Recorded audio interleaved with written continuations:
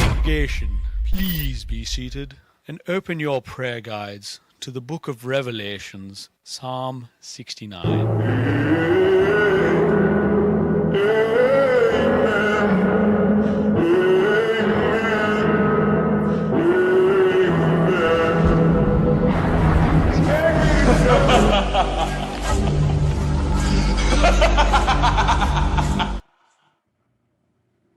Well, at least you're happy. Boom, just like that, we are live.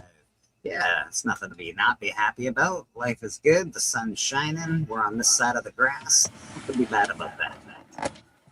Holy smokes, Steven, that's a different view that we're used to. Well, it wasn't showing the worst part. That's fair. That is fair. This microphone episodically decides, he says, well, I'm done for now. And I go, well, no, please. So I don't know. It's one of these Amazon. What's the best microphone?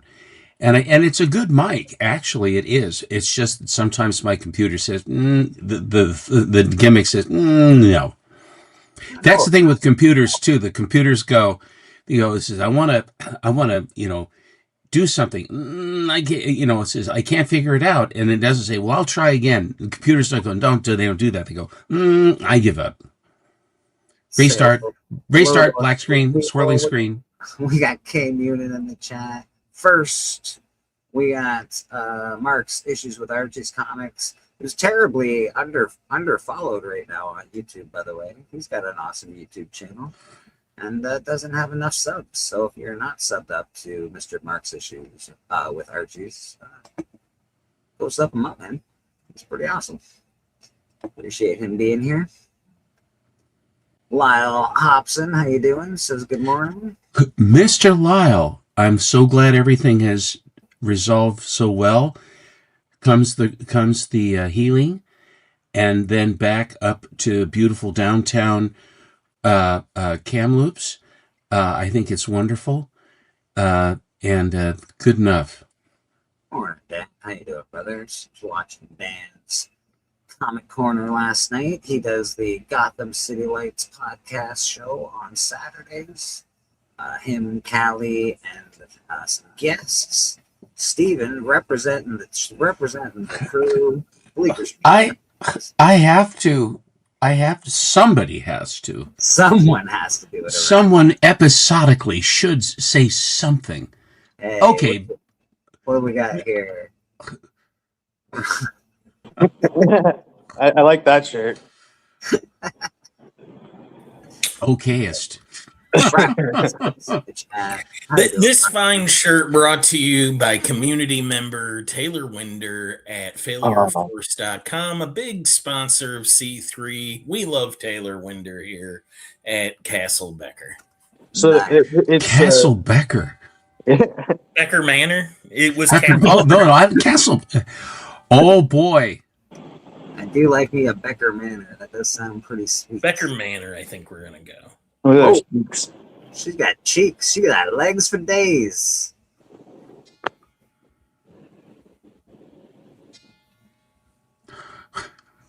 Oh, sorry, I was looking at the clouds. I was too. I was thinking, my goodness, how fluffy they look. Those are clouds? I got such clouds. I got something to show off this morning. We got we're gonna have an ash can come out within the week. We've got some art coming out for that, so I'm just going to show a little tidbit of Burger King art because we got some. Of Burger King? Yes, Burger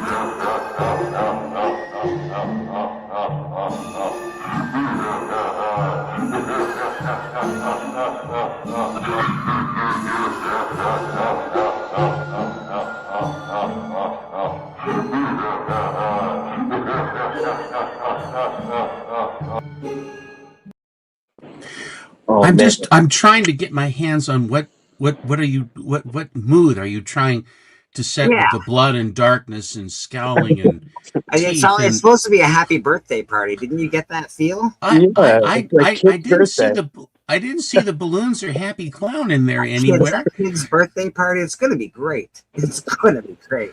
But yes, we do have art for Murder King. We have an 8-page ash can that will be coming out very, very soon. Like probably a week and a half, something of that nature. That is Callie, myself, Drac, and Aaron, Mr. Rad Art and Comics here, all on this project together. So really looking forward to that, and been sort of, holding our breath and crossing our fingers, but it's looking really awesome.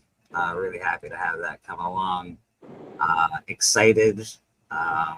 Yeah, I don't know when we'll probably have a stream when Callie and I bust them out for the community. So yeah, looking forward to that. Dude, the interiors are looking great. They look awesome, bro. They look so awesome. They're pretty good. cool. So yeah. Jack did good. Yeah.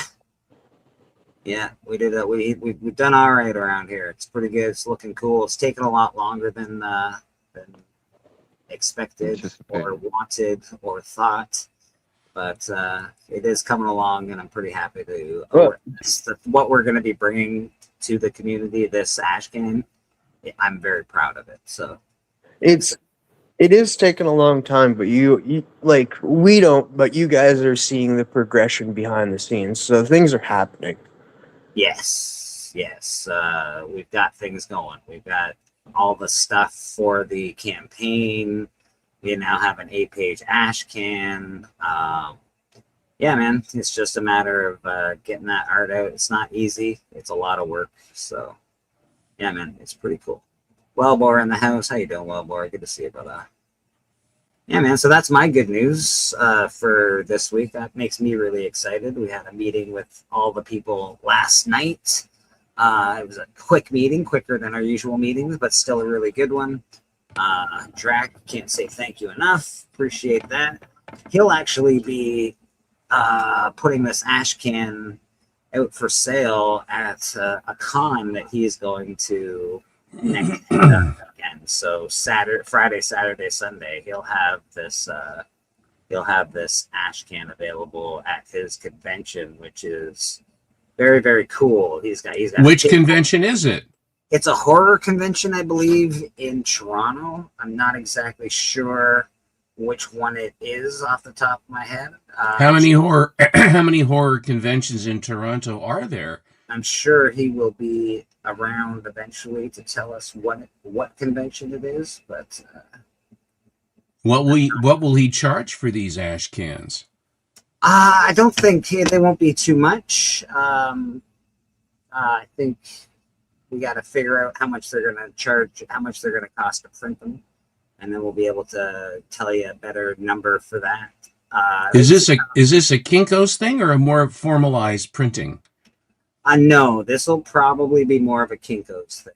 This is an ash. It will be ash can. It will be very underground. I'll probably have to staple a bunch of them together. But yeah, it's looking really cool. Yeah, we're not going to get them printed out of one of the big printers or anything like that. But that book will be printed from a big printer. So, but this ash can, I think we're going to do it straight underground, see how that rolls out, give people a taste. It looks really good. The art looks amazing. So we'll figure it out. Well said, Andreas. Thank you. It was a thing for Lyle and Alana.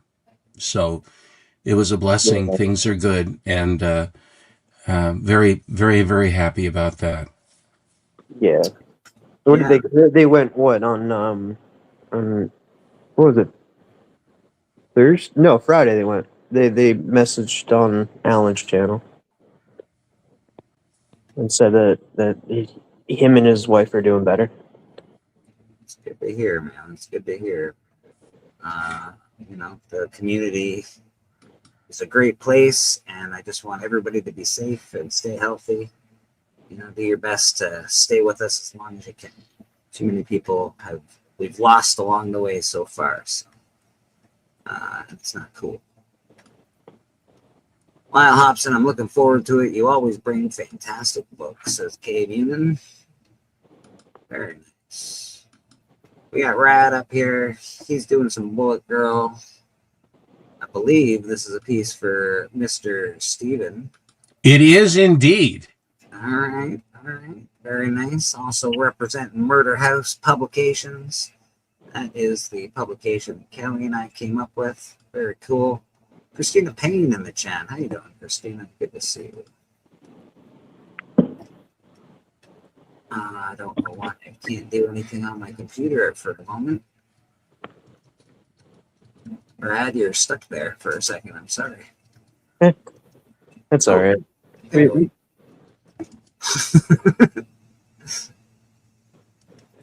So, did you see that Christopher Nolan for the Odyssey is not like, and this has been going on for a while, that like they get I can't even think of a word now.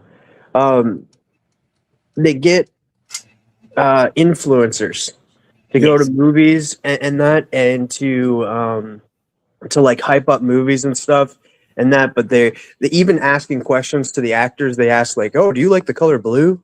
Yes. Like it's like, so Christopher Nolan has said that he is not allowing any influencers at the screenings for the Odyssey because he wants people to take it seriously. So what? Like all the people like Nerdrotic and all those guys are gonna have to. That's a little different. The people that actually know what they're doing, like even though you have a YouTube channel, like there's good reviewers out there. They're not influencers. They actually know what they're talking. Nerd.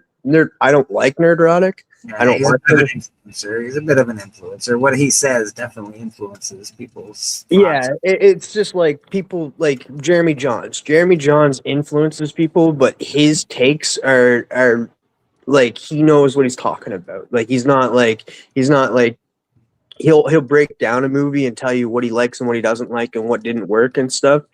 And then other influencers are like, "Yeah, go see this movie. It was rad. That puppy dog was cool." Like it was that type of thing, or even asking actors random weird questions like, "What's your favorite food?" Like, no, ask them about the movie, ask them about the process, and that. So, like Christopher Nolan saying, like, no more influencers at the Odyssey, and that we want actual movie like critics and people that know that they're talking about going to see this movie for screeners. Fair enough. I would think that it would be a breath of fresh air not to have somebody like Nerdrotic. And I'm not Nerdrotic. I don't really like him too much, but I do watch Critical Drinker a fair bit. I can dig a lot of his takes. Some of his takes are just like, okay, but relax.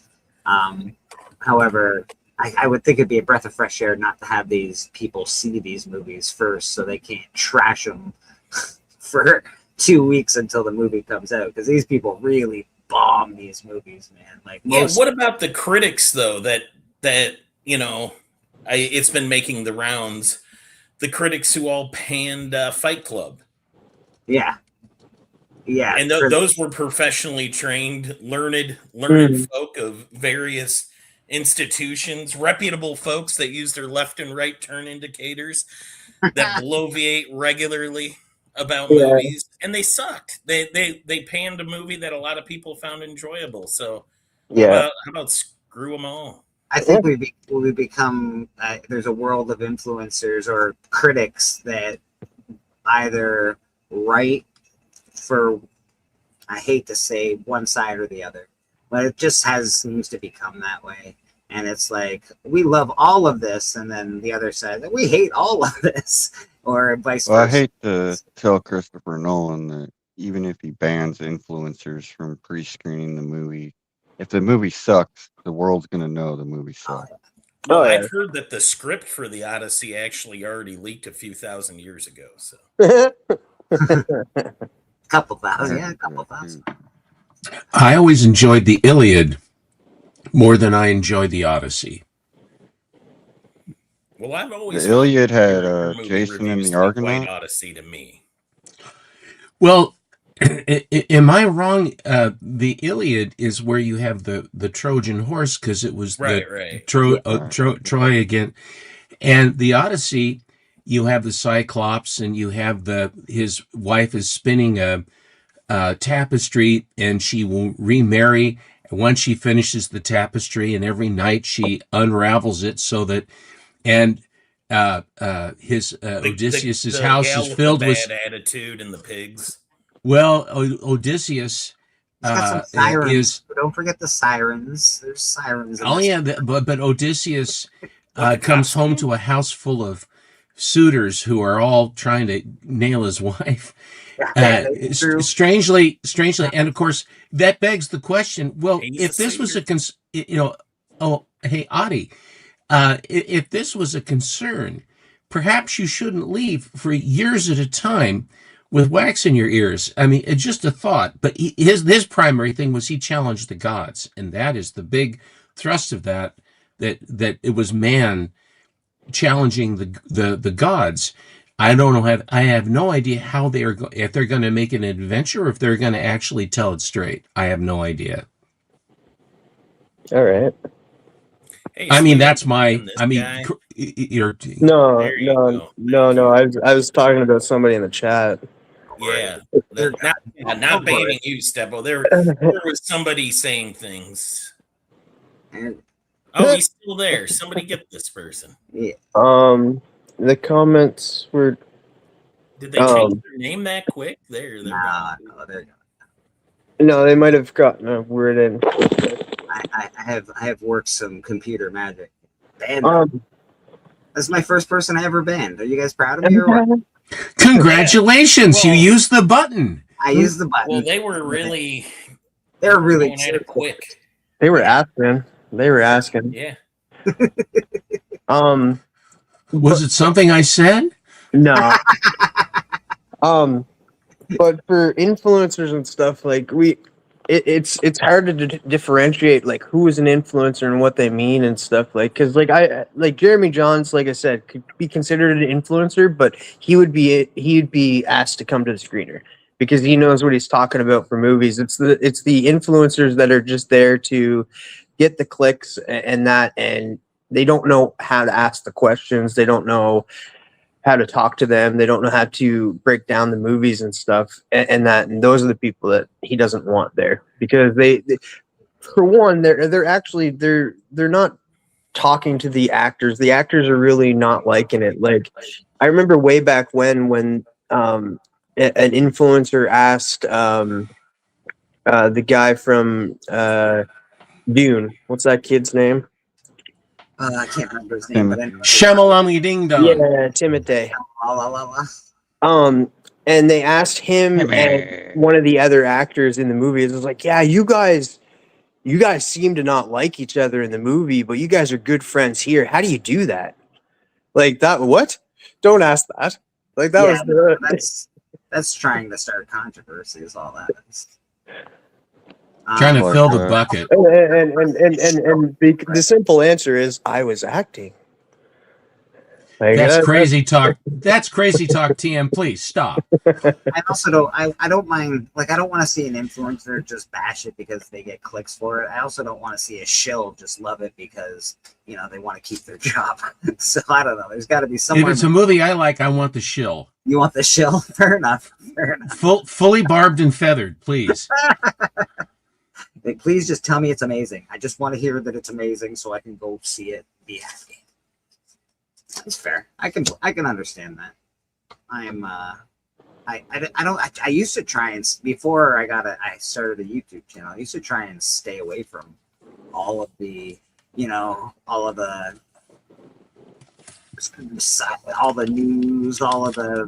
videos. I would never watch any of that stuff. So it's like I love The Crow, but I'm not gonna tell you that the last movie was the best Crow movie ever made. Right. I'm gonna be telling you the truth. Like that movie was crap. Yeah, I didn't even watch it, bro. I think that pretty much says it. Yeah. As a person who really loves The Crow, I wouldn't even give it a shot. That's how bad it looked to me. Just the commercials. I was like, no. Yeah. To be fair, I've only watched the first Crow. That was it. I haven't watched it yet. There's like the sequel or the third one. Honest, TM, you could stop right after that. That's a perfect time to stop watching The Crow. It's the best Crow. It's the only one really that's any good. So it's a great time to stop right there. We got Archivist in the chat. Archivist, if you want on, let me know, brother. We always love having you. How are you feeling, Jason? Are you feeling better? I had heard that you were under the weather. I hope you're feeling better. Hmm. We got Bobby hanging out. We got Christina saying, spread the love. Remember to hit that thumbs up and check out the wonderful panels, links, and each other's content. Appreciate you, Christina. Yeah, man. We got, what do we got going on right now? We got awards happening. We got C3. That starts July. TM. That starts July 4th. Yeah. The nominations begin. Yes. That seems an appropriate time. Orange JSS. Yeah, we got Hi, awards. John. We got C3. Sort of. I think it's in its halfway point right now. C3. This is like the midpoint. I think they ramp up in what is it? October, at the beginning of October. Yeah, but I think on Thursday Mark and Rob are getting together on Rob's channel, I think, and they're gonna go through everything that's been donated to C3. So we're gonna get an early look at what you could like bid on and stuff, and what's available come the C3 event in October. Very cool. Very, very cool. Yeah, they usually have a list of that stuff, right? Or they put it on like the C3 page, like once they get all that stuff. Yeah, they're doing I think they're unboxing everything and stuff and showing us on Thursday. I think it's Thursday. Correct me if I'm wrong. Anybody that knows. That's an exciting event. See what's going on. See what you want to bid on. See what's happening. It's all, like I said, it all goes to comics like Cancer Society, so they don't receive any money for that. You donate right directly to Cancer Society and show them that you donated, because you get a little bill from them, and that's it, man. It's pretty cool. It's pretty cool. Nominations for CBC July 4th, voting August 22nd, C3 auction weekend in October. Yeah, it's like the last weekend in October. Okay, cool. Very cool. Yeah, man, They're Brian, talking about a convention that's coming in October. No, C3. no, Comics Curing Cancer. That's the big A fundraiser. Oh, 3Cs. That's coming I'm in sorry. October. I didn't know which C3 we were talking about. Yeah, no worries. No worries. I know they probably actually don't really like, I don't think, calling it C3. I think they wanted to get away from that last year. Okay. But, you know, we've sort of adopted it, I guess. It hasn't gone away yet. Yeah, after years of saying C3, it's hard not to. Yeah, it really is. It really is. It is Comics Curing Cancer. So that's a big event. We got two big events happening, like, pretty well simultaneously. We got the Comic Book Awards. I know Brian LCS has done a bunch of videos on that. It's a little bit different this year as far as what you can do and how to go through the process of voting. Apparently, it's a little more streamlined, supposed to be a little easier, which is very cool. Very cool, man. I don't know if I haven't really looked too far into it. I don't know if there's as many awards or it's been cut down a bit, or if there's been some added. I have no idea yet, but you know, he's done some videos. So if you do want to check out those videos, watch Brian LCS's. He's got some pre-records that he does. They're not terribly long, so you know, they're pretty easy content to swallow. So yeah, man. Ryan Riley, what's going on, my friend? Good to see you. What else is going on in this comic book community? Anything else? I haven't really. There's a Tetris. Our ash can's coming out. Go buy it. Oh, our ash can is coming out. So we got more people than when we started here earlier. I'm gonna play that media one more time just so people can see. Murder King, we got an ash can coming out. 8-page ash can. It's got some awesome art in it. The team, Brad, myself, Callie, and Drac.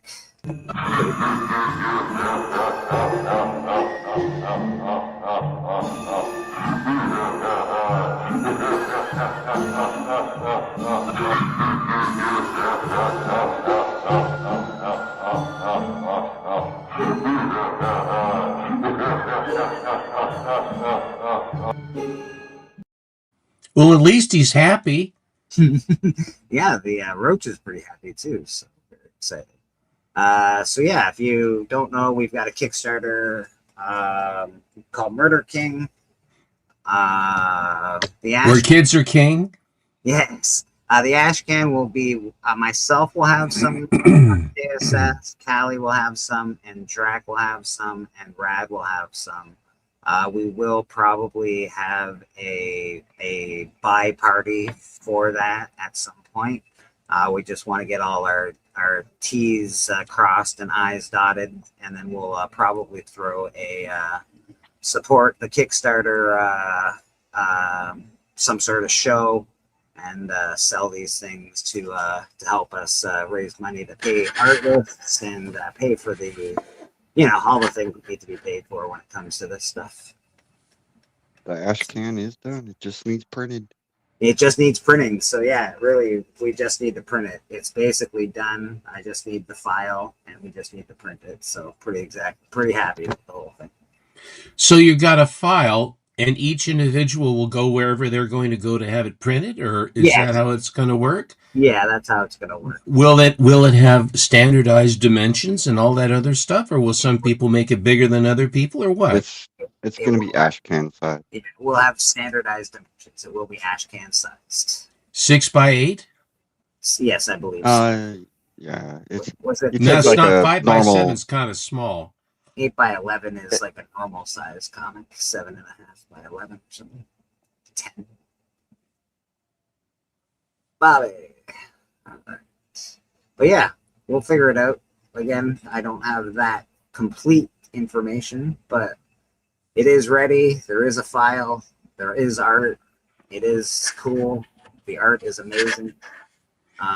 Yeah, you just take normal printer paper and fold it in half, and that's your dimensions. Yeah.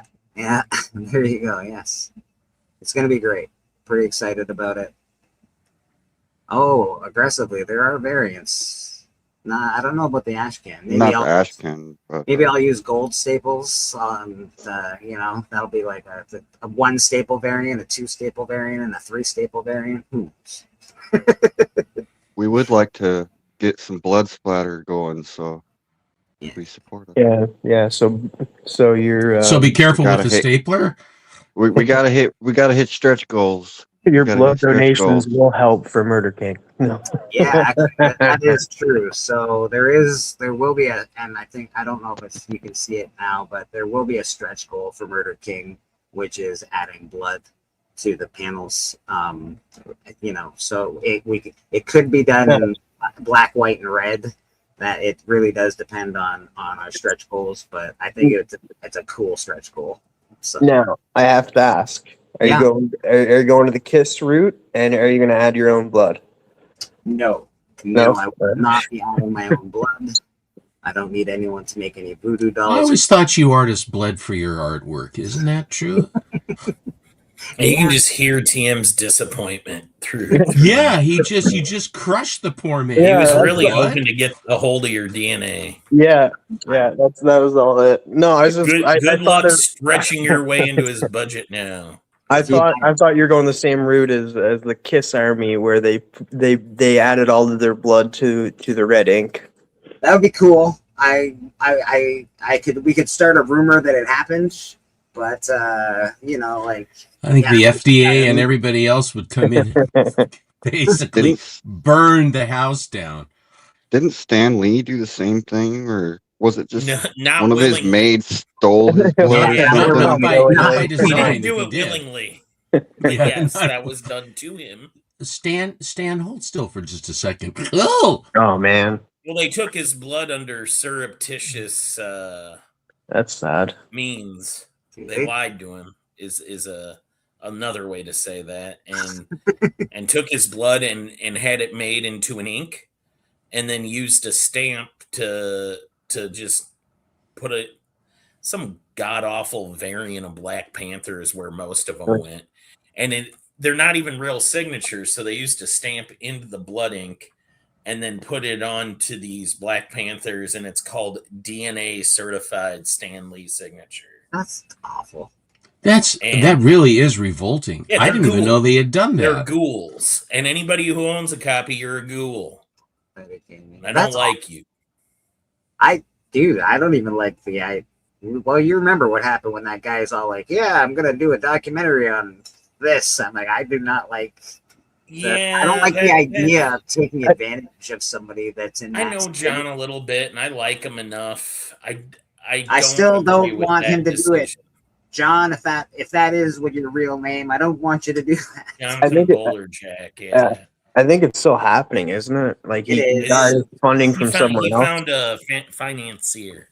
Yeah. Well, Like he took the it. That's why he kids took would it. say. I knew it as soon as he took it off of Kickstarter. I was like, "Oh, he found the big money." You see, this is going. After when I thought he took it off Kickstarter, I thought he was just like, "Oh, I'm getting too much hate for this," and then he took it down. I thought that's where my mind went, but yeah, I As guess soon as he took it Becker down, told me differently. he found big money. My dude, farewell. May you be successful enough. If people want to steal your blood, smiles warmly. I don't know, man. Like, I bet you they're like, these people are vultures to him. I bet you there's people like stealing his hair out of his brush in the last, oh, we got. Yeah, there It's was like, bad actors. It's like a bunch of siblings trying to chase their mom and dad's inheritance, but Yeah. there wasn't no siblings. They were just people that were around them in his end days. Yeah, not good. You just want to be surrounded by people that love you, but god dang, man. Maybe you do. I'm not as into that. Wow. I want to Don't be trust surrounded. I'm going to live Let's forever. not lose our head, you know. I'm living forever. I don't need to be surrounded by anything. Yeah, you're gonna go You're the mortals, though. You guys got to figure it out. you're gonna go the Futurama route and be head in a jar. Oh, I could do it. I could be a head in a jar. If they gave me like little, I don't know, robot legs, I could do it. I could handle it. Head in a jar of robot legs. I can do this. Look what it did for Christopher Lloyd. See? Yeah, Wednesday. Bleecker, I am kind of disappointed that this cover already exists, because this could be a Murder King cover right here. What is this? Oh my goodness. That is very prideful. Ignition Yeah, Press. it's got pizzazz. It's got pizzazz, that cover. But no, it's cool. I've really enjoyed Ignition Press's stuff. That's actually pretty cool. I'm not gonna lie. Yeah, that was the that's cover A. This is the cover B, I believe. Also got some pizzazz. Gotta have a little pizzazz. God dang. Yeah, the Ignition's doing pretty good for themselves now. It's the guy that created the Beauty, right? Mm-hmm. Jeremy Hahn is the CEO or whatever. I had A a lot hard of time. a lot of Missouri folks. He's down in Joplin. A lot of the books, authors, and artists live in Kansas City. I had a hard like time support finishing the locals. beauty for some reason. I like the show. I'm gonna read the comic now. I think there's only one, like it's a one shot, isn't it? I'm pretty sure. No, I think I don't know if they're going. There's no announcements for season 2, but it's definitely not a one shot. They are setting up for they want they're to making continue. another comic. Okay, because I know the first one. Oh. Was, Oh no! I thought you meant the show. No, yeah, the show they're gonna do it. They should be doing that. The Beauty is got another volume right now that's currently being released by Ignition Press. Okay, so there's another comic. Okay, interesting. They brought it back, yeah. Yeah, because I don't get it. I have the original run. I did not. I was unsure when they brought it back if he was just reprinting the issues he owns, but not through Image, through his own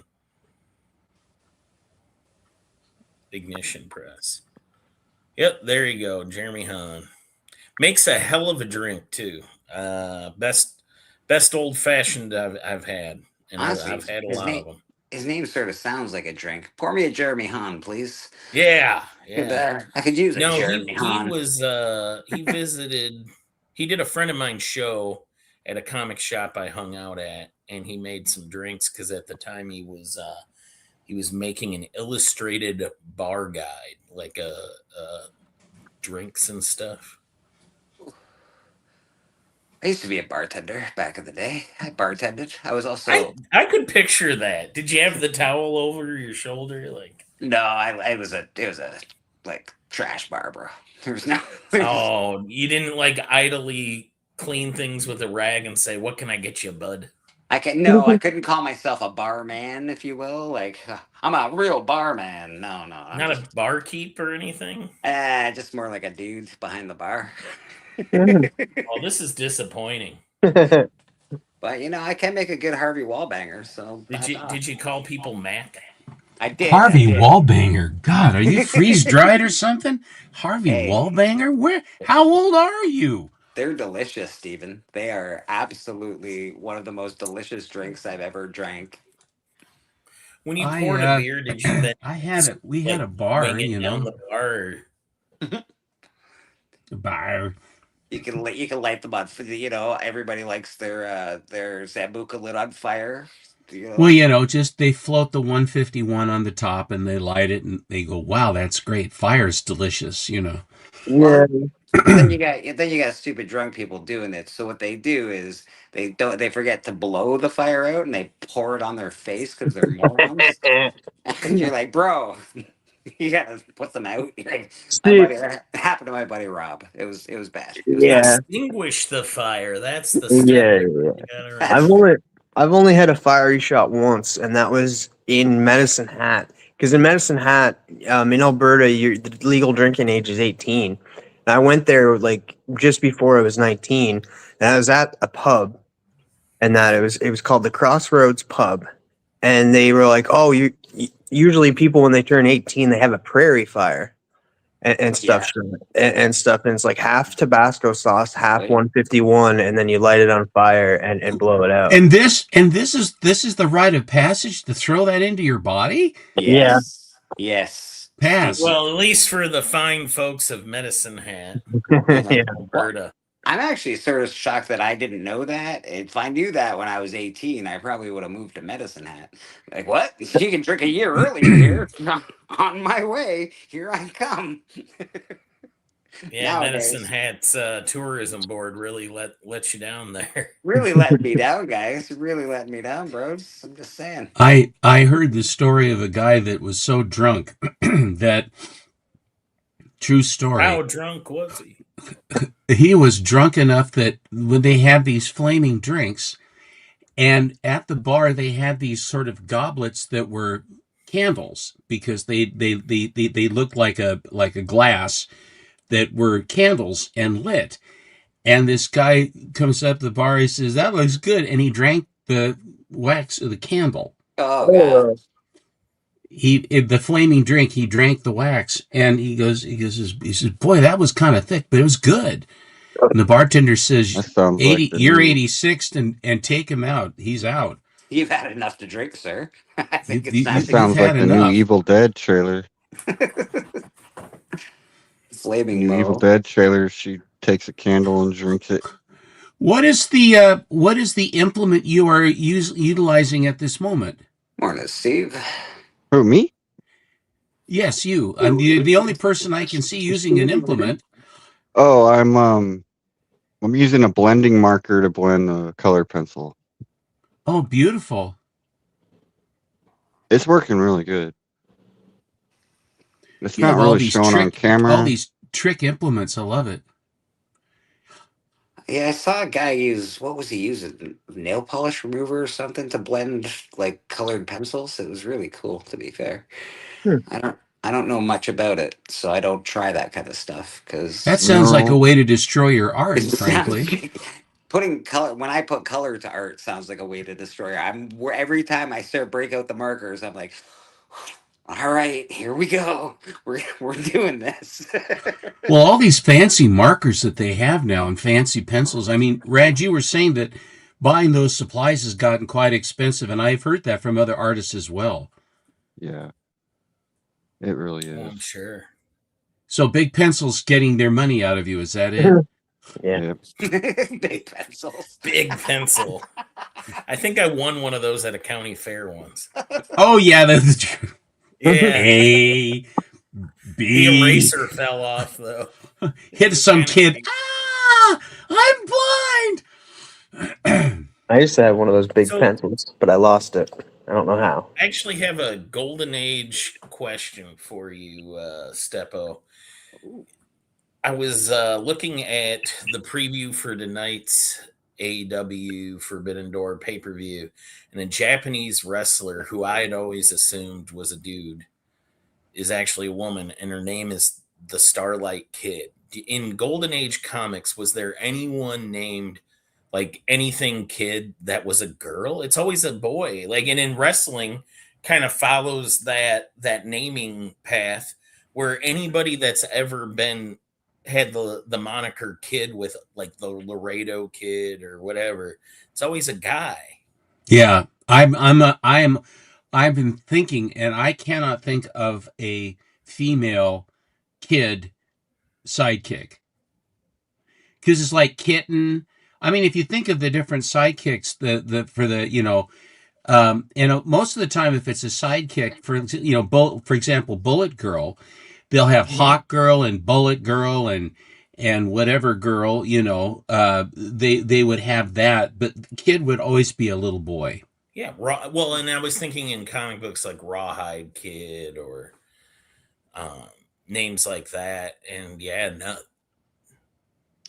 Does anyone know Key Hunter on Instagram? I do. Well, Not. I've never heard of him.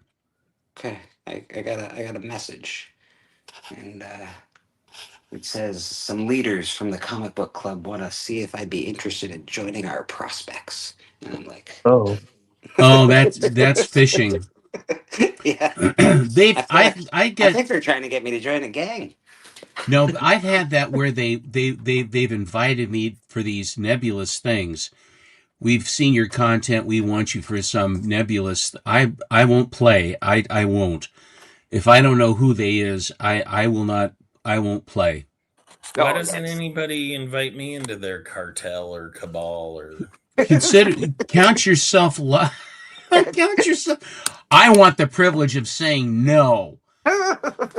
Why can't I get to say no like everybody else? Yeah, Damn. What a Yeah. world. not a single cult has tried to abduct me in my 46 years on this What are you earth. doing? What am I doing wrong? Honestly, Right. being raised as a really like heavy duty Christian. My parents were very like hardcore Christians, and I honestly thought cults were going to be all over me growing up. Not one cult, not one try to be like, hey, come on over here, guy. We Kind got of like quicksand. You heard a lot about it, but you've never really encountered no it. I've never even seen quicksand. Are you kidding me? Well, I've seen it in the movies. I don't want anything to do with it. It just sucks you right down without any hope. Yeah, but I thought it'd be that everywhere. horse in the never-ending story had a terrible time with it. That was the worst. That's I the thought worst the- scene in movie history. Yeah, the horse. Well, murder. they do make up for it at the end because as we see, he's back. It's not Well, the same horse. allegedly, it could be a different horse. Yeah, Tim, that's I'm not the same not an horse. equine specialist. Isn't I his can't- name Can't, Abraxas?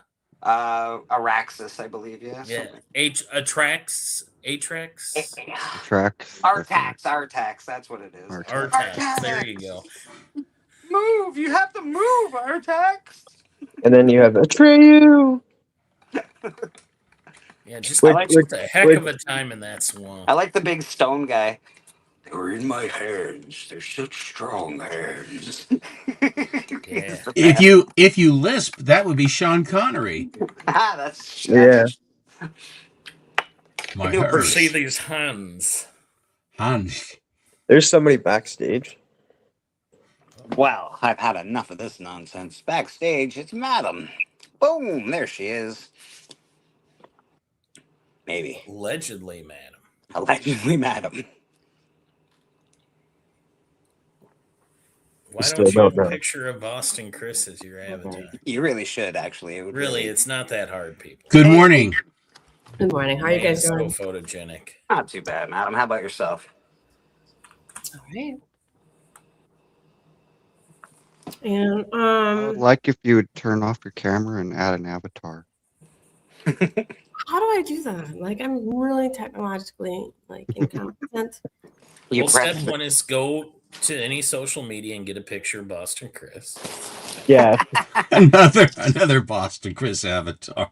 And then step two is you set it as your avatar like this. You hit those three little buttons on the thing, and then it says something about avatar, and you hit that, and then you pick a picture. Yeah, the man Maybe- doesn't take a bad picture. Maybe someday I'll do that. Someday is all right. So, man, what are you up to today? Everything good? Everything's good. Yeah, cleaning up the house. I found an old comic that I had picked up. Found an old comic. An old comic, like Katie Keene. It's worth nothing. Is it No, that right. old? That's all right. It's a cute cover. It's a cute cover, but it's worth nothing. But I did find this. What'd you do to your arm? I ran into a door out in the post office. Oh my God, are you all right? Yeah, I just I'm clumsy sometimes. Ran into a door. Blink twice if you need our help, madam. I do have this one though I picked up, and I noticed that it's unsealed and it's still in its Polly? it's still in its poly, and it still has 2 cards in the back of it. Oh, Oh, this cool. is part of one of my favorite Marvel initiatives. Now So all I the looked at it- annuals. I looked Yeah. at it. There's just a little damage in the bottom corner here, but other than that, it's in pristine condition. Very So I'm nice. thinking of actually sending this in. You're gonna get it slabbed? Hmm? You're gonna send it into what? To CGC? Yeah, I don't know. What do I do? Right? I don't think you send it into CGC. Why? Well, if you ever watch the professor talk about slapping comics, it's not worth $200. You shouldn't slap it unless you love it to death. And you think Yeah, if you love the cover to death, definitely do it. But if you don't, because it costs 50 How much- plus bucks to do it, if Yeah, not that's- more. yeah, if the comic's not worth a bunch of money, it's not worth doing it. It's better to just keep it raw. What if I did I have a Lady Death Scorched Earth jeweled edition, double signed. Should I send that in then? That might be worth sending. That would be far more that way. Yeah. You just have to be The careful. value If is it's there. double. Is it certified? Got a certificate? It doesn't. I had Brian Pluto sign it, and they told me to go tell someone else. I to don't know if they'll put a yellow label on it. They might just put signed, but they won't yellow it Won't they because it has to be witnessed. They need to witness the signing. I think they're Not anymore, but they got signature verification. They have JSA to authorize now. Oh, I didn't know that. Yeah, it used to be that way though, right? Absolutely. Up until I don't know, like a year and a half, 2 years ago, maybe. Okay.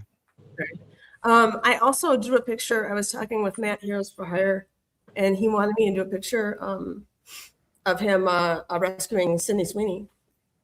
So I did. I just need to get a couple things here. Then yes, I would send in that Lady Death. You would? Yes. Yeah, I would too. Yeah, He actual was draft.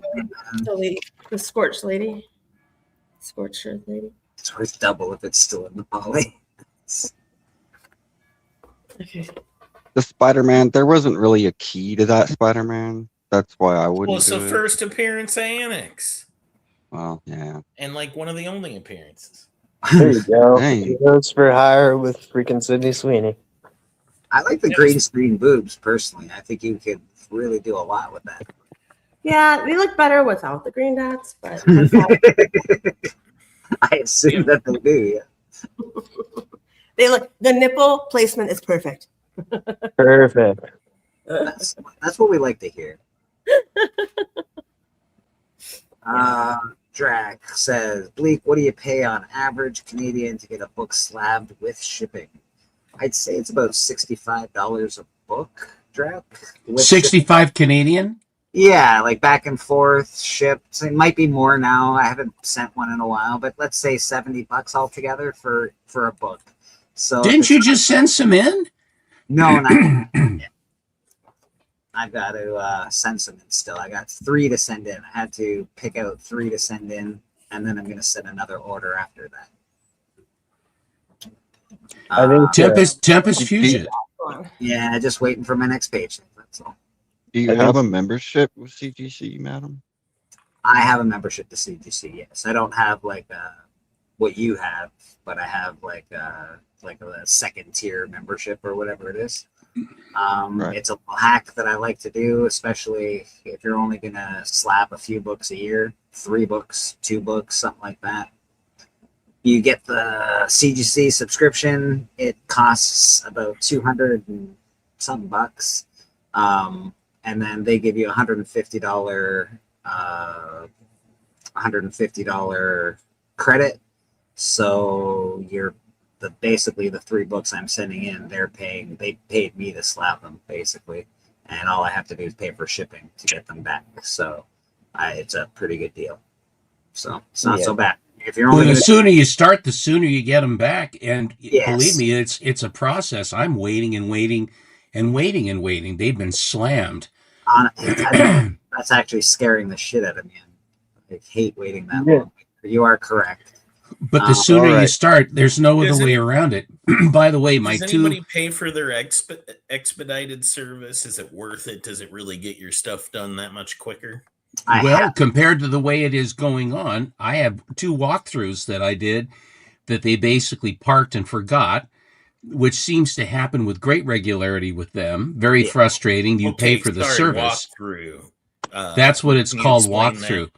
Yeah. Oh, that's the expedited service. Yes. Yeah. Yes, and when they expedite it to you back, when they're sending it to you, if you have a book of any value, I have a book that's quite valuable that I'm working a trade with Yaniv, and they finally, it's the Blue Beetle 54, and it's coming back a 6.5, which is about a $14,000 book. And when they're sending it back, they charge an arm and a leg. And right now, they mailed it Monday. It's still on its way back. And it's right now in Cuervo, New Mexico, with 93, 94 degree weather. Jeez Louise. Awesome. So they're sending it donkey train at great expense. I will have it Monday, supposedly, finally, after all of this. It's frustrating, but they're the only game in town for this now. They are the only game in town, right? Oh, I see that TM just put Chris on his avatar. Yes. I was going to say, TM, you're going to get some paperwork. I'm adopting you. You'll get that in the mail. Just all right. Well, I was gonna say I feel like we all need to, like, I was actually gonna go try to find a photo from Adam and send it to her so she can change her avatar too. And I think we should all change our avatar and turn off our cameras so we can be the Council of Bostons. Boy, that's an awful lot of noise coming out of 6 people, I can tell you that. Yeah, I don't. You know how like a group of animals is called like a curiosity or a confusion, or what would a group of Boston Chris's be called? Donkey Train. I think I've seen that movie. Bobby, it's Sunday. Bobby. I can't feel bad for that. I can't feel. Jesus, Bobby, come on. All right. You know the thing Steppo, is too, like, Bullet Girl's done. She's beautiful. Dude, that's She's done. awesome. That's really good. Thank you so much. That's beautiful. We're gonna go on to the next commission. Boston. Duncan On to the next. Boston. Oh, what is this? Oh shit! Have you really started that already? That's awesome. So he's tearing Superman in half. Yes, he is. At Well, that's my not very request. nice. Oh man, At my request. dude, Drac, dude, you're onto something, dude.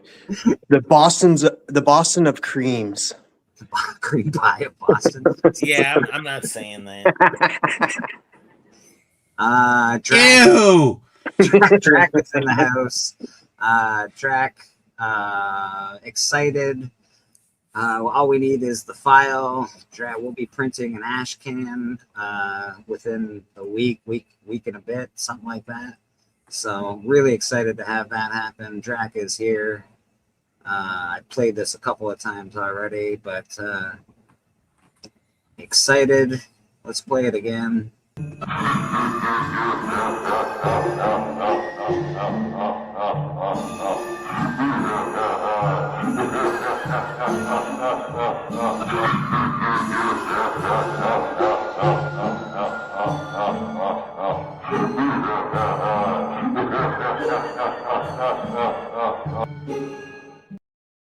Such a warm and friendly pitch. You didn't like the little friendly music in the background? It was very nice. It was very nice. Lilting. Yeah, man. Looking forward to that. That'll be coming out very shortly. So very cool. JSS says that's a nice Spidey homage, and I agree, JSS. I'm excited about this piece that Rad's doing right now. Very excited. Ooh, looks good. Yeah. It looks wicked. Is Lobo that strong? He is if he's got kryptonite rings or, there's a red sun around. Yeah, under I a said red. Or the if same it's all thing, just Steppo. fictional material that can be whatever you need it to be. That is true. Lobo's very he can fight with Superman on a fisticuff level pretty well. Is he as strong as Superman? I don't think so. But I'm a little biased. I mean, it's the same conversion rate used from unicorns to leprechauns. That's a good one. So yeah, That is a good one, actually. I saw some Good people analogy. doing their takes of who they thought would win in the fight between Lobo and Superman. And like Bleeker said, they are pretty on par as far as strength. But where Superman really wins out Lobo is speed. Yeah. So he could quickly take out all of his weak points to the point he wouldn't be able to regenerate and would win. But yeah, they are supposed to be on par as far as strength. Which if they were on a red planet, like Lobo would definitely overtake Superman. Because Superman on a red planet is just human, really. Lobo's a bounty hunter. But you know what? I just love Lobo. Lobo's my favorite. I do like Superman as well, but I love that cover, the Spider-Man cover where Hobgoblin's ripping Spidey in half. And I thought it would be cool to see a Lobo ripping Superman in half in that kind of an homage style of cover. So I thought it was pretty cool. This is our Kickstarter. Appreciate you, JSS, man. Thank you, man. Right now, it is in pre-launch stage, so all you got to do is hit the button at the bottom of the page that says "Remind me" remind me when this project goes to launch, and you'll be ready, willing, and going. We'll have an ash can soon to actually sell to start making a couple of bucks to support this project. So it's very exciting for me. I'm very excited. The art looks awesome. I think it's a cool product, man. It looks really good. So pretty happy. Well, what's happening with our industry? Do we have wonderful new editions coming with multiple covers that everyone will want? Oh yes, of course, always. Hey, Elswin did really good this week. We were talking about that before the show. I just think it's kind of interesting that in a period of time where so many people are talking about the X books, struggling to sell for Marvel, John Byrne comes out with this is what I would have done if I hadn't fought with Chris Claremont, and Volume 1 sells out instantly. It seems like there's one a week, one every couple of weeks that people are they latch onto.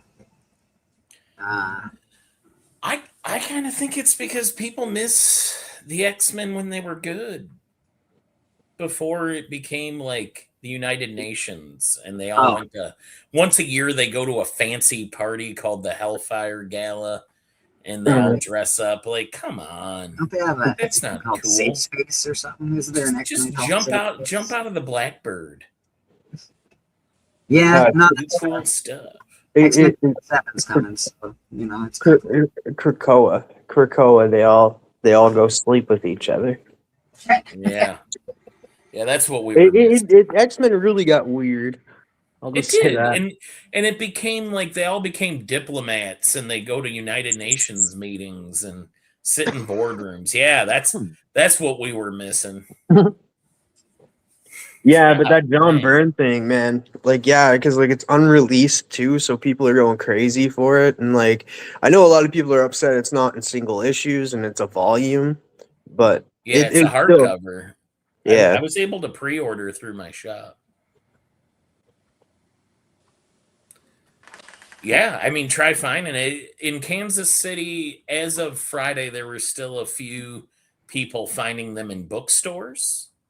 So if you live in an area that has like a Books a Million or a Barnes and Noble, I hear those have been the last places to get cleaned out. I wonder if Amazon would have it.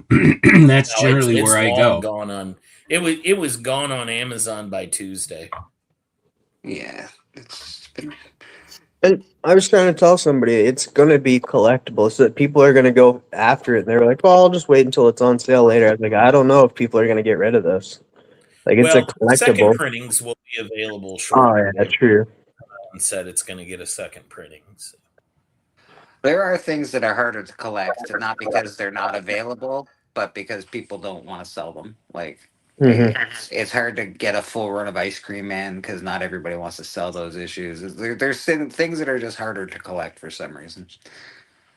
Almost everything. Mm-hmm. They're holding on to it, maybe spec value, or they liked it, whatever the case may be. They're not giving some stuff up, that's for sure. And of course, there's a generation just above me and even above Steven, where it's like they have a lot of stuff and it's starting to come on the market now. Steven, I just want to tell you that Alan's stealing from you, just so you know. Well, that won't be a first. What is he stealing now? Well, he just put out a video that says, "Don't buy the grade, buy the book." And I'm like, huh, funny. I've heard You know, that. that's the first time I've heard that. Thank goodness. He said it Alan's just out there. came to him. It just Came to him. It was so funny on Friday. I can't remember. It was the first appearance of a character, and two guys said, "Well, it was thus and so," and there's a pause, and then Alan says, "Oh, I know. It was this, and this," and he said the same thing. I said, "Alan, it's too late. Two people just said that. You can't take credit for that now." But it was on the tip of my tongue. I think you underestimate his talents. It was on the tip of my tongue. I knew it, Steven. I was beginning to think it, so I had an idea. Therefore, ipso facto, I knew it, and I was first. That's right. That's my Alan. We love you, Alan. Hope you're doing well, brother. Oh yeah, X-Men. Brad's got some X-Men. The book, not the grade. Brad did get some X-Men. Brad, show off your X-Men haul. This is Brad just got an AOK plus some books for commissions. So these are some of the books that Brad got.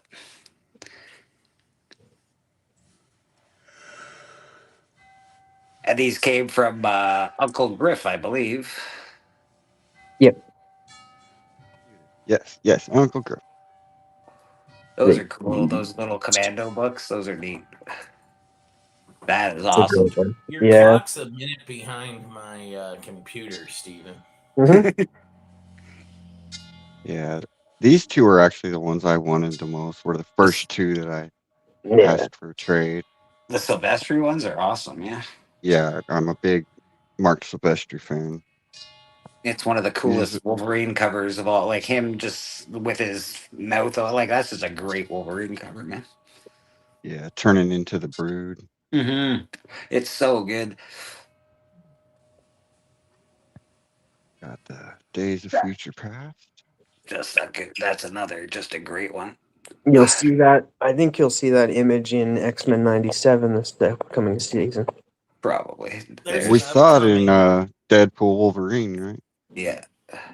There's an upcoming comic book that's going to face the Brood off against Aliens, since Marvel owns them both now. Yeah. And I wonder if the Aliens are going to bring like a copyright lawyer. Oh. That would be entertaining to me. And we don't want to hear nothing about none of the naysayers. He's the Oh, best there you go. villain ever. Oh God. X-Men. Oh, a With nice that Havoc on the newsstand. cover. Newsstand, Mr. Yes, Sinister. yes. And it looks really clean. It does look really good. Super clean. Super Yeah, it's clean. been bathing. And I'm the slapping first it. cover. Yeah, I like that. Very nice. That one reminds me of like the Super Yamato, that cartoon series. That character there looks very much like the animated, the Japanimation stuff that they were doing. Captain Harlock, the villains and stuff. Very cool. And we got the Fantastic Four versus X-Men. Nice, nice. 1 through 4. Complete run. I could see them doing that in the Secret Wars. Mm-hmm. Yeah, since we got Franklin. Yeah. I got X-Men That's 88. great. That's great, dude. Really good shape Mm-hmm. for a 25 center. We got Troll Fire in the chat. How you doing, Troll? Good to see you, brother. And that was something else I didn't say last time was Uncle Griff did a really good job packing. He sent you I some good books, dude. These are really will nice say books. I don't know if I've ever had anyone pack as good as him. He knows what he's doing when it comes to packing. Yeah. And those all look great, man. I haven't Yeah. seen like Has a little beat bit up of staining here in the yellow. But it's- Schmutz. But it's a 12 center, dude. Like Yeah. it, Yeah. 12 centers get some Schwitz. It's all right. 87. Look at that. Nice.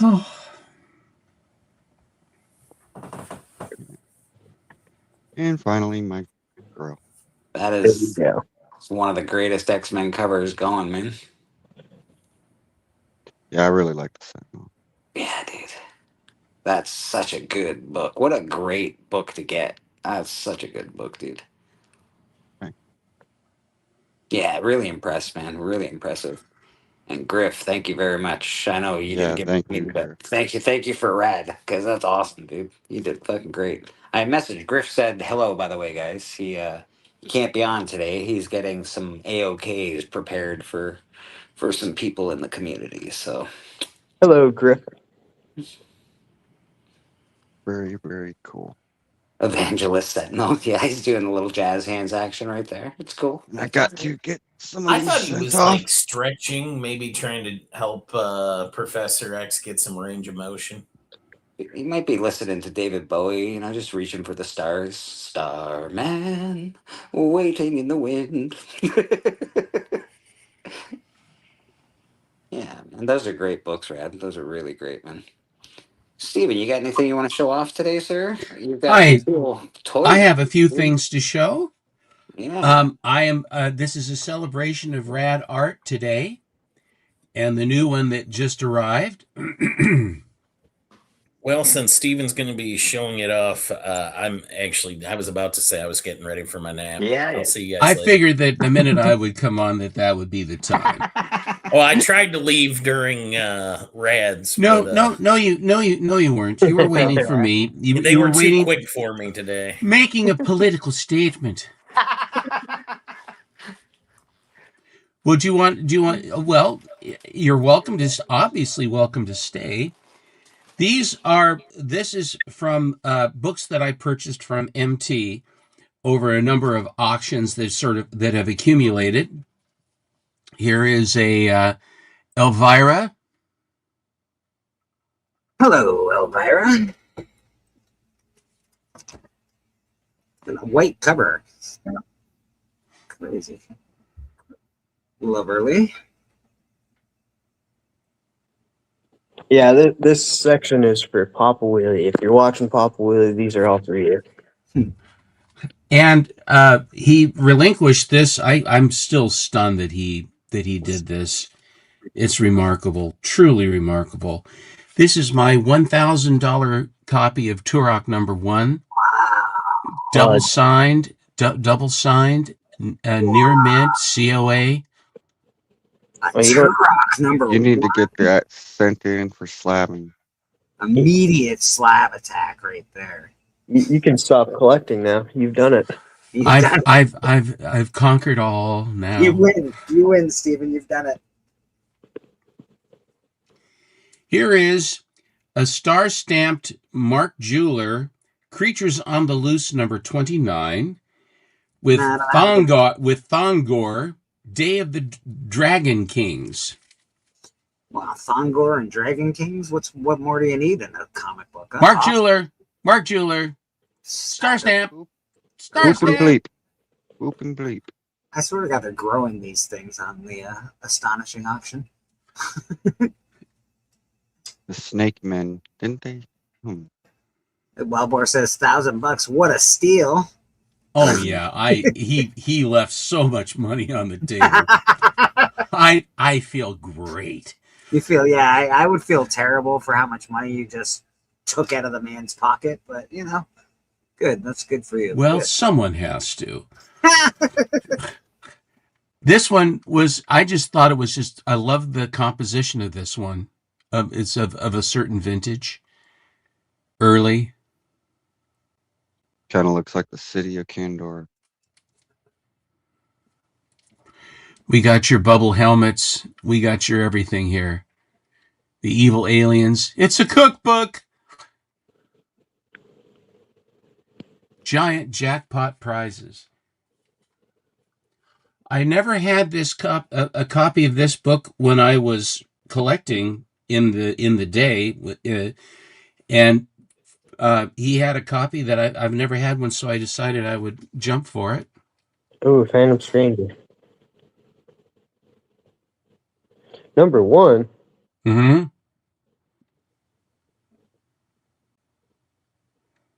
Nicely done, I think. And the Astonishing Boys have started to get more into Golden Age. They finally have succumbed to the siren call. But the thing is you can collect you can collect all the modern guys. And of course, if you're buying in silver, a lot of these guys are Marvel guys. And once you've sort of gotten to where you want to go in the Silver Age, more or less, then the when you start to actually look at the kind of art and the kind of books that are in the Golden Age, it's a remarkably rich collecting area. Absolutely. And they don't necessarily have to be terribly expensive. MT and also Bry Hall, and I think Troll to a certain degree too, have embraced Airboy. And this is one that MT got in that was a very nice copy. This was not horribly expensive.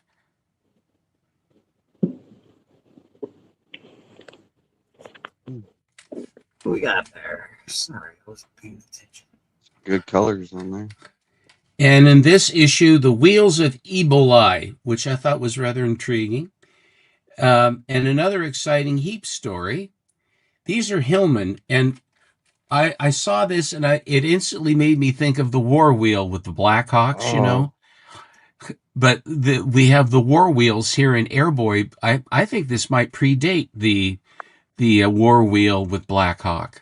I think G.I. Joe's starting to steal some stuff from Airboy. What's going on around here? I've seen that vehicle. Yeah, I'm pretty sure I saw that in, what was it, Prometheus? Prometheus, maybe? Yeah. They made a movie that was what was it called? Something Engines. There was a bunch of cities that the took Immortal off on Engines? Mortal Engines. That's what that reminds me of. $1.98 for an all-in-one cigarette lighter and full pack case, personalized with your name. It's a great deal. For men and women, ladies. It's new and improved. So they're selling cigarette lighters on the back covers. So everybody talks about, I'm going to show this one again. Everybody talks about Mark Jeweler, Mark Jeweler, Mark Jeweler, it's a Mark Jeweler, Mark Jeweler. And then there's National Diamond, and they are a product of the Vietnam War, where the servicemen were offered these rings and lingerie and various things in these cardboard and other insert material inside, with ads that were distinctive to they were basically aiming at the guys on the military base. And so then the Mark Jewelers then were part and parcel of that.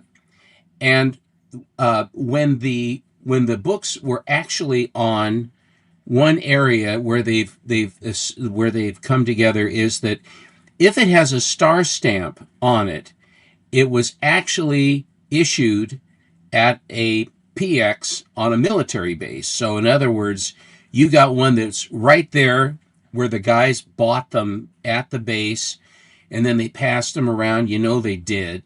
So finding them in nice shape is always a real challenge. And so even if they're careful, plus the fact that they would have survived that and come all the way back to the States and then be sold, it is quite remarkable that those things occurred. And the star stamp, MT is alleging, or is asserting, I should say, was on a military base in Germany as they were transiting to the Nam. So Trollfire himself came across a book that he taunted me with several times before. Yes, they have. Speaking of Trollfire. And so he had one that is the king of all Mark Jewelers. It is the absolute king. I'd say I've been formalizing my grades on some of these books. I finally will buy a slab. I'll have a raw copy or two. And then I find that when I see another raw copy, I feel compelled to try it. Maybe I think it's a little bit better. You fall into that trap. And then what I've finally done is I've formalized grades on a lot of these books by buying them slabbed. And then that way, then I have my slabbed copy, and then that basically cauterizes that wound so I don't have to keep buying the damn thing. But this is the king of the Mark Jewelers. Now, you will note right there by 63, there is a star, and that is the star stamp. This book is in remarkably nice condition for a Mark Jeweler. This is a Mark Jeweler. And it was a 9.4 white pager, and is a white 9.4. But it is also a double cover, and it is also a double insert. And it has, and again, white pages. And it also has on the splash page of the book itself is an Alka-Seltzer ad, cartoony Alka-Seltzer ad that is aimed at, it shows a drill sergeant hammering on some guy going through boot camp. And he says, you need Alka-Seltzer for your headache or whatever it is. So in other words, they splash, the splash page for the entire book is a full page advertisement for Alka-Seltzer. So when you have these different features, this has multiple errors, double insert, double cover, and then it has the specific, for only a very, very short period of time. They had the Alka-Seltzer ad. There are various other things. They have like an ad for a digital watch. They'll have an ad for Bose stereo system. They have pizzazz ads, and then they have like the National Diamond ads, which are different from the Mark Jeweler, of the same ilk. I believe the National Diamonds came prior to the Mark Jewelers, but nevertheless, this is my King Knee Plus Ultra Mark Jeweler. That has got all of the bells and whistles. It's a crazy book. And after all of it, even though it's a Gil Kane cover, it's a nice cover. That's for my friend Biggie Shack. Yeah, you're gonna wake up Biggie. Hold on. I feel a tremor in the force right now. I did the same thing with my book that the DC Special 22. I just went out and bought the highest grade I could find. I'm like, okay, I'm buying it slabbed. I love the book. I'm not going to bother trying to find a bunch of raw copies of it. So I just formalize the grade and go about my business. That way, then whenever you see one, you kind of go, you can relax. You can say, well, I have my copy. Here is a very interesting book. This is a Canadian copy of Astonishing Comics number 29. This was found in Toronto.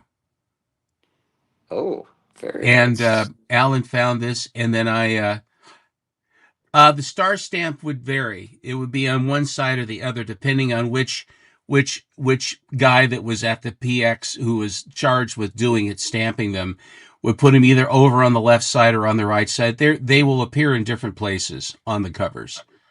Unless you had a real anal retentive store owner that was like, no, it has to be on this corner every time. That'd definitely be me. I'd be like, no, it's like, why are we putting it in random places? Put it in Yeah, one me too. spot. We're not putting this as random. These are not going to be random. They're going right here. I had an opportunity. Every so often, you have a target of opportunity. And my local comic shop is I Like Comics in Vancouver, and I went over there because I had to buy some more boxes. Finally, I had to buy some boxes, which are not cheap anymore. And they never were really cheap, but now they're really not cheap to buy boxes. Supplies and boxes are expensive. But it's if you buy Mylars, I know in Mylites and acid-free boards, you do it. It's one and it's done, and that way then you don't have to do this poly thing if you choose to. Some people just who shall remain nameless, Alan, who always just leave them in the bags, Alan, that leaves them in the bags that they come in, all ratty and tatty and wavy and crummy. But this one was a beautiful copy of this book. It is Plastic Man #1. This book is one of the early and best skull covers around. It introduced the Plastic Man in his own title, and when it was put out, a Vital book, which is bizarre. It's a quality comic, but they compartmentalized it because they wanted this. They set this up as a one-shot. This was not. There's no number on the book. It's a #1, but it is not labeled as a #1. And this came out, and it was there for like a year or so. And evidently there was enough outcry or interest that they came out with another one shot, which then also did well. And so starting with issue number 3, it turned into a regular comic, and they started numbering. So that's the story on this. I didn't know this till I got it. But it just has wonderful. It's a bright white copy of this book, and in remarkably nice condition for a book of this type. Looks like somebody really enjoyed Punch 12. It looked like. This predates Punch 12 by a long time. Does it? Interesting. Go ahead, TM. Sorry. I really like the lettering on the bottom. That's great. Yeah, it's really good. Yeah, it follows the theme, not only just what you said, TM. It follows the theme of everything is designed to draw attention to the stretching, and that also is the sort of. And this is oh, that's terrible. The artist, damn it. Oh, you lost it? I had it right in my head and it went right out. Okay, Alan, whatever, Alan. Sure. Well, I've remembered it, so when someone says that, I knew it. Who did this one? Jack Cole. Cole, okay. Jack Cole did this. And actually, Jack Cole did the entire interior as well. Oh. So it's wild, it's surreal, it's eccentric. And when I got this, I posted it on my Instagram, Collecto6. So if you hi Dan, so if you want to see the inside story, I have it all there for you. It's very interesting. This is during World War II. So he takes on the Japanese, and they cause and they stereotype them terribly. It's wonderful. But the cover is, before the skull covers were really big skull covers, Jack Cole went there. I just think that's an amazing book. And you did pretty well on this book as well. That's not an inexpensive book. It's a hard to find book, not inexpensive. You did very well on that, I think. Thank you. I have been collecting MLJ books because I have found them to be remarkably interesting. I like the characters, and they were usurped by Archie. They basically then were pushed out, even during the Golden Age.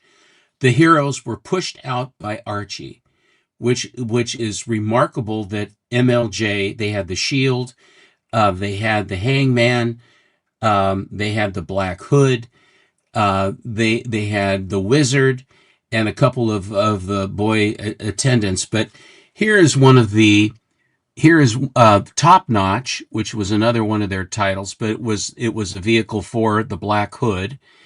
And this particular issue, which I have also posted on my Collecto 6 on my Instagram wall, this has in the story, it has a gorilla that is tearing the throat out of a guy, blood and everything. And then a few more pages along, there's a complete decapitation panel. I like all in this same book. It's really quite something. And that is language. This is the Joker, or the the main villain, the Doctor Doom, if you will, if you're Silver Age, villain for the Black Hood, and he's called the Skull. So if you Back like, then, or Why does it look like Superman's on that cover? yeah, I was about to say that. Like, if you don't look at it like closely and stuff, like you just quickly glance at it, you'd be like, "Is that Superman?" Yeah, it looks Well, I was going to say the Wizard. This is the Wizard, and that's Roy the Superboy with his vestigial cape. But this is gee whiz. I wonder if MLJ copied Superman to put Superman on the cover. What do you think? I don't think there's any real connection here. Do you? I'm not seeing it. Yeah, that looks like Superman to me. But hey, what do I know? And the artist on this is, as you see, is signed as Al Camy, Camy. Very cool. And the last one I have here is another extremely rare. This is of the Black Dwarf, and who is in Spotlight Comics and other titles that they had. And this is a Flash comic section, which was that in the Go Collect is listed as coming out on September 11th of 1948. But this one actually was prior to that. I think they printed it more than once. This one is from August of 1948, and it is this wild cover that they had a regular book of this, but this they put into the newspaper where they used to sell, and this is Canadian also, 15 cents rather than 10 cents. But in 1948. Is that a Flash book? Is that what that is, dude? Well, no, it's the Flash section. They say Flash, like it isn't like the Flash, or the Flash title. It is Flash, like Flash, Japanese have bombed Pearl Harbor, Flash. Fair enough. That kind of thing. But the artist that did this always had put the Black Dwarf, kind of made him more oriental in visage, where he isn't. And he's sort of this sawed-off guy with this wide-brim pork pie hat, and his feet are always square, and the gun is square. It's just his style. But the gal also, the gals always look like this. They're always in deep trouble. That's stunning. That cover is stunning. It's eye popping. It's catchy. The colors are great. The the composition is great. Everything's fantastic. Alan found this for Yaniv, and he worked a deal, and then when he got it, he showed it to me, and I said, "Ooh, I really want that." So I talked to Yaniv. He says, "Okay, I'll sell it to you." And then, in the time it took Alan to get it and do what Yaniv asked him to do, who supplied the funds to buy, then Alan had regret because I got it, and he thought that was a lot nicer than he thought it was. So this is a sort of a bone of contention book, which makes it ever so much nicer. Oh, he's worked his way to be the first dibs on everything for Mr. Yanni these days. So when one slips through the tendrils of Mr. Allen, it's always a prize. But anyway, those are the ones I was going to show you. Beautiful books, Stephen. Beautiful stuff. Yeah. Oh, there we go. Rad's working furiously on his awesome commissions. Furious or curious? I think furious. Furiously. Yeah, man. I got some books that I could show off this morning. Mr. Beckerman decided that he would go to sleep the minute I started speaking, and I see that Madam has left us as well. Yeah, her internet stopped working, and she was like basically just sitting on hold for a while. So, see what I can come up with to. What did I bring today? We got Secret Wars. As of course the more recent Secret Wars. That's number 2. Number 3.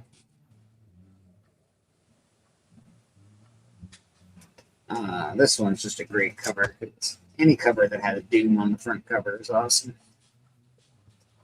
This Doom just sitting there being awesome.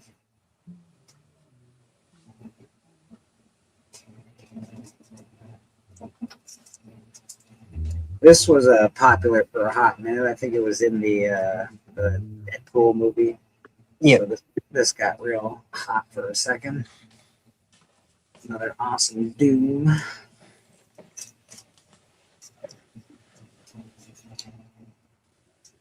More Doom in the background. Everything going on. This is actually a really good cover for a modern cover. Pretty good. It's even got a big hand in there. When was the last time you've seen a cover with a big, huge hand besides the Kirby cover? It's great. And this I just picked up because it was hilarious when I saw it, and I could not pick it up. There's a chunky Peter Parker. Chunky Spider-Man. It's awesome. I just enjoyed that cover quite a bit. There's something for Mr. Rad. We got Gunslinger number 4. Big Violator fan, so I think I have that. I often pick up covers that have Violator on them. Great Brett Booth cover. Yeah, this I hate. Don't buy this. High Republic. Yeah, it's terrible. Are you being facetious or is it terrible? No, it's terrible. Yeah, they pretty much canned it. When they clutter the whole thing up with trade dress crap and boxes and rectangles and all that crap, you go, what are you selling? Yeah. We got some Spider-Man Crossroads. Just got somebody with her. She's just hanging out. Right on. Everybody's that looks sort of like Barda. Who is that? Elektra? Who is it? Looks like Barda. It's a Greg Land cover. Yeah, it wouldn't be Bard on a. No, but it's a Marvel book. But I mean, they co-opted Barda. It looked like to me, her headdress. It is. Yeah, who is that gal with the? That's some new character. I'm not familiar at all with her. It might be. She just might be in this book. Bartaloo. Bartaloo. It kind of. I don't know if that's Doctor Strange's wife. Is it Clea? I I don't think look that's like Clea. Clea. Clea doesn't have black hair, I don't think. She's a blonde. You're right. She's platinum. But yeah, That is I don't just know. awesome Venom cover. How cool is that? Yeah, that's pretty cool. Pretty dope, man. Venom 1. This is, I think, the series after the Donny Cates series. I like that. Who did that? Was that? Scotty Young. No. I think it was Rose Besh. Maybe I'd have to. It's a variant. It looks like I thought it was Don Gardino myself. I'd have to look, boys and girls. It kind of has a David Warren Johnson look. Everybody knows I like Conan. Daniel Warren. Knights. Oh, that's Dark a Knight really, Great. really good story. I love this. Conan's not on that, is he?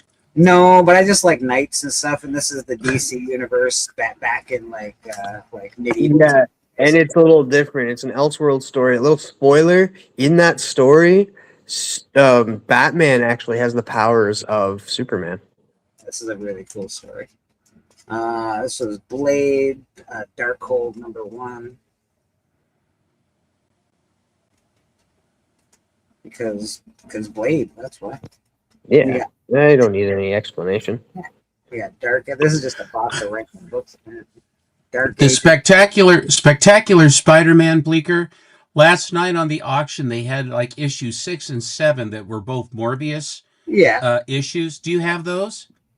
I'd have to look. I didn't know if you were still collecting Morbius. Amazing Spider-Man #6. Cool cover. It's a huge book too. It's really thick. This is 900. So Amazing Spider-Man, the Legacy number's 900 on that. Ooh. We got Venom #1. Again, this is just after the Donny Cates series. I think I went up to issue number 3 or 4 before I was like, nope, done with this. And I really like Venom, so I didn't really like the series afterwards. Dark Knight. The only thing about the Future State books is the borders around the books that I just didn't like. Yeah, with you, buddy. I love this cover for Venom. So I'm picking that up. That's the Venom I love in that series. It's a cool cover. Got a Transformers #1 in this bad boy. Oof. Look at that. Here she It's a is. book you should get. Look, everybody needs to get it. It's expensive if you want a high grade of it. This is not a high grade copy, but it's my copy, and I'm pretty happy about it. Bought that off of Cali. This is I got this out of the blind bag, which I was actually happy to get this. This is Battle Beast #2. Yeah, the So that advanced edition. That was like the advanced edition for #2. And then of course you get Battle Beast #1. When people try and sell this book because it's on the Hot 10, they never say what the book is. It's the origin of Battle Beast, people. Come on. You're trying to sell a book. At least know what you're trying to sell. Mm-hmm. There you go. That's Lobo. That is Okay. Finest. That's just a cool logo. Yeah, that's I don't know who did that, but yeah, it's a variant for what, issue 1? Yeah, it's super dope.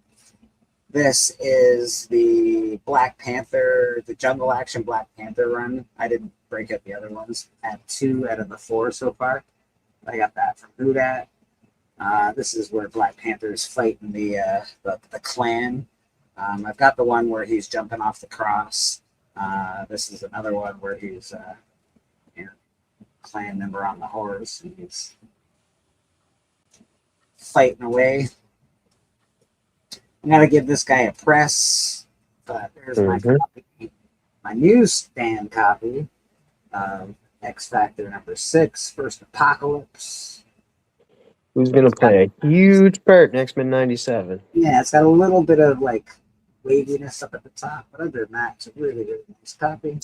Yeah, and like you said, you can press that out. I can press that bad boy out, no problemo. This is Detective 1027. I love the old style Batman and Robin in the background, and then the new style and Nightwing in the foreground. Very cool. It's just a really nice Batman movie. Or Detective Comics, I guess. I collect all of the 2099 first appearances. Here's the Bean 2099. I don't care what you think. I love them, so I collect them. Take that. This is actually a gift from Steven. He sent me a few books at some point in time, and this was amongst those books. Bondage Fairies. Little Bondage Fairies, guys. Come on now. Everybody likes some Bondage Fairies. Is it okay to show the interiors of that book? No, it is not. Okay. It's not okay. This, what is this? Mr. Horny drew this. Always, this is one of the best Emma Frost covers you're going to get. The whole 1, 2, 3, and 4, actually, of this series. Beautiful covers. Really beautiful covers. Number 1 is the best, but they are really beautiful. This came from Steven as well. This was erotic. Oh, a little bit of. You know, she's got a little love. She's got that gun. Frank Bourne. You know, this was in that same bunch of comics. This I would really, really love this cover. I don't know. I've never even heard of it, but when Steven gave it to me, I was very happy to get it. So that's Oh, yeah, it is awesome. it's art, guys. It's art. It's art, but it's awesome art. So that's Brain Fantasy. It's just a cool book, man. This is Brain Fantasy number 2. What else do we got in here? Oh, we got more Dark Knight Steel. Yeah. I don't know if I got up to all the way to 12. I think I got to like 7, 8, or 9, something like that. Should collect the rest of it. This is Noctera, the Blacktop Bill special. So Oh, I do like that cover. I liked Noctera. I enjoyed the first series. With the Dark Knights of Steel, they're coming out with a Dark Knights of Steel 2 as Are well. they? Yeah. Cool. This is part of the Infinity Gauntlet. It is Infinity Gauntlet number 5. But as you can see, it is a fancy newsstand. That is Infinity Gauntlet number 5. We got Dark Knights Death Metal number 5. Awesome cover. Oh, yeah, I like that cover. It is wicked. We got, this is American Chavez number 2. This was a fancy variant for American Chavez. This is a really cool variant. I like American Chavez as a character. I pick up, and obviously this is just 90s goodness. Shiniest of the shiniest as you can possibly get. And last but not least, we got another Infinity Gauntlet. This is Infinity Gauntlet number 1. This is also a newsstand, and it's got a little something on it, rough. Signed by Mr. Starlin himself. It's a Steranko. Yeah. So that's cool, man. That's my stuff that I had to show today. I could show more stuff, but Slick Rick thinks I'm gay. I'm like, you're right, Slick. I'm the happiest person you'll ever meet. Yeah. Much happier than you. I'm well, when Steven gets back, is it time for Keys of the Week? It sure is time for Keys of the Week, sir. All right. In fact, let's get this popped up right here.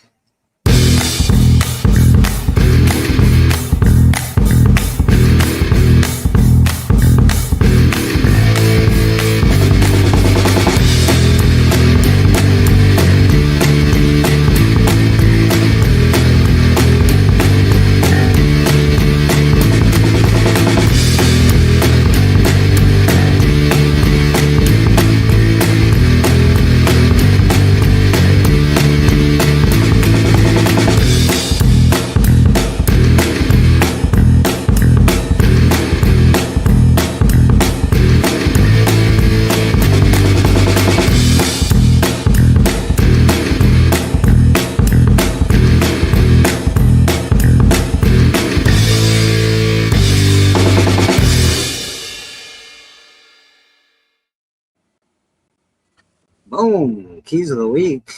Saw some of my favorite books in that little video there. Books that I actually own. I think I own almost all of these books, except for the Thor, but I do own the gold record reprint of the first Thor. Thanks to Callie Comics. Callie, you're awesome, buddy. All right, we got keys of the week, man. Have you already delved into this a little bit, TM, or you just have you? No, I always wait. Nice. Unless I'm not going to be on the show, and then I do look. But other than that, I usually wait. Right. We got keys only. Let's do keys only. Because doing the whole thing is a lot. We'll be here forever. Yeah, there's a lot of titles every week. Yeah. Oh my God. What? Last Starfighter. I actually wanted to buy this in a 9.8, but I don't think the book should be as expensive as it is, and it's really an expensive 9.8. So, drives me crazy. But this is Last Starfighter. I saw the movie when I was young. It had a great effect on me. The movie is fantastic. Probably doesn't hold up these days, but it's still really good. A long-awaited sequel to the beloved film, small-town teenager Alex Rogan has already saved multiple worlds, but that was only the beginning of his story. 40 years after the cult classic movie that pioneered CGI and inspired generations of fans, an all-new story picks up from the end credits and takes off for the start. Wow, this picks up right from the movie. I'll probably be buying this. All right, Last Starfighter #1. Doesn't look like a real key for that matter, but it is something. Yeah, Matt Cave, I'm surprised it's not Dynamite. Yeah, me too. I'm sort of surprised it's not that. What were you saying, Brad? I was like, well, it takes place 40 years after the movie, but yeah, I love that movie. Me too. Playing the arcade game, and Alien comes and gets him. We need you. You're the got best 5 pilot in the covers. universe. It's got 5 covers, which is cool. I'm trying to. They keep changing how this looks, and it's annoying the shit out of it. Every week I come here, it's changed, and I'm annoyed. All right, there we go. That was Last Starfighter. We can check out the covers now that I know what I'm doing. Variants. We got 4 variants to this bad boy. I don't mind. Oh, I like this one as far as just a cool cover. That's not like great art or anything, but it's cool. It's got your characters. I like it. I'm not buying this book for the cover, apparently. So let's go back here. Last Starfighter does not have any great covers, in my opinion. Killer Influences #1.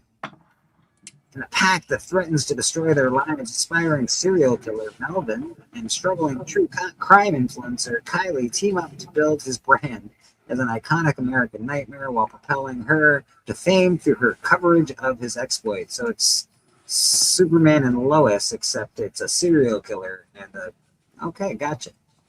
We got 3 variants to this.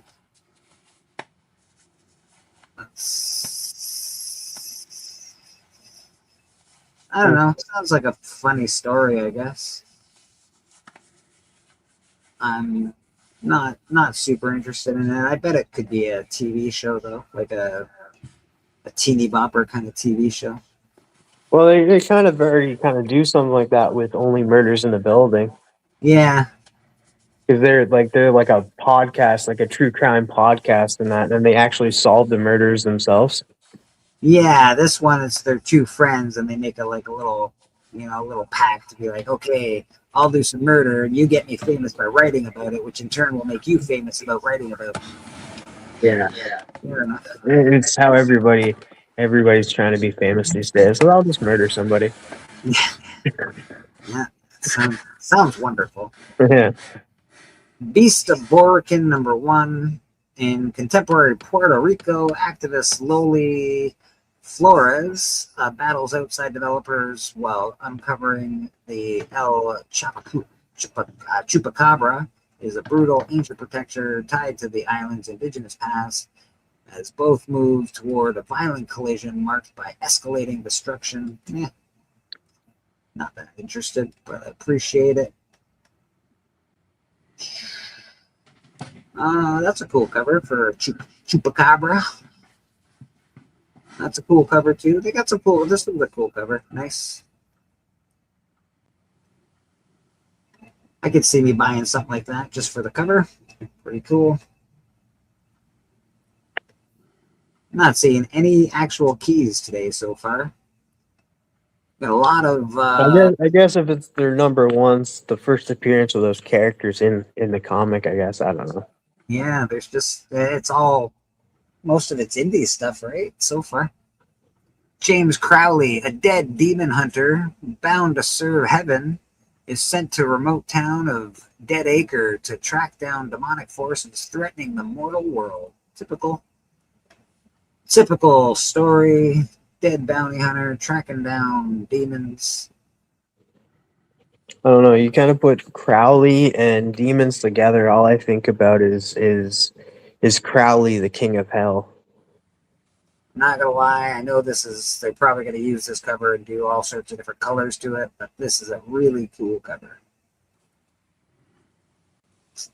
Tyler Kirkham, there, that makes sense. Tyler Kirkham knows how to do a cover. Because that's awesome. That I would buy just for the cover, and Tyler Kirkham's wicked. So that's that image. I think the next image is the same image, but blue with words. Yeah, that's the cover to get if you're going to get one. I'm sure it's going to be more expensive. Probably, 1 in 5, it looks like. So it shouldn't be that bad. 1 in 5 is not that bad. Yeah, you should be able to get this because it is a very cool cover. If I was gonna read this there's no question that's so far that's the best cover I've seen in today's show. Me too, actually. This is really nice. It's not something that on the face of it I would have said, well, oh boy, here we go. But that's a cool cover. Yeah, it is a very cool TM is exactly right. Tyler Kirkham can draw covers. He can. Oh, yeah. Doctor Strange, number 8, debut of the Lord Strange identity. So I guess he has a new identity that he's debuting. It's like, I'm not Doctor anymore. I'm Lord Strange. Journey to the God Quarry. Doctor Strange has become his dark form, Lord Strange. Speak to the being Athotet within the mystical God Quarry. But Lord Strange's magic comes at a cost, and he'll have to move quickly before downfall closes in on his next target. Boy, there's an awful lot of deadlines in these comics. You know that? Yeah. Well, you gotta be fighting for something. I like the skull cover just because I like skulls. But, it's nothing to write home about. But it's not the greatest skull cover, and I don't know, it feels like too cartoony for the story. I agree. Cover A would be actually the cover that I would choose on this. So far, if you're looking for a choice, I think cover A is the way to go. And that is done by Alex Horley. All right, Alex, good job. Way to use a computer. You did good. You win. Universal Monsters, Blood of the Wolfman number 1. This was here last week, so I'm excited. Key of the week, Infamous Jeb. All right. I don't know. Infamous Jeb? What's that? Maybe it's the guy's name that does the key of the week. Somebody just gifted 5 memberships. Holy smokes. Got gifted 5 memberships. That's awesome, man. Who did it? Shotgun, the man, the myth, the legend himself. Let's give him a little love. Prefer a blessing from him. Why? He seems a lot more religious than you. Okay, but he is my number 2, and he doesn't really do the maybe same. I could just throw you out one. Don't do it. Don't do it, Charlie. Don't do it. Thanks a lot. I appreciate it. Okay, feel better. Yeah, thanks, Shotgun. I appreciate you, brother. I would pick this book up because it's a Universal Monsters book. It's awesome. And it's the Wolfman. What's not to love? Is it a real key? Not particularly. I don't think so. But is it a cool book? Absolutely. You're the worst pirate I've ever seen. Yes, but you have seen me. That's Shotgun Scream for you right there. That is. He's the man. The Wolfman, reborn for a new generation. Adam Jaeger thought he could become someone. I think that's Jaeger, like Jaeger. Jaeger, yeah, it could be Jaeger. But It can be? It Well, can thank you. It We'll allow can be. We'll allow it. Smith can be Brown. Brown can be Smith. Well, you know. Don't be so fussy, Gentner. Richard can be Dick if he wants. Well, I see what Richard you is- did there. Richard is a dick, man. That Richard is a real dick. One moment he was partying, the next he's recovering from a massacre that left almost no survivors. The worst part, he might be responsible. That's usual. That's usually the case. As the monster within tries to claw loose, Adam will do anything he can to stop from becoming the Wolfman. Sounds like a typical Wolfman story. I will say this. It is written by Joshua Williamson, and Williamson we trust. All right. I love that. I think it's going to be good, to be honest. It looks cool. So I think it's going to be good. Challenges of Doom. Mr. Fantastic, number 1. What is he giving Mr. Fantastic, like the Hercules thing? You have 10 things I need. A series that puts the spotlight on Dr. Doom's conflictive relationship with different characters in the Marvel Universe, starting with Mr. Fantastic. Oh, God. Let's So check out the covers. Nothing's been a key yet. Just No. say. 1 in 25. The art looks cool. I'm not a huge fan of the big overarching metal Doom on the top, but it's all right. It's not too bad. What else do we got down here for Doom? That is a weird cover. That looks like a Peach. Lovely. Pastels, half finished. I bet you it's Peach Momoko. Hmm. Peach You're Momoko. right. Hello, You're Bobby. right. I know it's Peach because it's a miss for me, Peach. Sorry, baby. Bobby Delgado's joined the chat. Bobby. Challenges of Doom. Okay, pretty typical Doom covers. I don't like the header. Like it's like No, it's heavy. It's a gigantic weight on the top. It's a millstone on the top of the characters. Yeah, it looks like a lot. It's a millstone. Typical art, typical Doom covers. Nothing I'd say. It's typical. Yeah, Typical. nothing out of the ordinary. You know, get some Doom. There's Doom again. You know, if anybody's watching this and they say, "God, you guys, all you do is carp about them," but good covers, good cover art is good cover art. You're trying to sell a book, and then you clutter it up with a big screwy thing up at the top. I'm just.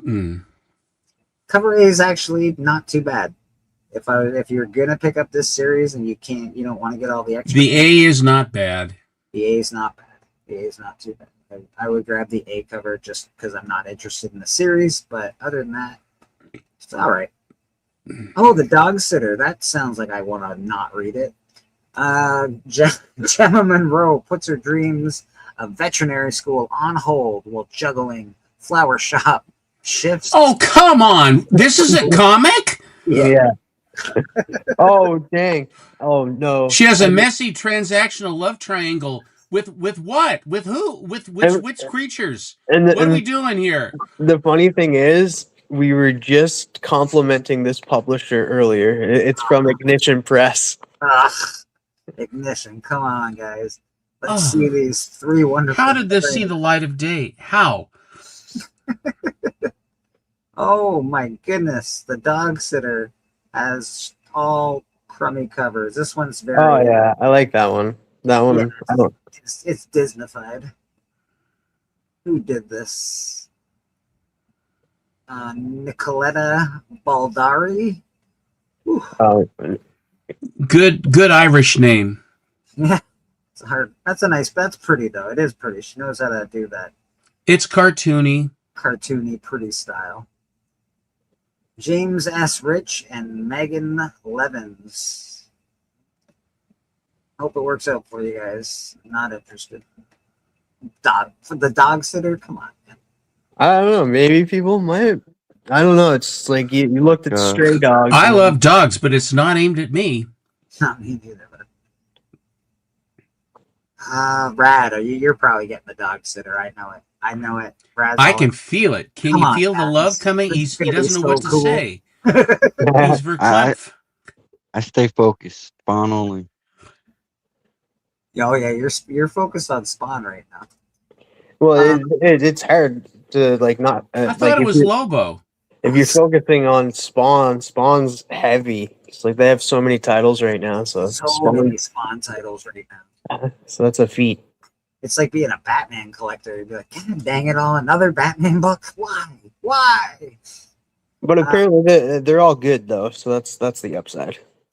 And of Like course, the Spawn books.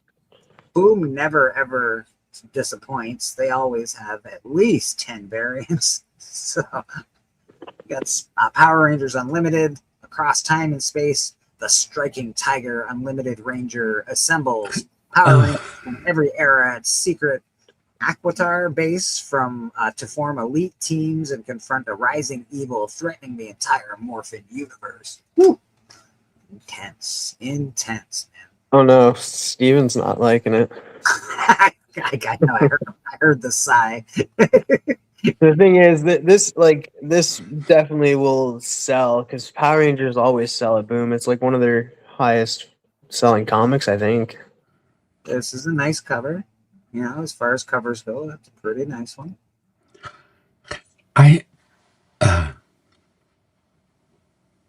That's cool. I like that one. It seems like she's got really high-waisted pants on. I feel like she's from the 80s. Yeah, but that's what women do now. They like even women I'm seeing in their 30s and that are starting to waist up. But that's the thing. She looks like she's in her 40s. She's got a little punch. It's the way they did the cover. I don't think she's supposed to, but it looks like she's she's got a little punch. You know who she kind of looks like a little bit is Kristen Ritter, the girl who plays in Huck Lee. Let's see who did this, because the top half is okay. The bottom half looks not so great. You're right. You're right again. Why would you do that to me, Inyuk? I've been defending you for years. It does not look like Kristen Ritter, the girl who plays Jessica Jones. It does. It does. In Hook Lee, a man's got to eat. Oh, what is? I don't know why I don't mind that other cover above the black and white one. Above the black and white? Just not enough cowbell. Yeah, I don't know what it is. It's cool. It could use a little more outline like black, but it's pretty good. It's not too bad. I don't mind that one. Almost primary colors. It's sort of a no man's land between pastels and full color. Yeah. And then typical stuff for Power Rangers. I haven't seen anything that I haven't seen before. So a blank for Rad. Blank for Rad. It's not anything that you haven't seen before. That's interesting. Okay, go ahead. Well, when they start doing a lot of, like, you see enough covers, you're like, okay, it's like, okay, how many times can I see Batman on top of the gargoyle? I thought you would say on top of Catwoman, but I can watch where my that. mind went too. You started. I went down a wrong road with you, TM,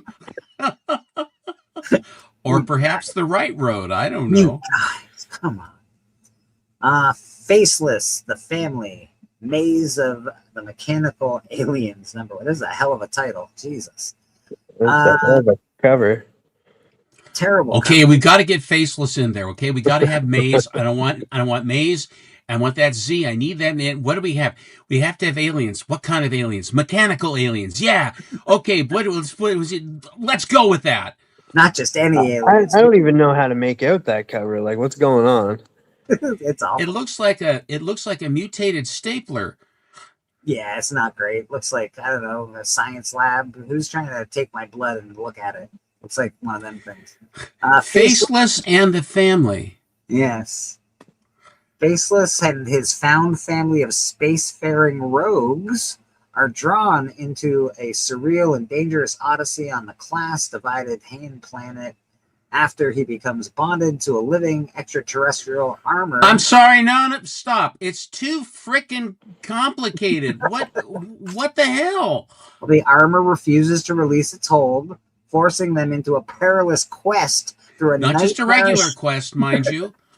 Through a nightmarish world of alien logic to find a way to free him. All of the descriptors, it's someone that says we've got to make it stand out, so everything has a descriptor in front of it. Good thing we have cover A in black and white. We can see. Oh boy, that's always a practice builder. Let's do the black and white. We can see that much better now. I still don't know what it is. You know what? I don't mind it though. I like it better than the original. Well, and in his hand, he's got the wrench to basically undo the lug nuts on his car. This guy has a YouTube channel, and he's a single guy that just like me and you guys, and he's spent years making this comic. The detail that he puts into that, it takes days to do that one page because he's putting so many little lines in it. You can zoom in and it'll just keep showing more and more and more and more lines. It's really detailed. I really like it. It's abstract, very abstract. I apologize. Well, he does have a good YouTube channel. Check him out. Like I was saying, the black. I don't and know white if this is a book's lot good, better. but I like it. Black and white is a lot better than the color. I will say that. This is Matt. It has sort of a Richard Corbin look to me a little bit, does it? You? I don't know. Yeah, I'm not sure what's happening You can also make out a lot more because I didn't notice the hands in the colored version rather than the black and white. There might be something. He's just a single guy, small indie creator. He's not. All right, I won't say nothing. It's his first book. 1 in 20.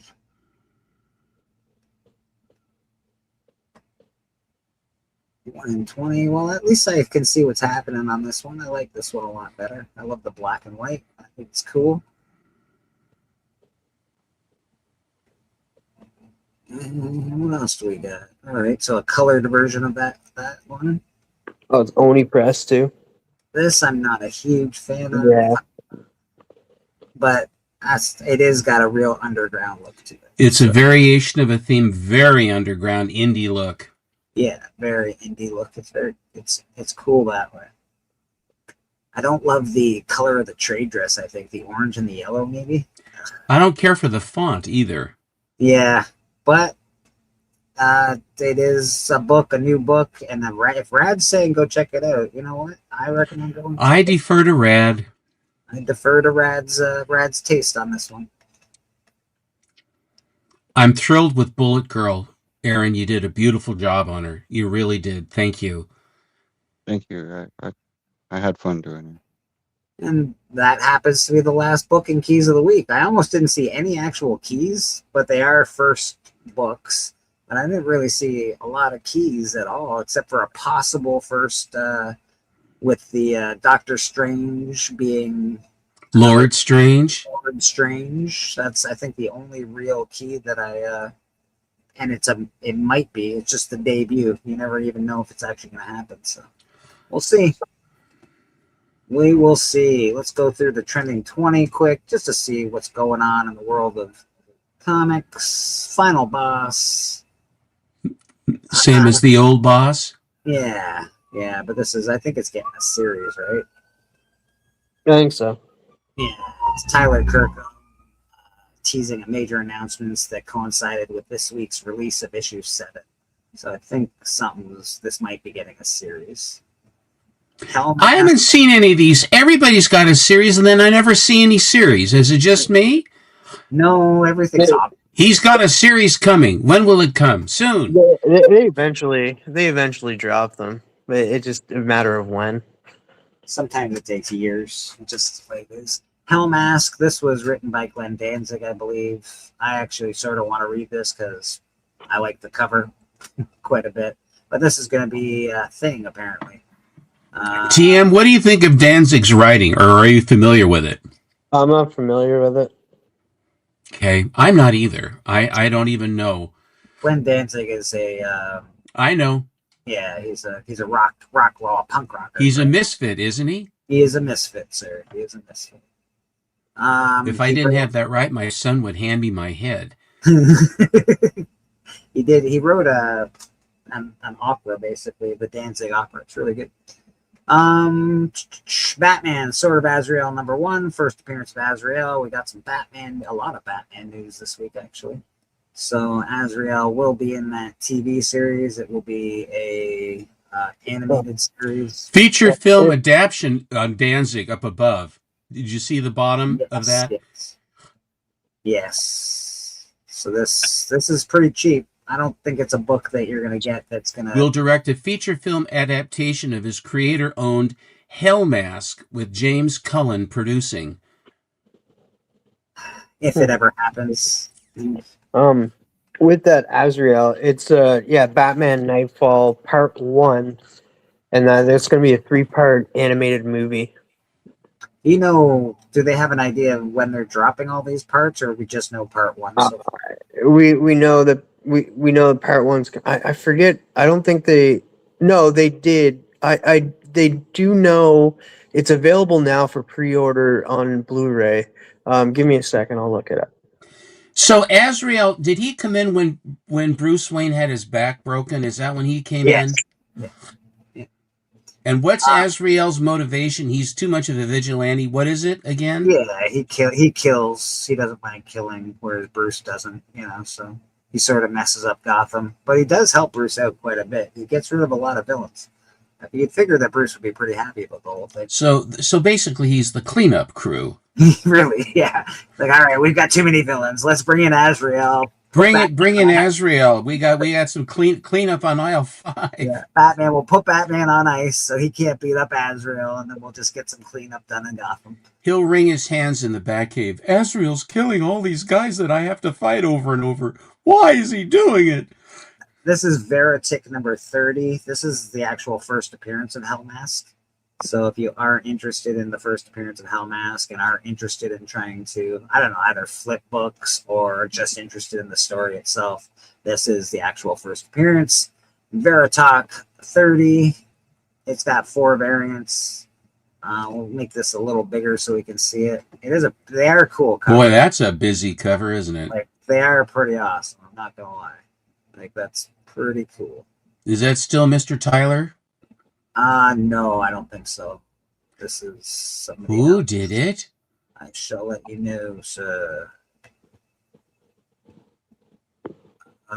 This would be Simon Bisley. Of course, it's Simon Bisley. Bisley, of course. What's wrong with me?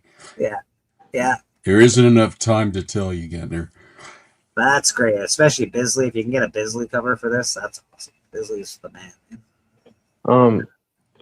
So yeah, the Blu-ray comes out for Batman Nightfall Part 1 on September 8th. Okay. Oh, we're a ways away then. Not too far though. Sea of Thieves. I believe this has been optioned, Daniel Cretton producing. The classic pirate game is in development with, all right. So we got a game in development. No, the game is in development for being something. See if There's already a game. The game came out years ago. So Yeah. they must be making live action movie. Yeah. With Destin something. I think that's in Daniel Cretton. He's the guy that did Shang-Chi, and he's doing Spider-Man Brand New Day. I can see with the popularity of that show, this would be I can see them why they're doing this. It was one of Xbox's biggest games, but it wasn't popular. Like, it didn't come over into Sony till years later. But now it's on Sony also, so it's a little more widespread and known. This is a direct. They're like, oh, that anime is doing really well on TV. We should do something like that. And this is direct. If it ain't Captain Sparrow, I'm not very Yourself interested in with it. Pirates. All right. Oh, we got some Amazing Spider-Man. What's happening down here? Oh, the Nut Punch. Amazing Spider-Man, number 328. Iconic Todd McFarlane art. This is a really great cover. If you've never owned it, it's awesome. Yeah, this was on last week too. The Yeah, first but time Spider-Man didn't hold back his punches, and he hits Hulk with everything he's got, and he launches him into space. absolute. He Batman. hits him in the nuts so hard he goes into orbit. Yes. Yes. Oh man. Well, that's quite a nut punch. It's a hell of a punch. Absolute Batman number 1, the Jim Lee variant. This one here, when you open it up, you have Batman 1 underneath it. It's one of those things. Yes. Yeah, Absolute Batman's getting an animated movie or TV That show. should, if they do, I'll tell you, DC Animation's damn good. I'll bet you that'll be good. Oh, yeah. That'll throw a lot of Yeah, fire. well, That'll throw gasoline on the fire of the absolutes for sure. And you also have Scott Snyder going to be like heavily involved in it as well. So Oh boy, that sounds. I They're think doing- that sounds very promising. They're doing it the old animation style way too, not the new WB method that they tried. They're doing it the old style, which it looks really good. all right, for the next couple of books, or at least this one. Wait, what's the next one? Breaking of the Bats. Everybody should have a copy of this. There's a few I- different variants for it. I do. Why is Logan's Run coming up? I don't know. But we all know why. Nightfall. It's coming. It's going to be a good cartoon. Logan's Run number 1. 200% increase in copies sold this week versus previous week as the film celebrated its 50-year anniversary this week. Moving just a handful of copies off of eBay. What a fiery, amazing recommendation. Well, they sold a few copies. Throw it up. It was enough to be noticed and to secure a spot on this week's trending list. All right, good enough. Good enough, Logan's What Run. did they call the ceremony where they're all going? Is it festival or whatever it is when they're orbiting? They're going up and they're all going up to die because they've reached the age limit or whatever. I can't remember. The Sandmen. It is very likely. Brand New Day, Amazing Spider-Man. It's called Brand New Day, so everybody's buying it because it's called Brand New Day because the movie's called Brand New Day. That's the only reason people are buying this. It also is the first full appearance of Mr. Negative, first appearance of Second Jackpot, and first cameo appearance of Freak prior to receiving their powers. Well, that's the reason why it's going up. It's because of that. It's the it's- cameo appearance of Freak. That's the one. Yeah, everyone's buying it because it says Brand New Day on top. It's Not It's me. not the Brand New Day story. It's not has nothing to do with the movie. Stop buying this book. Silly bastards. You silly bunch of buggers. Boston Chris, why aren't you on here? Is Boston Chris in the chat? Why isn't Boston? Absolute Batman number 1. Variant cover by Mark Spears. I'm really sick of Mark Spears' color palette. There's the Absolute Batman number 1 by Mark Spears. Yeah, it's a connecting cover too. It connects with Wonder Woman, Absolute Wonder Woman, and Absolute Superman. Honestly, the one I'd recommend getting, I know the fur cover A's, everybody's after it. It's a big deal, but I'd recommend getting the Dark Horse version of it. I think there's less copies of it. I think that it's a great cover, and I think it's just interesting that Dark Horse was able to print Absolute Batman number 1. I know it's not going to be worth as much money in the future. I just think it's a much cooler book. But that's my own personal. I have that. Nonsense. There's Batman, Absolute Batman number 1, the A cover. Oh, there's Dungeon Crawler Carl. I got that. I have that. I have 2 of those. There's Absolute Evil. This is the introduction of Joker. Jesus Christ. Excuse my language. How many times are they going to introduce the Joker in full? Appearing in multiple panels, but teaser art for future arc show. Every book so far is like first appearance of Joker, first absolute Joker, first appearance of Joker in his form, first appearance of Joker. I do need to get this book. because it's not an expensive book, but it has the absolute introduction of Green Arrow, even though, as we all know, Oliver Queen dies. No, now I have to get the book too. That's why I'm angry at it. TM. Why are you making me buy this? I want to buy it. Dungeon Crawler Carl. Everybody likes this. It's a $12 free comic book day book, so probably. I think it's a little bit more. But yeah, Seth MacFarlane for Peacock. He's gonna do Dungeon Crawler Carl on the cock. Absolute Batman #2, introduction of Oswald Cobblepot, Edward Nygma, and Harvey Dent as adults, but without their mainstream universe alter egos. Final page, appearance of Selena Kyle as an adult. I will say that's a little weird. It's like introduction of Oswald, Edward Nygma, Harvey Dent as adults, but without their alter ego. Yes, you just said their names without the alter egos. Why do you get? I don't know. I'm weird. I just like this cover. I don't. In a post-human world where robots thrive without us, Abe sets out on a perilous journey across Earth. Of course, it's another perilous journey. Search for purpose. Perilous journey of purpose, hope, and something more. I don't. Oh God. I don't like the cover, to be honest. Like I don't either. I think it looks like just a book cover, like like a novel cover and stuff, not a comic book cover. If they had it full cover with a smaller trade dress, that could be a really interesting. And where's the freaking robots? I think this cover is great, but I agree. If it had less, like if it was like this was the full cover, looked like the image, I think it's great. But well, how about a robot or two in the robot story? What am I missing? Where's One Punch Man? I just bought a One Punch Man. How come it ain't on here yet? Well, not enough sold, Steven. Just yours, I guess. Well, they sold 3 copies of whatever it was, Joe Banana up above, and they put that on. Oh, I like that. I do like that. You get a very American plus robots. There you go. So that is one of the variants to the "If Destruction Be Our Lot." Yeah, see, and even that cover, like I really like that cover. Even that cover would be ruined if it had the banner around it like the A cover. I agree with you completely. It's making the art smaller, and that it's like we're gonna cover it up with all of this whiteness. This kind of art reminds me of like Herman's Head. It's a shortcut. They're shortcut covers, is what they're doing. The marketing people, the bean counters that require that. What's wrong with them? Everything's wrong with them. I don't know. I don't hate some of these. I really don't. I think. What's that? That series? Was it? No, it's not. What's the furthest place from here? Okay. Yeah, I think that's like it's homaging that. Maybe it's that one. I don't know. It's something like that. Okay. I don't hate all these covers. There are some cool ones. There's some crap ones. I like cover A. I wish it was a full picture, but I don't like cover A. Yeah. Okay.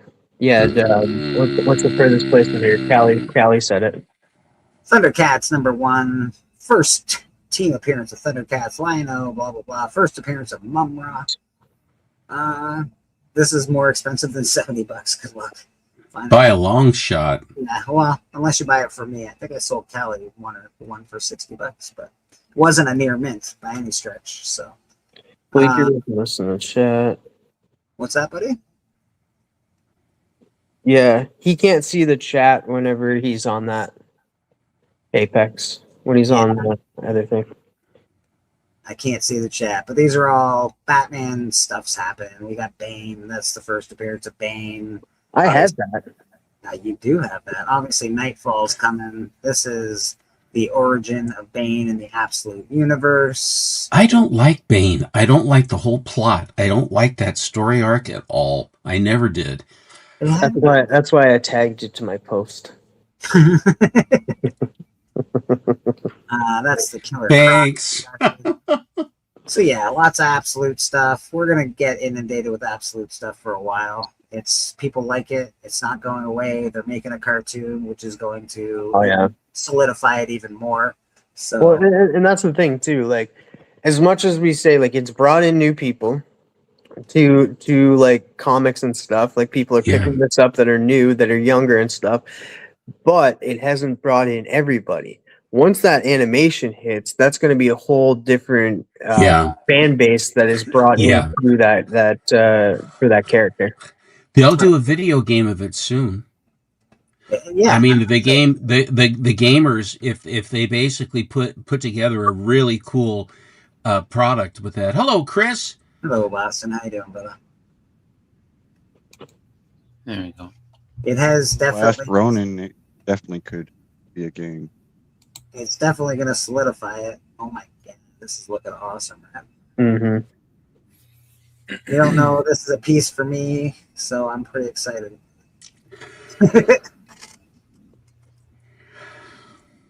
Boston, you don't look happy. I mean, generally okay. I'm not mad. I'm not sitting there like. Could be much worse. To just come in and start yelling at us all. What are you doing? I could have. I should. And then this is dumb and that's stupid. And how dare you? What do you think of my avatar, Boston? I mean, I know that Beckman has one. Now you have one. I guess everybody gets one. We were talking about it earlier. Can't deny they look good. I couldn't if someone paid me to. You know why? Because at one point I went to school and I was taking radio class and like, you got to lose that accent and start saying them ahs. I'm like, that's not gonna happen. And they tried. They really did. They used to get mad at me. They used to give me like lower grades on stuff because like you no ahs, not whole thing, not one ah. Like I don't care. Yeah. You yell at people. Say I'm from Boston. We don't have art from Boston. Back off. That's all. Well, I mean, shit. It's funny because like my daughter, she says a lot more ahs and stuff, except for when she gets mad. Then she starts yelling, or those ahs go right away. I was like, see. So we were thinking Boston earlier. We were talking about like starting our own like council of the Bostons, and we all decided that we want to be called the Boston Creams. No. I'm sorry. We had an election, and because you weren't here, I want to congratulate you. You are the president. That was always the reason everybody went to the meetings. You know, in industry and stuff like that, you always went to the meetings, and the reason why you did is because if you didn't, then you'd be made president. Then it all fall on you, right? Boston, I was not here for the vote on the Boston Creams. I was not here for that. I don't support that name at all. I feel like I'm gonna get like sexual. I'm sorry, trademark. As a card carrier member of the Boston Creams, like I didn't cream on anybody. Don't sit there and say, oh, here we go. Oh, you said that. Hey, look, that's the first thing that came to mind. I was like, nope, because then I'm getting all kinds of paternity suits and stuff. I don't want nothing to do with it. Like his cream is everywhere. We can't control the man. Like I didn't do anything. I've been good. I'm married. My cream is spoken for. So Boston, we got some good news. I don't know if you've heard, but I'm spreading the word. Murder King has an ash can coming out this week. Ooh, boom! 8-page preview ash can. It's going to have some story in it, part of the story, and it's going to have some concept art, and it looks absolutely awesome. So I'm going to play this real quick because I like it.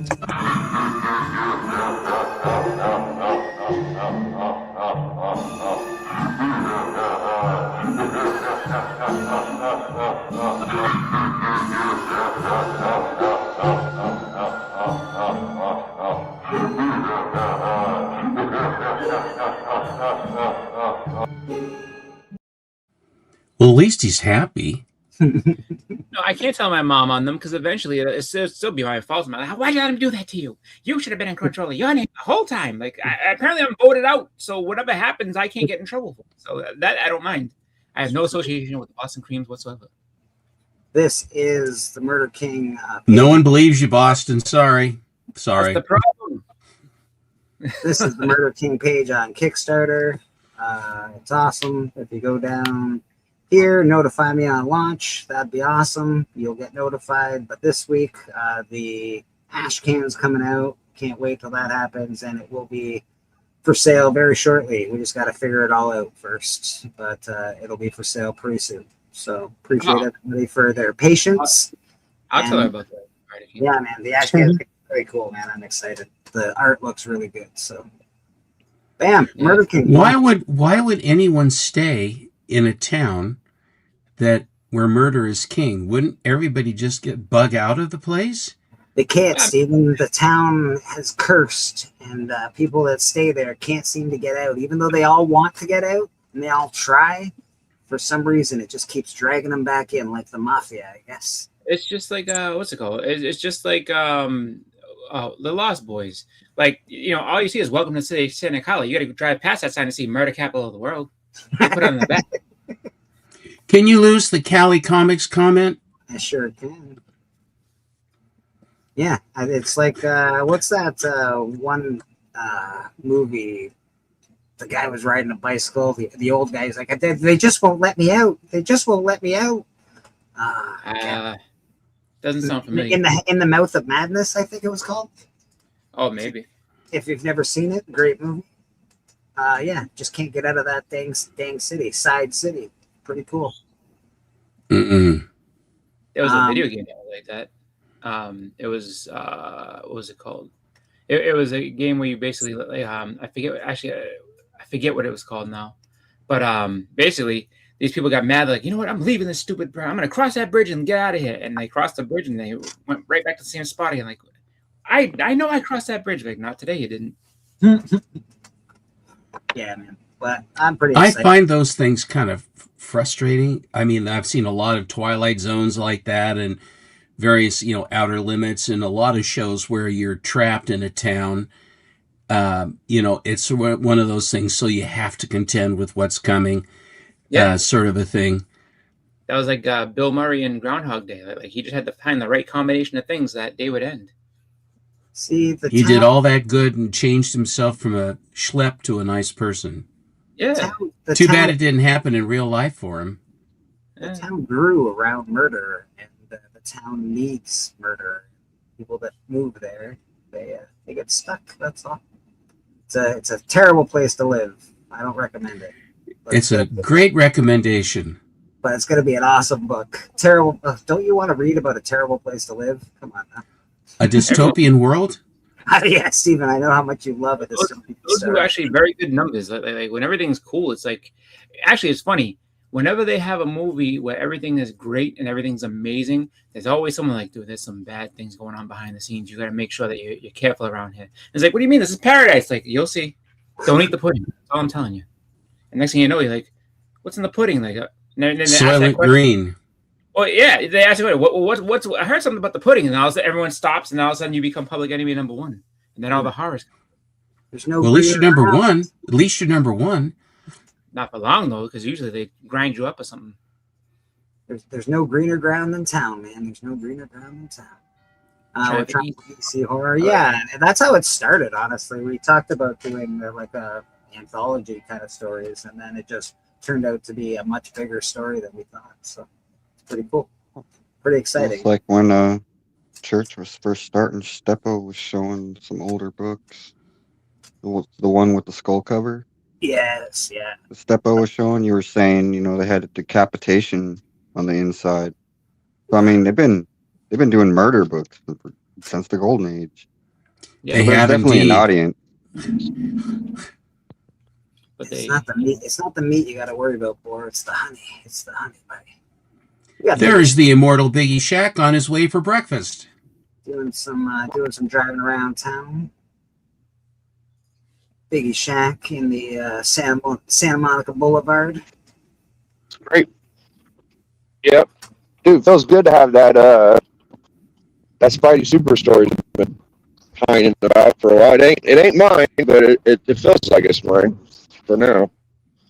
I dig it, man. I dig it. Yeah, I'm pretty pumped about that. I want a DAC copy. You ever know what it's like to just want? You could get a different one, but you just want that one. You know what I mean? Yeah, I do. I understand that completely. It was like, all right, so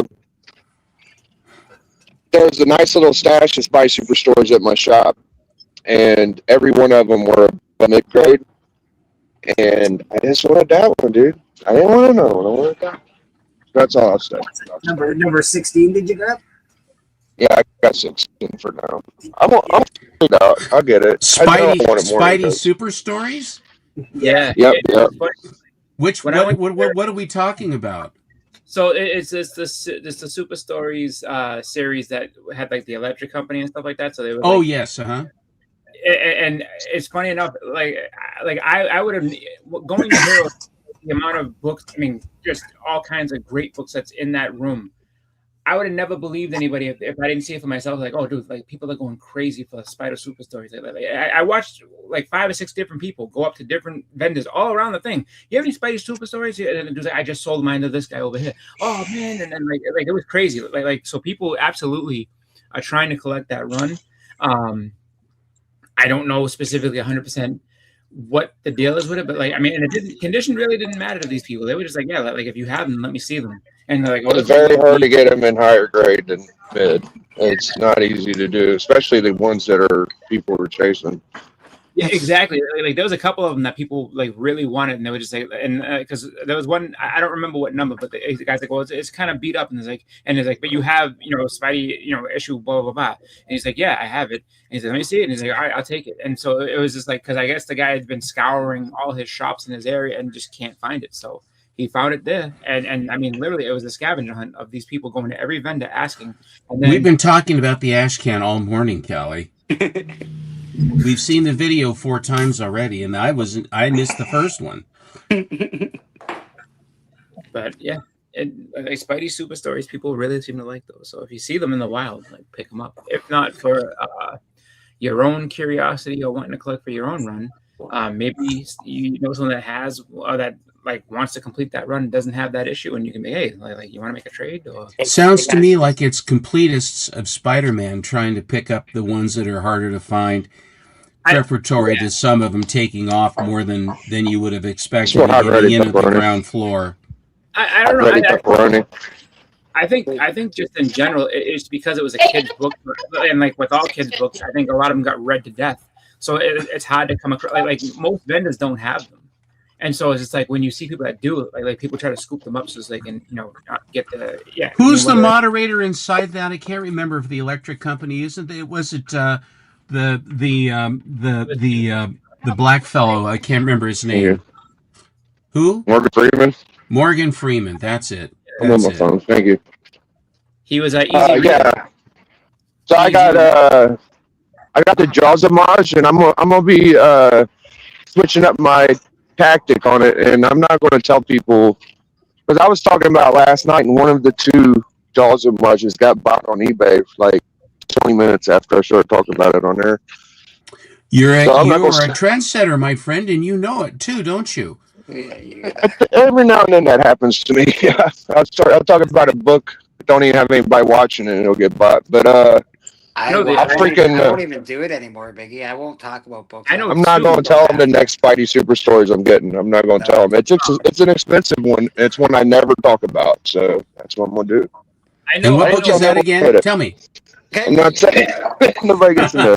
I know the Jaws homage one that you were talking about for Spidey Super Story, and then the other Jaws homage that I know of is the Nightcrawler one. There's a Nightcrawler. There's a Superman. Superman's pretty cheap. There's a couple of more modern homages that are. Then there's a Deadpool one. Yeah, there's Deadpool. Yeah, that's the best one. Though is that one I got yesterday. That's the one I like the most. Yeah. The Spidey Super Stories has a great header and cool covers. And the electric company being on the covers, that doesn't hurt it. It's just a real cool collectible thing. Dude, the covers are better than ASM and Spectacular too. If you ever look at the back covers, they come with cards on them, like the old faucets or whatever. And they're freaking John Romita Sr. and I didn't know that. Bunch of great artists. Yeah, in the Shock. That's a great Jaws homage. If you're not watching Biggie, Bobby's showing a Veronica book with the Jaws homage cover. It's really cool. Yeah, I see it now. I've seen that one out too. I don't know if there's any Jaws of Mars I haven't seen. I got this one book. It's a horror magazine. It's got a different type of Jaws of Mars. It ain't like that though. It's a little different. That's awesome, Bob. Yeah, man. Always got cool books. Chris, Yeah. I feel like I haven't talked to y'all. What have you been up to, man? A lot of work, and then was it yesterday? Was the Independence Day celebration in where my mother-in-law lives in a city called Wilmington, so we went to that. And then Friday I was out with friends.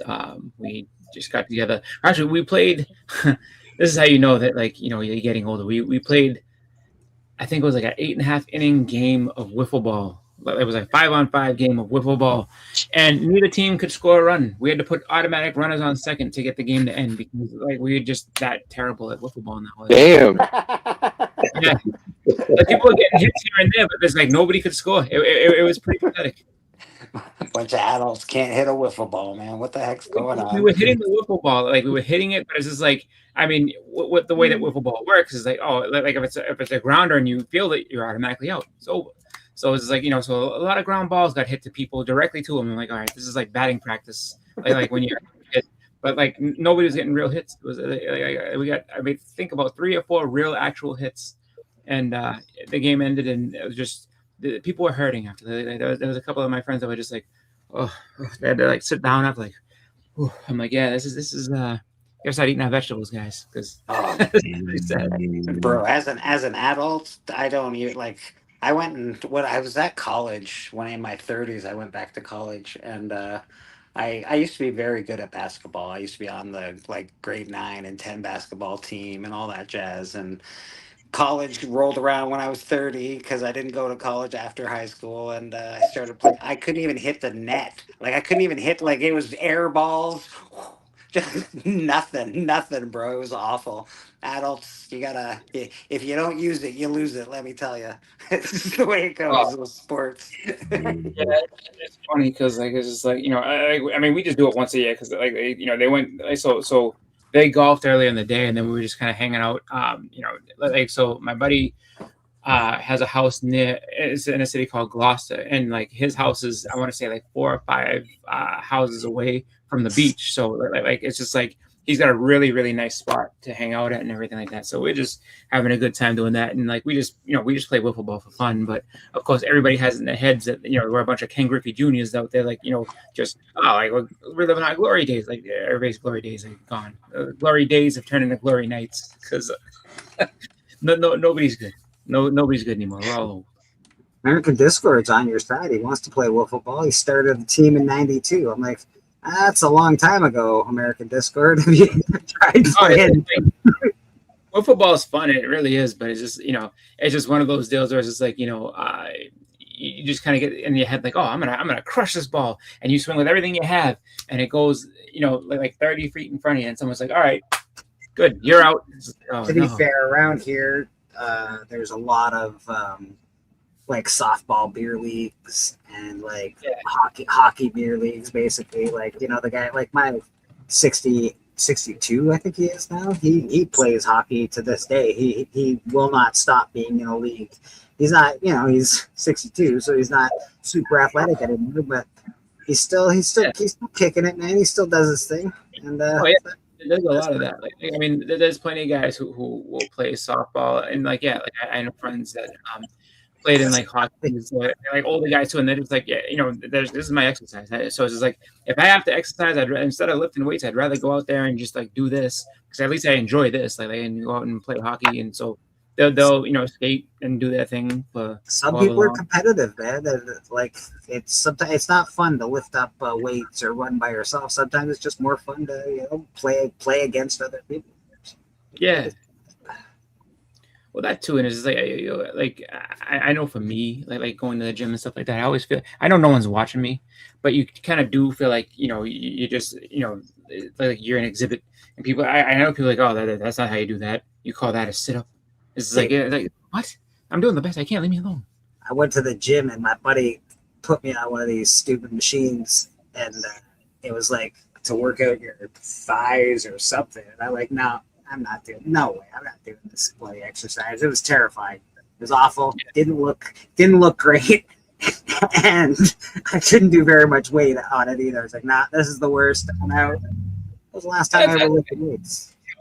I have to say that, like you know, the people who I know, who I'm friends with, like there's a lot of people that, you know, now they like they let you know, like, I'm going to the gym, I'm gonna go work out, I'm gonna do like that, and then they'll post themselves, and they're like, yeah, like and then they're like, so why do you post it up on Facebook and all that stuff? It's like, I just do that to keep myself virtue signaling.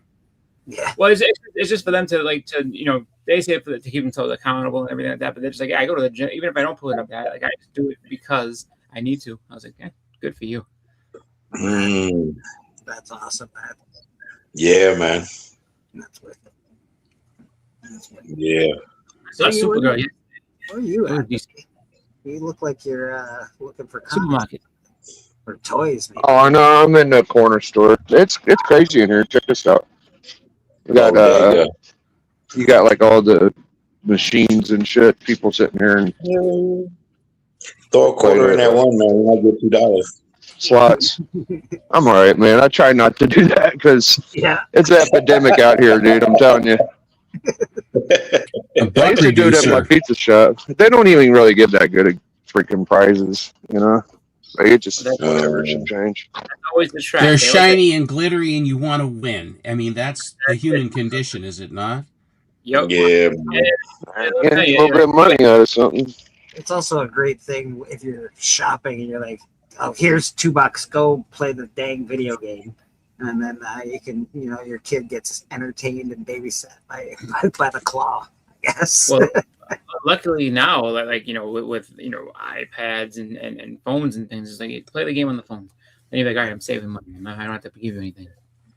That is. Like, that used to be I used to love that. Like back in the day, there was a bowling. Like, so my sister used to bowl on the weekends, like just like youth bowling, whatever. But it was in this place that had this amazing arcade. So it's like if I just save up some money, I can play arcades on Saturday. I can't wait. So that's what I used to do. So she would bowl and I would play video games in the arcade there.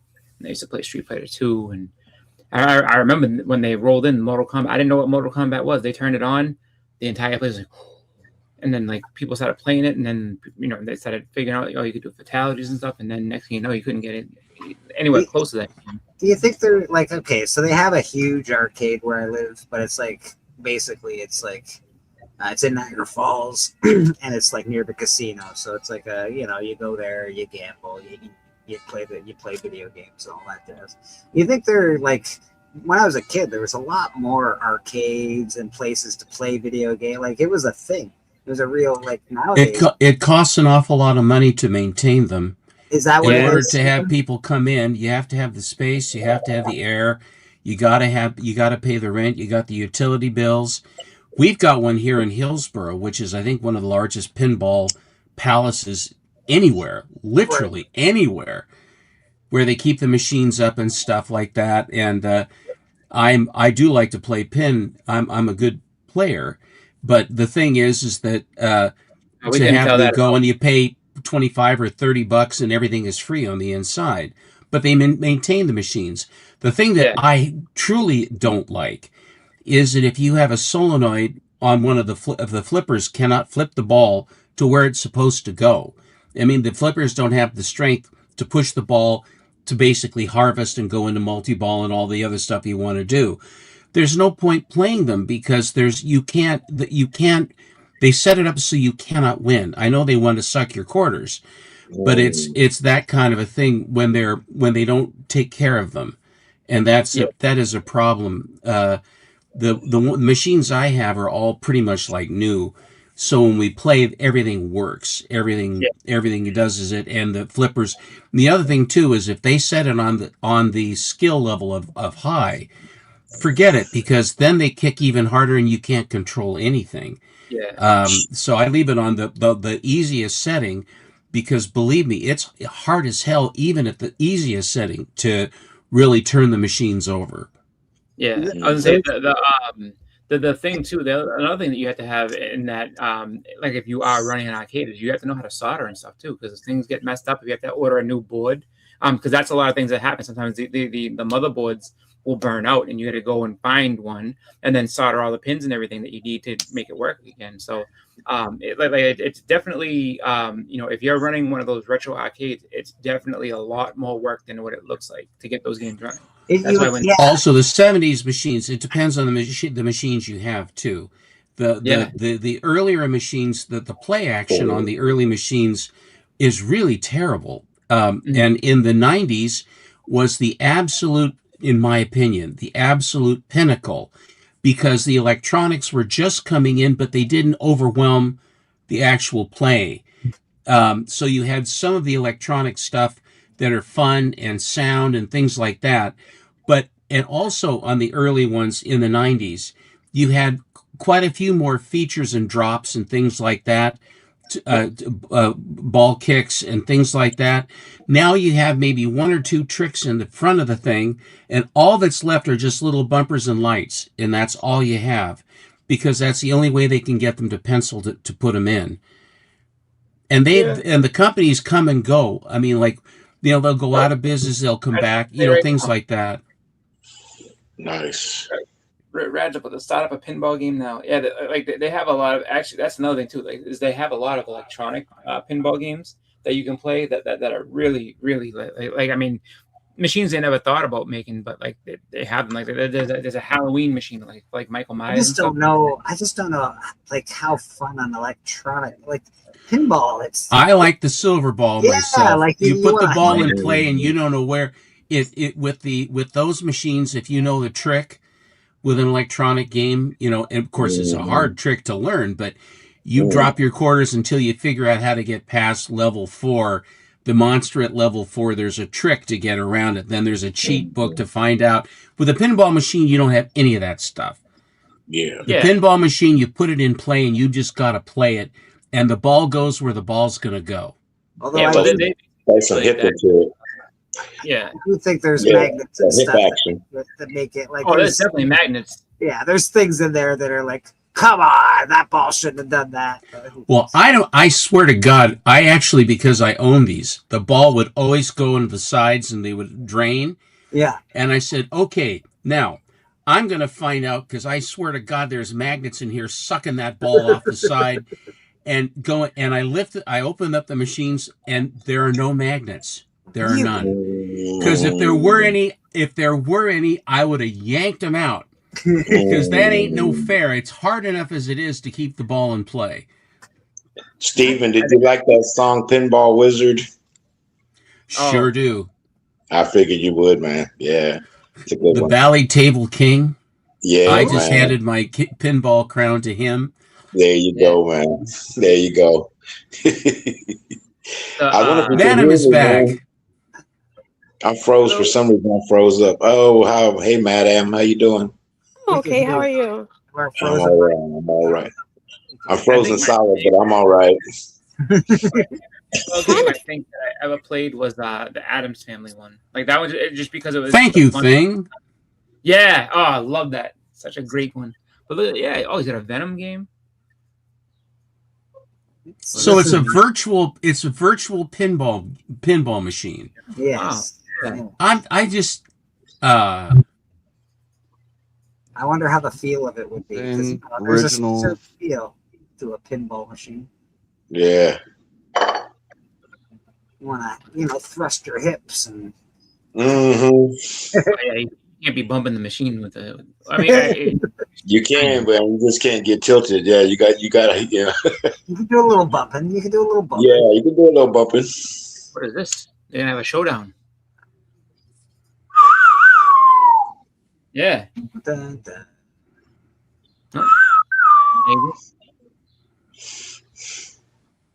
It looks cool. Like I like how it lights everything up and everything. Well, see now, you see this thing where the ramp that goes up on the left, and then they have the goes underneath. Yeah. So they can afford to do this on a electronic simulation, yes. But in an actual game to have all the electromechanical stuff to make those things happen and work. They can't make machines like that anymore. They don't make machines like that anymore. Yeah, they have different machines. They actually have classic Ah. machines also.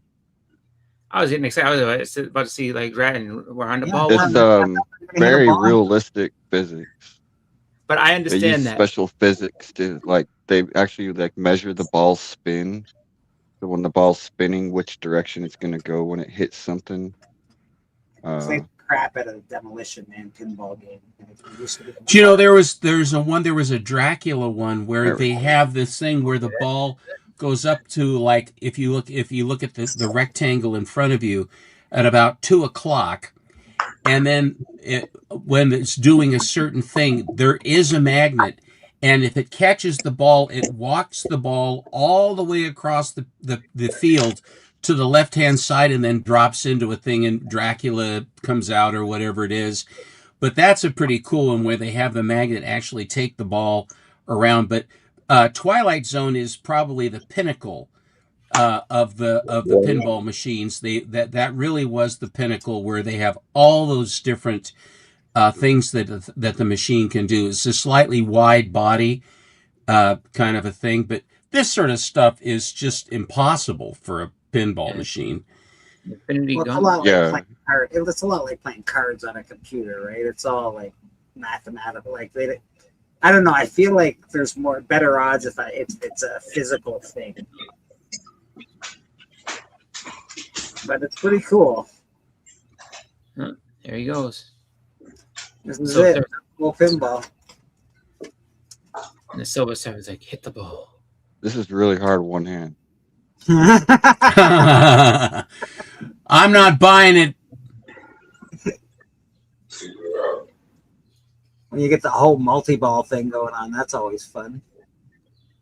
That was a fun. The Adam Family one is I was like, wait, they're dead, and I was just like, oh, such a fun game. Yeah, I really like they did a good job with like all the Marvel tables. There's like 40 Marvel tables. I got like half of them. I played a Vampirilla one in the bottom of But I like they keep like your little electric score up here, like the old school table. Keep track of what you need to do. Your scores, your multi-balls, how many balls you got left. when you played the Vampirilla one. When you turn it on, she goes, "Ooh, don't touch me there." Oh yeah, Elvira was fun, and they I had think the it might little have been bouncy Elvira. It little could have rubber been- guy. They had the little Yeah. little action figure, the little rubber figures bouncing, and stuff like that. It could have been the Elvira one. It was like I was young and I touched it and I went, "Oh my goodness, what just happened?" I enjoyed the Addams Family was a good machine too. That was one of my favorite. Like I love that all the way, and it was like it would snap at you. They just came out with Elvira. They got 3 Elvira tables I want to buy. My favorite one that I played was the Demolition Man one that had all the ramps and it had this. Electronically, Rad, or for reals? Electronically.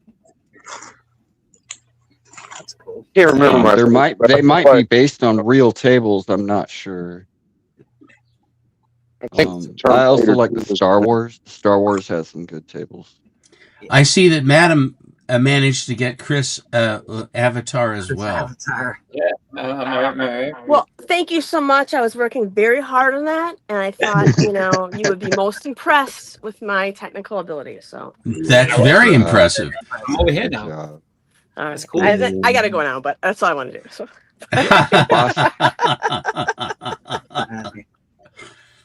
Biggie, what were you saying? I don't know if I can remember my favorite pinball machine, but I think Terminator 2 might have been my favorite. I can't remember. That's a good one. Yeah, I love the Terminator 2 with the light gun. Yeah. Oh yeah. That was Yeah, like I just remember it being good. I can't remember everything that happened. Was good. I remember what's it called? The best one with the Terminator pinball game is if you try to press the button with no money, he go, "No way, Jose. No way, Jose." Like I used to love that. And then they had Arnold Schwarzenegger did the voiceover for it, so they sit there and you get to hear Arnold yell at you and stuff like that. Get to the chopper. And it was great. I have a Star Trek that was done out by Data East when the Williams went out of business. These companies would go in and out of business. Williams, so it was a bunch of Williams employees got together and they started Data East, and it has they had a sanctioned that had all the characters from the first season, Yeoman Rand, Uhura, and all this other jazz, and all the themes from some of the best episodes. They had those. They have the Gorn, and they have all these, on the playfield. The playfield is a thing of beauty. As a comic book collector, it was wonderful. The playfield is truly beautiful, and but they have the voice of Scotty and Bones. They don't have Kirk, and they don't have Nimoy, but they do have the Doctor, and they do have and Scotty. So so they have their voices, and they're yelling at you in a multi-ball, which is what they do to distract you. The thing's going bump bump bump bump, and DeForest Kelly's yelling, when the ball goes out, he goes, he's dead. Things like all of the tropes from Star Trek. It's really a fun game. Yeah, whenever there's a multi-ball thing, it's like the music gets all intense. Like, you're like, oh my It's God, a heart whoa! stopper. It's a heart stopper, is what it really is. I forget how fun those things are, man. I haven't played pinball in years. I don't think I've ever seen one, but there has to be a Jurassic Park one. Oh yes, there is. Yes, I know there is. I was gonna say, 'cause I can imagine like that soundtrack would be awesome. Playing the pinball and stuff, and then you were talking about intense, like when the multi-ball hits for that. There's Like I don't know what also they got like all of Universal Pictures movies that have like. Well, Creatures of the Black Lagoon, they had this sort of a thing where he's sort of swimming up through this sort of a 3D thing, a hologram thing that they had. But when they went into the fancy hologram stuff, it was a very expensive thing to put in the machine. So they basically make it as the centerpiece of the middle of the game, of the play field. And then you don't get a whole lot of extra because in order for you to have them work properly. And all it does is it's designed to distract you from making your shots. Oh, you have to watch. So the best scenes of the monster coming in his hands come out and they're webbed and all this other stuff. If you look at the cool image that you've earned by getting the number of points, then you lose track of the ball and then the ball drains and that's all you get. So you miss out on seeing the best images that the thing has that you've earned by trying, and as you're trying to play, it's a very frustrating thing, I think. I know we had a bar when I was growing up that had pinball machines, and I would always go in there, and I would, you could put your initials in when you get your top score, right? And I'd always make sure that I was at the top 10, at least stayed in the top 10 all the time when I walked in there. Man, now on these electric ones, now they keep your track worldwide. So now I'm I can't even get on the scoreboard. You have yet your name anywhere. Not as fun. It was so important. That guy in Japan again. Damn it. At the bar that I used to hang out at, it was very important to have your name in the top echelon of all the pinball machines that they had. It was super, I don't know why, but it was very important. The other thing about being in bars, that they'd spill beers on the tops, and people would get drunk and get angry and beat the shit out of the machines. And that was always a big problem. And when video poker came in, that was the death knell to the pinball machines in bars. Yep, it was. You're right. When I first was at the bar that I was at, they used to actually have real gambling at the video poker machine, but they got in trouble for that pretty quickly, and that was the end of the gambling machine. Then it was just we have video poker in Oregon. We have, they sort of say this sort of morality and what have you. At least Oregon used to be. It used to be somewhat Victorian. It isn't anymore. It's wide open. Portland is now ranked, I think, third from the bottom of livable and appropriate and worthwhile. That's how far Portland has sunk. My city is a shambles, and they have these corporate these business leaders selling everything. Oh, we're coming back, and the nightlife is bad. No one goes downtown.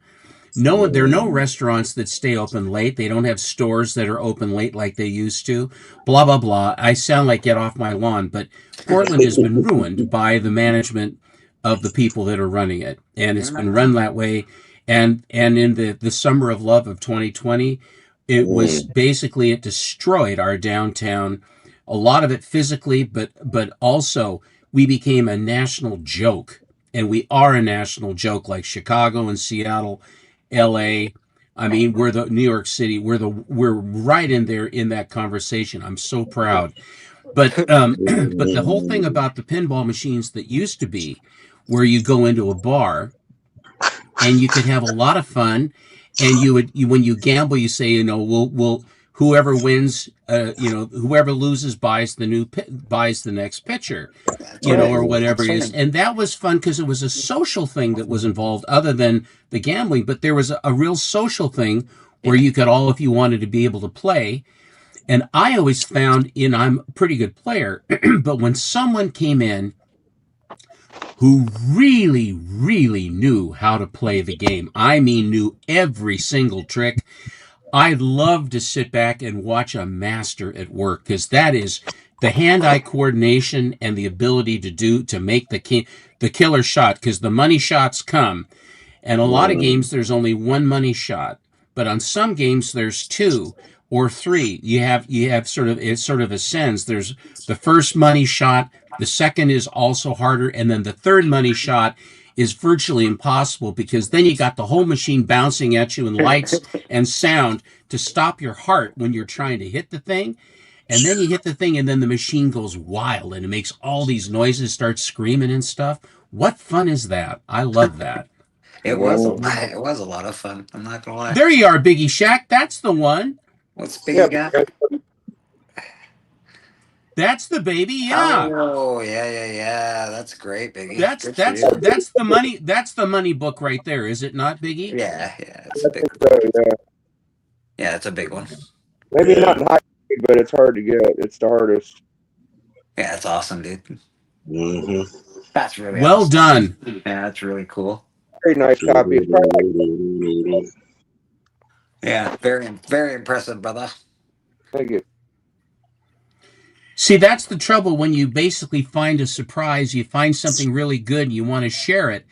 But the problem is, make sure that you cover yourself before you share.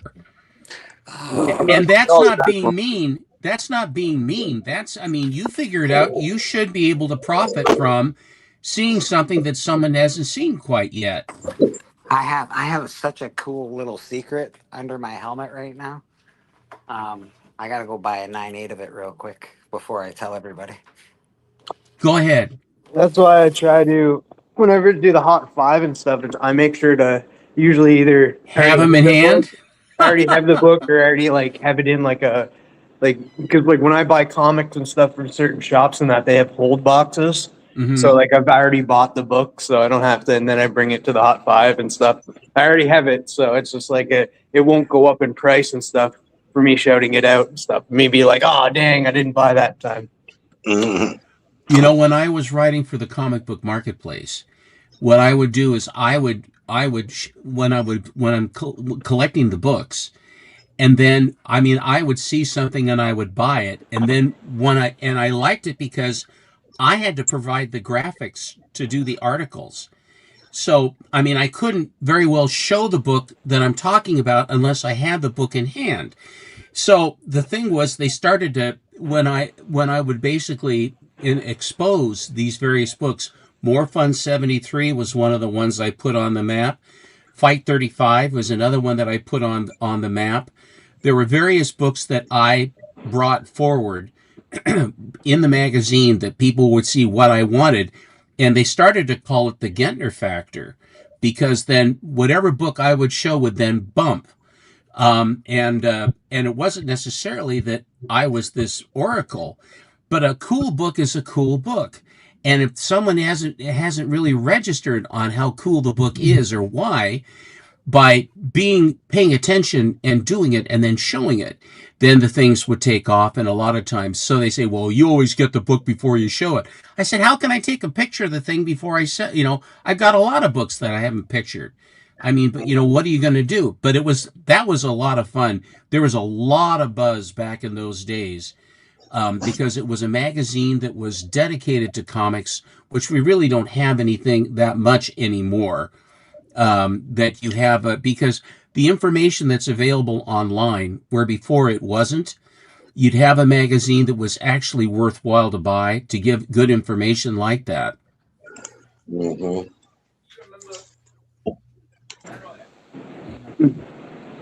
Yeah, it's definitely. Sometimes you just gotta go buy it before you tell it. You have to almost always you have to do that. But then FOMO was designed specifically so that at the instant you see something, you can quickly go to eBay or My Comic Shop and see whether you can snag one before somebody else does. I, of course, had never done that myself. No, never. I hope I don't get struck by lightning.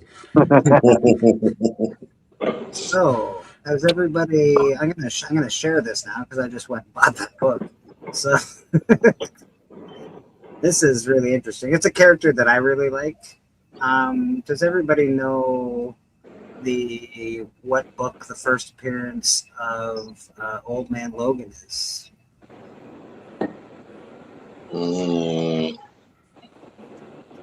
Is it Old Man Logan number one?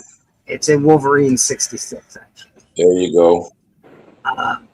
Wolverine 66, not the old Wolverine, not the first run. I can't remember, volume 3, maybe volume 4, something like that. But Never heard of that. just the other day, I was looking at a CGC slab, and it said, blah, blah, blah.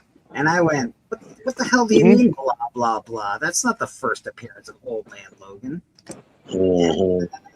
I went and read this book because I was very curious. This is Totally Awesome Hulk, number 22. Guess who that is? Right there. Old Man Logan. No connection. Bam. No Right connection. Middle-aged Logan. Yeah, Old Man Logan, even called Old Man Logan in this book, and I'll show you here. We'll go down to the end here, because you can read the book for yourself if you want. But if you're going to tell me that, whatever, here, hold on. Follow him in Weapon X, huh? No. Yeah. No, You're would that be you're gonna tell considered me- a cameo or a first appearance? No, this is a first. If you're going to tell me that's not Old Man Logan, you're out of your gourd. Look at him. Yeah. There he is, named. I had like 5 copies of that. I don't get the connection. I don't think it's real. The first Old Man Logan isn't a Fantastic Four book. It's like a cameo of him. This It's just a Doom cover. This is right here. There it is. First Old Man Logan. There he is. And it's It's another two, ain't it? What number is that, Blake? number 22. 22. Yeah. Yeah. Here he is. I don't Named as remember Old that right. That cover must have been done more than once. Yeah. Here he is, named as Old Man Logan. He's in the book. He's in the whole book. He's got gray hair. Looks just like Old Man Logan. I don't know. I'm with Steven. There's not enough evidence. Yeah. I know. It's to see where do you get this stuff, Where's man? the evidence? There's a Fantastic Four 458. That's from 2008. Well, Let's check that. Let's check that, Bleeker. We must prove this to Boston Chris. Yeah. Yeah, the 3 Boston Chris's that are on panel right now. Inquiring Chris's want to know. The Boston, The Boston Creams. Yeah. What is it? Fantastic Four? Is that one of Canada's matches right there? Oh, it's probably. she matches up pretty good. She's probably right down the street from me, as far as I can tell. I become this the only logical explanation. Number 550. Which volume is it? Volume 1? I guess so. Yeah. So what number? I is don't it? think any of the 5? other volumes have got that high, have they? Keep going. 555, right? 58. There it is. 558. Yep. He's in there as the hooded man. Well, is he called Old Man Logan or is he called the Hooded Man? Hooded man that later become revealed to be Old Man Logan. Come on.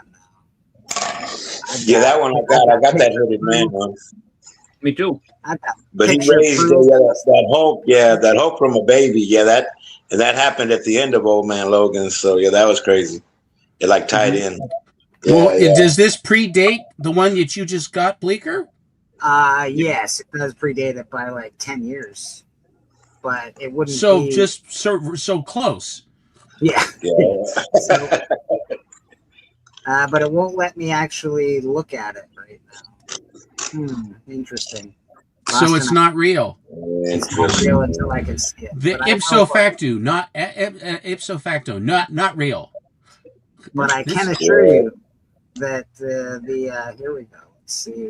Why won't it let me look at it? 558.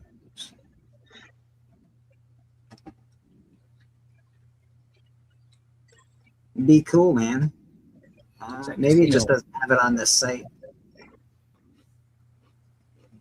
It's possible. It's possible, but it won't let me look at it. I find these pictures less convincing than the one that Bleeker showed.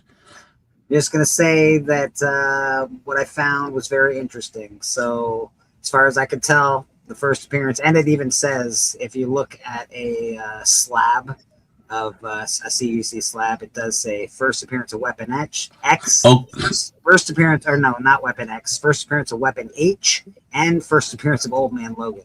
So even There you go, Chris. It's official. It's on a CGC label. It has to be true. Do not question our robot overlords. No takebacks. No takebacks. What robot? I will give it up to Bleeker because he looked inside the book. He found out that, like, hey, Yeah, it's got to be Bleeker. I'm sorry, Chris. You've been voted off the island. What? I like Chris on the island. Don't vote him off the island. I like Boston. yeah, man, the Boston. Boston, you can stay on the Put him by island. the shoreline. We can attract a ship or something. The Boston Creams won't stand for this. My Boston creeps. my saying in that is that if you are a collector of Old Man Logan and stuff like that, that's another one to get just because it's early cameo, whatever. Oh, Bleeker knows. I think he just bought it. Yeah, I already have a raw copy of it. The Fantastic Four one. Fantastic Four, Fantastic Four. Check to see if you can find it, because if you can find it cheap, find it cheap. Don't pay up for it. I found the 98 very cheap, Boston. I try to do that in all my books. It was $50, so I was like, you know what? I'm gonna go get that 9.8. And now I'm gonna try and tell the people. I'm gonna tell the people. That Now you're going to blow your trumpet. You're going to blow your horn. That's right. First appearance of Old Man Logan.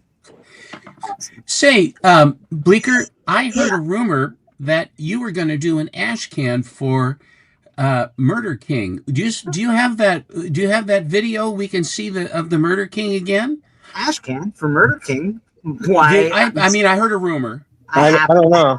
I don't know. I have a video. It's crazy. Let me play this video.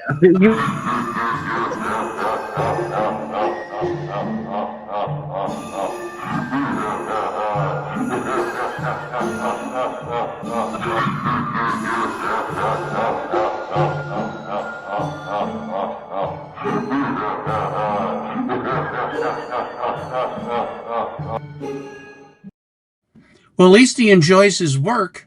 He loves his work. You put that video together pretty quick, just out of nowhere. Out of nowhere. I was like, I just what? asked, and then instant is like magic. Like magic. Yes, there is an ash can coming this week. I think we got to put it together and all that, but it should be by next week. I'm thinking we should have this all done. And 8-page ash can. It looks awesome. The art looks really great. I'm really excited. So yeah. Now there will be different locales that will be doing this. You will have the PDF to produce this for yourself right there in St. Catharines. Is that correct? Yes, sir. Yes, sir. Well, when you go to the shop to have them print that, may I recommend that you use the highest quality paper that you can find because the cost of the paper is going to be beans. If you buy the least expensive paper, then it'll have, unless that's the look you want to go for. But were it me, hello, Uncle Griff. If were it me, I would buy the highest quality paper stock that they have, the heaviest weight, so that it has a nice feel to it. And when you sell it, it makes it feel more gratifying in hand. My thought. I don't disagree, Stephen. I don't disagree. Listen, save yourself some money. Put it all on rolls of paper towels. I keep seeing Murder House. Why do I keep when I'm cleaning? I just keep seeing it. Oh, Marshall. So all these things, yeah, it's all coming to fruition. A cool 8-page ash can of Murder King is happening.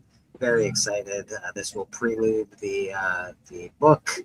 I'm super stoked, man. We've been working hard on this, so very, very excited. If I have a comic book, I know what I would do, and it'd be funny. Whatever new character is supposed to come in, it would probably be a 20 to 30 different cameo arc before that person shows up. Just so I can be, this is the first appearance of X character's foot. This is his big finger. This is this and that. That'd be great. I think they already got the book done.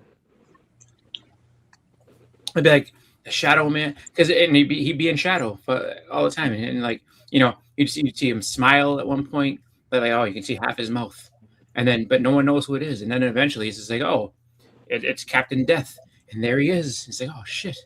Like, what's the first appearance of Captain Death? Like, good luck with that one. We got his big toe. We got his half a smile. We got one of his nostrils. It's pretty wild. I'm definitely going after the big toe cover. I'm going for that. I'm telling you, think about it. Different idea.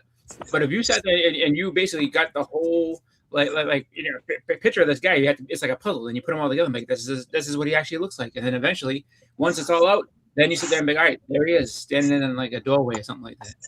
Well, Stephen, you're the big toe of our group, man. I don't care what anybody says, brother. Well, thank you. Hell yeah. I've heard Master Cylinder. I've never heard the big toe. Yeah, man. Yep, you're just like Sergeant Hooker from Stripes. The toe plan. It's a burden. It's a weight that I will gladly shoulder. I love you, man. I love you. Look at the toe I'm going to try to unfreeze myself. I'm going to hop off and hopefully I come back. Right. Good enough. All right. I will say that if you did happen to purchase the Shift project, if you did happen to back that, you do get the first Murder King ad. Right Was that the one that CJ did? Yes, it was. Yeah. I do have that. See? No, that's only if you were outside. If you were the second backer, you didn't get that, but everybody else did. But yes, if you did get that, so you do get the that's the first Murder King ad in print. So, Weebles Comics, how you doing, brother? Good to see you. Beckerman just jumped in. We get to Beckerman. Let me make me small. Beckerman, Brad, fellow Beckerman. There. We're back. Everyone's just yes. I love it. I literally came on for this. I was like, oh man, it's so good. Boston, turn off your camera, dude. Well, actually, it doesn't matter. You're showing, but it's the there Boston it is. Dream, guys. The Council of Boston. Council of It's like a cornucopia of Chris. Now, this one that I have is the first one. There was a kid named Mark, and he apparently put that. He was the first one to do the Avatar thing, and I remember seeing that. I was like, okay, I'll put that. So yeah. I'm everywhere. I would like to usher in this new era of the Council of Chris's. Please read the minutes of the last meeting, Boston. The minutes of We accept that. We accept the findings and put them into the corporate record. All in favor say aye, aye. Here it is. Nay. And we will continue our Nay. feud with the letter R. I feel like I was at Beckerman's camera. He's just itching. He's like, "Oh my god, there's too much Boston. I can't take it."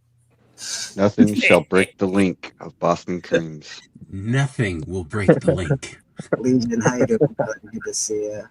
You're not familiar. I hang out. And then Bleakers will be Murder Chris will be the second one. I love that. I love that. What's going on, gang? Hey, Bleak, Steppo, Chris, and Chris. Legion, I hang out there Friday. The whale cake.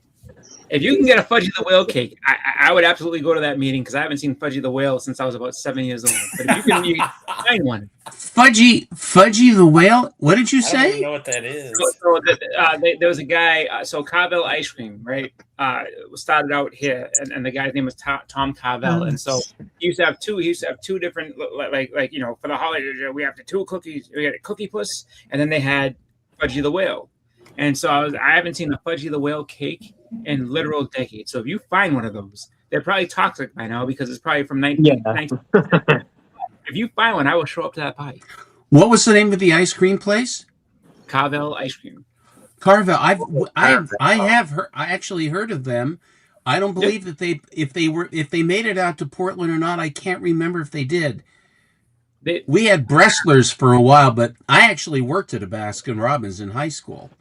Yeah, they were East Coast. I know that much because I think it went down as far as like Virginia, but I do know that Friendly's was bigger than Carvel's, correct? Yeah, Friendly's also Northeast, but yeah, Friendly's made it out bigger than Carvel. You know, the only difference I would say is that the Carvel used to have like commercials, and he used to go out and he used to talk all about it and everything like that. So but there's people that, like Patton Oswald has a big joke about Carvel ice cream cakes, and he's from I guess he's from like Virginia or whatever like that. So he like in his youth he saw that stuff. He's like, you know, Cookie Puss and Fudgy the Whale, and the Beastie Boys made a song about Cookie Puss back. Yeah, I like that. So yeah, that's a good one. When I was serving ice cream, the singles were 15 cents, doubles were 29. You want to cry? I can tell you how much. So yesterday at the Independence Day thing, tickets. So they got ice cream, and you could exchange it for ice cream sundae, where you got pick your ice cream and 3 toppings, and all included, no problem, and everything else. So for your ice cream, which they loaded it up, I told them, I was like, can you only give me like 2 scoops of ice cream? This is too much. And so they did. And for that, M&M's, what was it? Fudge, hot fudge, and whipped cream, $12. That's a long way away from your 15 cents that it used to be, which is unbelievable. Like ice cream is a big racket. I still have my little brown bow tie with white dots on it that I had to wear. We had clip-on white ties, and we had the paper hats. And we were right by Washington Park, right down the hill from Washington Park. And these guys there'll be concerts up there, and these people would all be stoned out of their minds. And then they get the munchies, and then they would come down. We'd have, I don't know, 80, 90 people in a capacity of 50 in our space. And everybody would take a ticket, and then we had to really get on our horses to go through that. But then you'd have some guys say, can I taste this? Can I taste that? I said, look, you get 1 taste, and then we got to go. There are too many people, you know. So I mean, it's that kind of a thing. But man, they were so pie-eyed when they came down. To see whatever. But that's like, I mean, everyone loves ice cream. That just goes back to being a kid. But I tell you right now, like ice cream is a big racket. Like the amount that it's crazy. Like when you think about going out to, if you're just out and like, oh, can I get an ice cream? Yeah, okay. Let me get a kitty cone or whatever for my daughter, and it's like, oh, that'll be $7. Like what? $7 for a kitty cone? $7. Oh, okay. It's more than the cost of the ice cream. It's the insurance and everything else they have to pay now. Yeah. But the other thing too, when I worked there for a couple of years, and that's how I kept money to keep my car going and be in funds to date and things like that. And these guys said, "Don't you ever get tired of ice cream?" I said, "What, are you crazy? Do I get tired of ice cream?" They never really said how much you could have, but I think they lost money on me because I could eat a mess of ice cream. And I would love to take the vanilla, the Baskin Robbins vanilla, which is very good. Not the French vanilla, that's sort of like a custard, but the regular vanilla. And I would fill those hard sugar cones, and I wouldn't put a big scoop on the top. I would just fill the cone and then eat the cone with the ice cream, which is my favorite. I mean, the way I love, I love that. And man, oh man, was that good. English toffee and Tanganilla were two of my favorite, besides Jamocha almond fudge and butter pecan, baseball nut. Those are the ones. But baseball nut. Baseball nut is vanilla with a blackberry swirl with cashews, and it's really good if you like cashews. Never heard of baseball nut. That's new. It's a good. Try it. You'll try it. You like it. So did we ever determine what a group of Boston Chris's is called? A Boston cream. A bevy of beauties.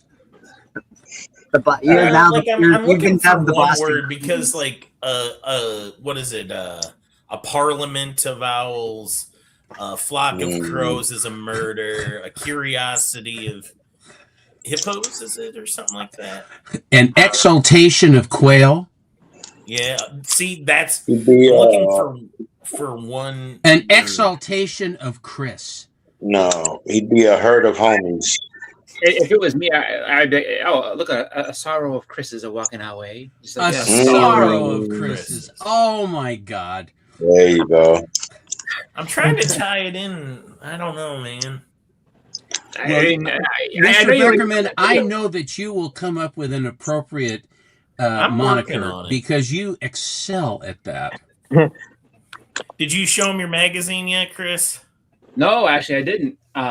So I do have that show. I have it right here. You keep it in the refrigerator? Jim Cornette. Jim Cornette's running a fundraiser for the Crusade for Children in Louisville, Kentucky. And I already owned a copy of his book, latest one. So I ordered one for Chris, but with a special, what do you call it? Not signature, inscription. Yes. Man. Don't eat yellow snow.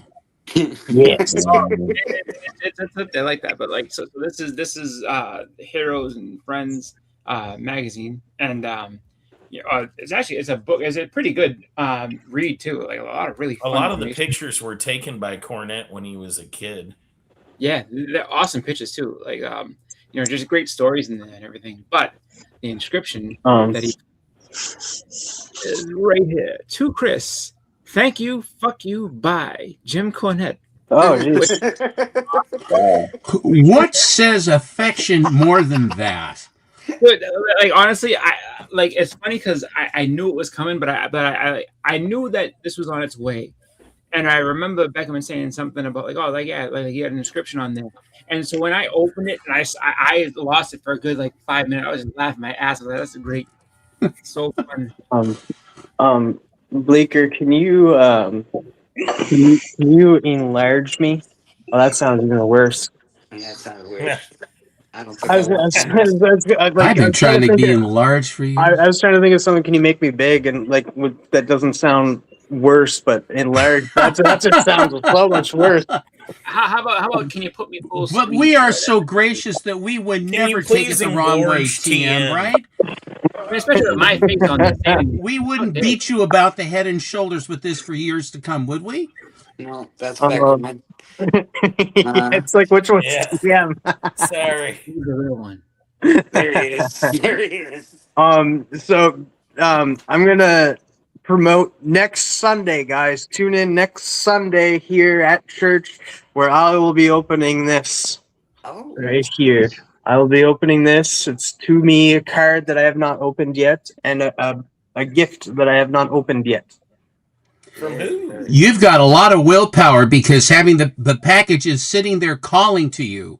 It is. It's rough, and I have to wait until next Sunday to open it up, and I have no idea what's inside of it. But it is from Susie Q and Steppo, so thank you so much to them. It's a birthday gift. My birthday, just like Biggie Shaq's birthday, lands on a Sunday. So next Sunday it lands July 5th. So tune in next Sunday. I'll be here the entire next Sunday, hanging out with you guys. Steven, Sounds who wrapped great. It, though. But look at the handwriting, man. That signature is awesome. Yeah, whoever signed it. Steppo. That's Susie. Always, That's Yeah, Susie. man, beautiful. It's Beautiful. freaking Jason. It sucks. Yeah, it sucks. Beckerman asked me to pick up some socks from Scotty Young, and I did, and they were awesome. He socks. You picked up some socks from him? Yeah, you were surprised last time too, Steppo. He had some super fresh. Socks are surprising. socks. I got them, and they were good. Since I'm in Biggin, I will show some comics, I guess. Very quick. In Biggin, good usage. Caught up doing some things. No worries, no worries. First, Nice. first full appearance of Damian Wayne. Yeah. First appearance of Victor Zaz. He's very zazzy. Zazu. Oh, this is cool too. There's like an ad, or there's like there's an ad for Stars and Stripes issue 0 in this, but it's also the first published writing of Jeff Johns. Boring. You get out of here. I'm kidding. And there we go. My favorite Alex Ross cover. That's your favorite Ross cover. That's cool. Yeah. It's got everybody, but it's got Nice Courtney homage right down in to the front. Some Yep. older books. Yeah. And then the first Star girl, appearance. not star kid. Yeah, first appearance of this is when Courtney Whitmore, the second Star Spangled Kid, goes from the second Star Spangled Kid to Stargirl. Was she called the Star Spangled Kid? Nice. Yeah, she was. She was called the Star I thought she Spangled was Kid. called Stars. No, she was called the Star Spangled Kid. Then that answers our question. First appearance of Paintball. I do have more issues of Stars and Stripes, but I just don't have them on me. They're at Cosmic Comics.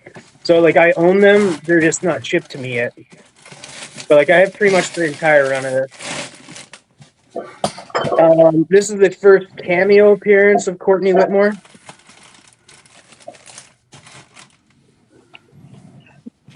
This is the first appearance of Bane. This is another one of Steppo's favorite characters. Absolutely. We got this Green Lantern Classic. 89. Yeah, the Jesus cover. Yeah, that's cool. The crucifixion. Are you people crazy? I have it. He's I trying have to it, but I save don't us know how I all. feel about it. Yeah. You don't know what you're doing in that. It's just, it goes to show you how people will, I'll stop there. Yeah. This is good. I got this from Callie. Let us talk about life and that. It's a very small little pamphlet thing, but it's pretty cool to have. I really like Death. Is that Kevin Nolan artwork? I don't know. Maybe That's cool. rephrase that. Yeah, it's a weird phrase. I really love death. It's good times. I got first appearance of Black Only Lightning once. and Right Tobias on, brother. Right on, brother. I got that one. I don't want to be kissing death at all. I'm gonna live forever. Oh Man, you gotta kiss her when she comes around. You gotta give her a big old smackaroni. First war suit and first Brainiac suit. What is the What is the Is Brainiac? Metal Brainiac twerking or something? Because I was just love gonna it. say that is Robot Brainiac doing a lap dance on Greenhead? Yeah, he What paid is for that? it. Is it He paid twerk? for it though. He paid full price. They don't show the That's why Superman Brainiac has that port, face on. He's not he had a exposed either. Brainiac on Lex Luthor. He's like, what the hell is going on over The there? discharge thing. The first, Don't say discharge. Jim Starlin, whatever. the first Mongol. Good one. Uh, First appearance of Parasite. Nice. There you go. Nice Yeah. poster inside too. Gotta make sure it's there. First appearance of Crazy Jane. Yeah, buddy. Mm-hmm. I I got you. I have got that. those. I have that. Yeah. I I do like too. I like them crazy. With Follow Me Around, Alan.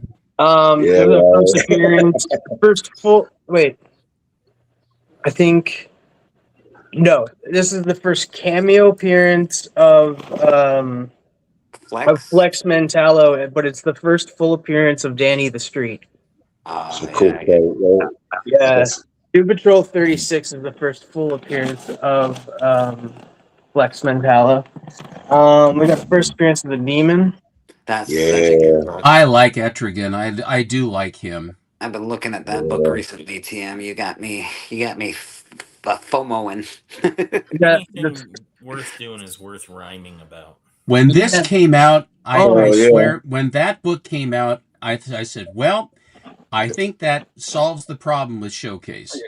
Man, not one but two. Yeah, awesome. Yeah, I got like a reader copy and then a nicer copy. As you can tell, like the green is a little faded on that, and like the green is light. Oh, that's a much nicer copy for sure. Yeah, it's first appearance of Buona Beast, by the way. Oh yeah, man. Let's see what else can I show. I thought the thing about that was I like the shades. You know, he's those shades that he's wearing. Got the I like that TV show was awesome. Yeah, from back in the day as a kid, I like that Flash TV show. Me too. Yeah. When he catches a bad guy in the tornado, he's like, "Ah!" Is that the second print, TM, or is that a first print on that one? I think it might be a second print. With the flap, right? I think the flap is the second print. Yeah, it has the flap.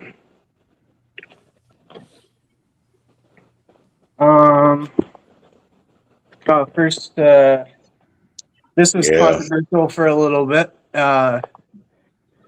Rick Flag? Yeah, this is the first appearance of Rick Flag Sr., not Junior. Are you trying to summon Legion of Comics right now? He was already here. First modern Lobo. I have that. Yeah, sure. Oh, is this the Council of Allens instead of the Council of First We're gonna have Checkmate. to switch our pictures. Hey, I have that. Checkmate's coming, maybe. Checkmate is here we coming. go. It's coming today. Can anybody let me know what this is? It looks like the Legion of Superheroes to me. Well, you'd be wrong. Oh, no, You'd be wrong. Just because the title says it is, it doesn't mean it is. Yeah. No. This is the first cameo appearance of Garfield the Cat in comics. That's right, it is. So You're weird. absolutely right. So And I love weird. that they have Prody 2 taking the picture. Here's one. Hey, For, this one's The tattered medallion. for Bleeker and Biggie Shack because he's a huge Kubert fan. Yeah, That's a beautiful book. It really is a beautiful If only book. somebody here was big into Ragman and didn't. I know. get a I shot. don't know anybody else that really put me onto You son of a Ragman. gun. You're the worst. It's a good story how that absorbs into the cloak and all that stuff. I liked it. Yeah. This is a good one too. First Amanda Waller. They've really changed Ragman, though. I've read the original. I've read the original. Like, what was He it? was kind of a four carny at first. Yeah, What do you- he was. He had like a pawn shop kind of thing going on. Was dad? It was his dad, and then Yeah. then he took over, right? Electrified people. Didn't he electrocute people and stuff too? No, not that I can recall. I don't think he electrocuted people. He just sort of went around fighting. Oh, let me electrocute them, please. I'm pretty sure he just went around fighting crime, like sort of like a Batman, but like without any toys. I'm able. I just bought a book off of Bleeker. Well, it is somewhat. I'm sending them money tomorrow or no, in like a couple of days. But I love the amalgam issues. Yeah. And stuff. So I do collect the amalgams. Yeah. I really like them. So I just got Dark Claw off of Bleeker. Yeah, the amalgam. Bullets and bracelets. I like it. I like those. Yeah, that's more than this, Witches, but Those Witches are and cool. Rags, Batman. But they've really they've made him into more of a he like collects souls and stuff. It's really cool now. Now I saw it was I think it was on Astonishing. I think MT was selling the first 3 Marvel features that said those are the first 3 appearances of whatever it was, the Defenders. Did Defenders 1 come after all of the Marvel feature appearances of the Defenders? I'd have to look up the date, Stephen. I really would, but I would I believe imagine so. the features I are believe usually so. first Yeah. appearances. Yeah. It would make sense if it did. I mean, Yeah. because it's the tryout and then they give the title. Yeah, yeah. Yeah, I do think the Marvel feature came first for the first Defenders. But this seems to be the book that's the one that's now going. Oh yeah, because it has them on the cover, right? And it has the Defenders on the cover and that. So this was because of MT. That's amazing. And he was showing these. Says, I don't know. He says, if you've ever seen this cover, he says, it's one of my favorite Captain Marvel covers. I had never even seen this cover. Great cover. now, I do have I have a question for you, Stefo. You know Superman, right? You're in good terms with him. Well, we're acquainted. Yeah. Acquainted. We're not close, but we're acquainted. Yes. And you know who Bizarro is, right? Like I have some guys that call him Bizarro, and it always would drive. I think they did that to make me upset. His name is Bizarro, like Bizarre. So he says. So anyway, Bizarro is okay. Go ahead. So my question to you is, MT, TM, which one of us is Superman? Which one of us is Bizarro? Which one? Oh, absolutely, you are Superman, and MT is Bizarro. You didn't even have to ask. I'll give you that. That's gold laced right there. A+. TM, who do you think it is? And really dig deep in yourself. I was gonna say I was the Bizarro, but no. MT comes first, so he has to be Bizarre, and then TM comes after because he is super. That's what I say. Oh, I'm super. Thanks for asking. This is one of the best books. I love that Brother Voodoo book, man. It's awesome. And also, when it came out, I thumbed my nose at that too because Doctor Strange went away, and then this Brother Voodoo jackass comes in, right? Jericho Drums, one of the coolest names in the history of comics. This is the one that started him, but this is from the Kickstarter because it has more brains on the cover. And the original ones came with this certificate for because there were only 250 copies of this ever produced of the first. And then when it took off, then they reprinted the hell out of it. But this is the first print of this. I don't know if I've ever seen. I didn't know if you knew that. Yeah, that's the big Kickstarter for Mark Spears. It's everybody wants it. Oh, Steven, look at you go. The Living Mummy? That sounds like a oxymoron. Well, most comics make perfect sense, as you well know. grounded. I have a cover idea that's a complete non sequitur. Okay, we'll go with it. Yeah, they could have called him the Dead Mummy. It would have been just as good. This one is not. There's a yellow cover of this. I mean, a yellow cover one, but this is I think the original. I got this from Doc Kopp. This was one of his that I just thought it was such a beautiful cover.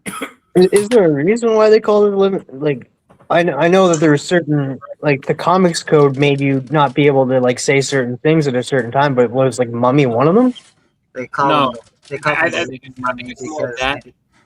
I think it's more the fact that Universal probably would have gave him a hot time. Okay, yeah, that's true.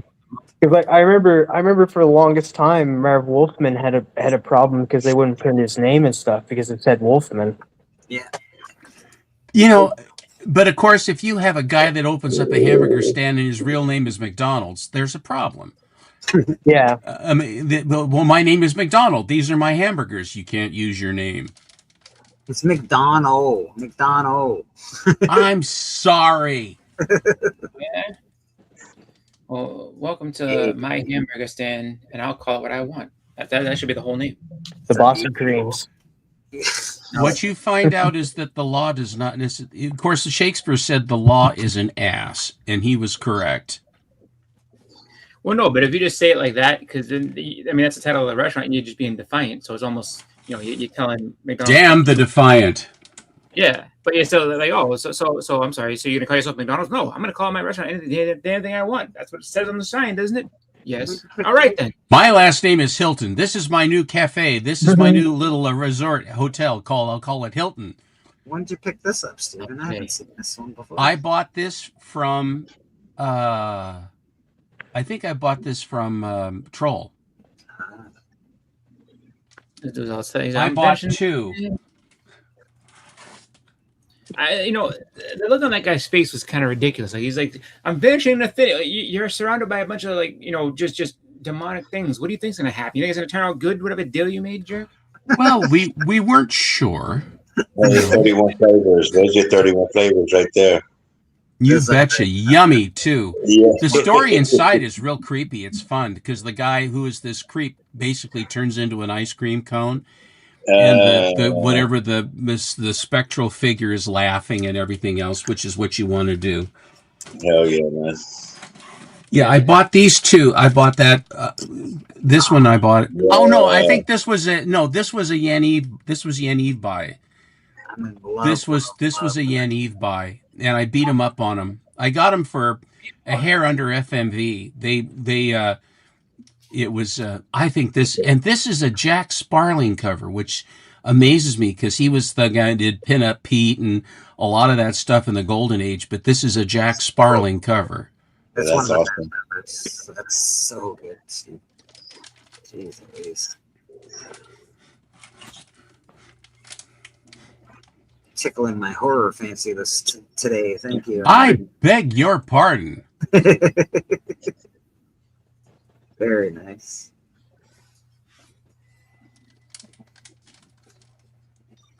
No one I knew bought. I think I bought the boys each one of these things. Shrunken Heads. The Mad Ball or whatever they were. Yeah. Mad Ball. I remember.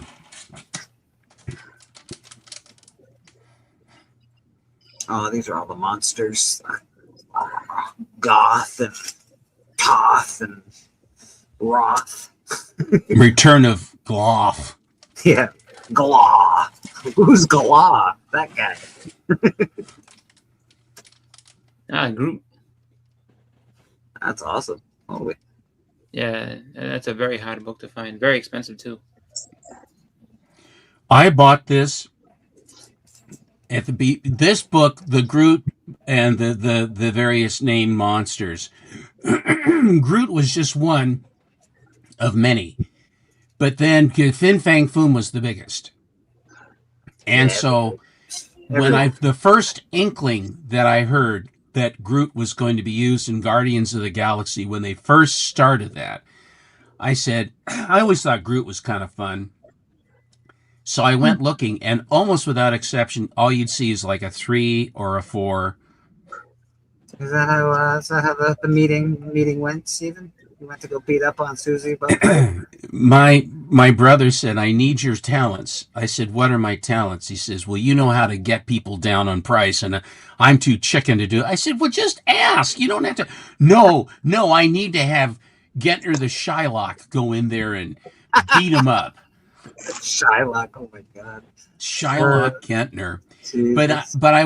But this was up, and the guy that priced it did not price it accurately. It was just, I think it was sort of an afterthought kind of a thing, but I bought it favorably. And then a few months later, then the movie did finally come out. And of course, that changed the whole I really wouldn't have been able to swing it now. You do that a fair bit, Stephen. Like a few months before the movie pops out, Stephen starts looking for some books. Keep an eye on this guy. Got Baby Groot. Look at this print. It's impossible. Nothing can be so huge. Tor can. Quiet. Tor might be anywhere. Well, can you look right? And so Kirby with the hats, Kirby and his hats, Love it. And when in doubt, 2 R's. Kirby you can always tell when it's Kirby's art. It's just very Kirby. Hell yeah. Oh. Yeah. It's big hands, lots of movement. A little square. My friend Chris Simons, who runs I Like Comics, he said, of all the Marvel monsters, Fin Fang Foom is my absolute favorite. I said, why is that? He says, because he's the only monster that wears pants. So the ancient Chinese myth, he wakes up and he has pants on. That's one way to like a character. So if I'm gonna choose a character, he better have pants on. He better put those pants. This is a code book. Put those pants back on. Invincible made a really cool version of Fin Fang Foom, kind of. Yeah. I'm excited, Matt. Good morning, sir. Matt's got a show tonight. That's Stephen. Hello, Big Matt. Yes, we're gonna. Man Cave and I are going to come in. Matt has this called the Superhero Show now, rather than the Superman Show, the Super Show. And the last 3 I've been showing. I very seldom show my Silver Age collection. And so I have been showing my Silver Age books with Matt on his show. So I did the Atom, I did the JLA, and I did Strange Adventures, my runs of those. And tonight I am going to do my Flash run. And which was when I graduated from the Legion of Superheroes and Adventure, I went into Flash. And Flash became my number 1. I mean, big time, my number 1. Love the Flash, love Carmen Infantino, John Broome, Gardner Fox. Just really love the character, love the art, thinking man, well written, affection. I mean, I just love the character. And then when I met him in 1995, when I met Carmen Infantino, I was really tongue-tied to meet him because such a strong affection for the Flash, and I said, I feel so stupid. Everybody must say the same. Oh, I really loved your Flash. I said, but I have to tell you, he said, it means so much to me to meet you for all this that you created, the enjoyment that I had for years and years and years with that. Seriously, who wrote that comment? Your wonderful bride. Your wonderful bride. We'll talk later. A fig leaf, baby. Nice. Too late. It's Craw. I always think when I think of this, I think of the first episode of Get Smart with Maxwell Smart. And the villain was named the Claw. But they had him from the Orient, so he always said Craw. He said, I am the Craw. And then Maxwell Smart says, okay, Craw. No, not Craw. Craw. Yes, Craw. No. And it was a running gag through the whole show. Cracked my father up completely. Who's the cover artist on that one, Steppo? What's that?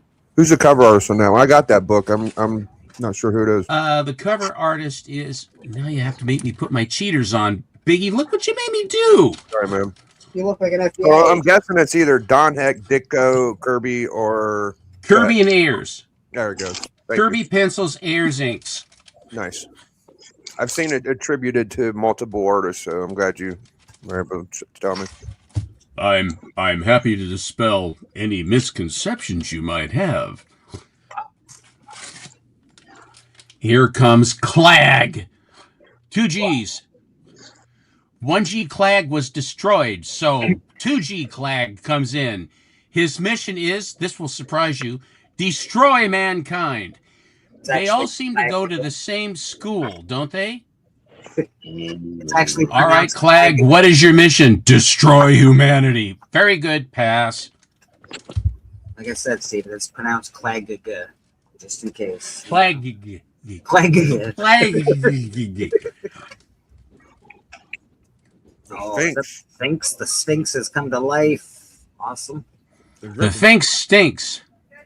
Well, he's got the feet thing, right? You know, not great. When wakes the Sphinx? If thee be man. Well, you remember how you're talking about the craw? The thing I think of with that book is the Unhumans, like it was before the Inhumans. Yeah. See, you can win a miniature dog in this one. You can win a miniature monkey as well. And they would send these live animals through the mail, and parakeets too. I'm sure your parents would be very happy to receive a live monkey. Daddy, look what I ordered on the comic book. You What what? I got, Dad. Hey. What was a nice comic? You know, this cover, the monster looks so cartoony, goofy looky to me. Doesn't he? Isn't it kind of like, really? Who did this one? Starlin. I'm guessing. Starlin. Mm-hmm. The Booger Man. That's what I like to say. Gamora. Oh. Gamora. Oh. Colossus lives again. You'd get one or two shots with these monsters, and that'd be about it. Damn, he must have had to lose some weight before he joined X-Men.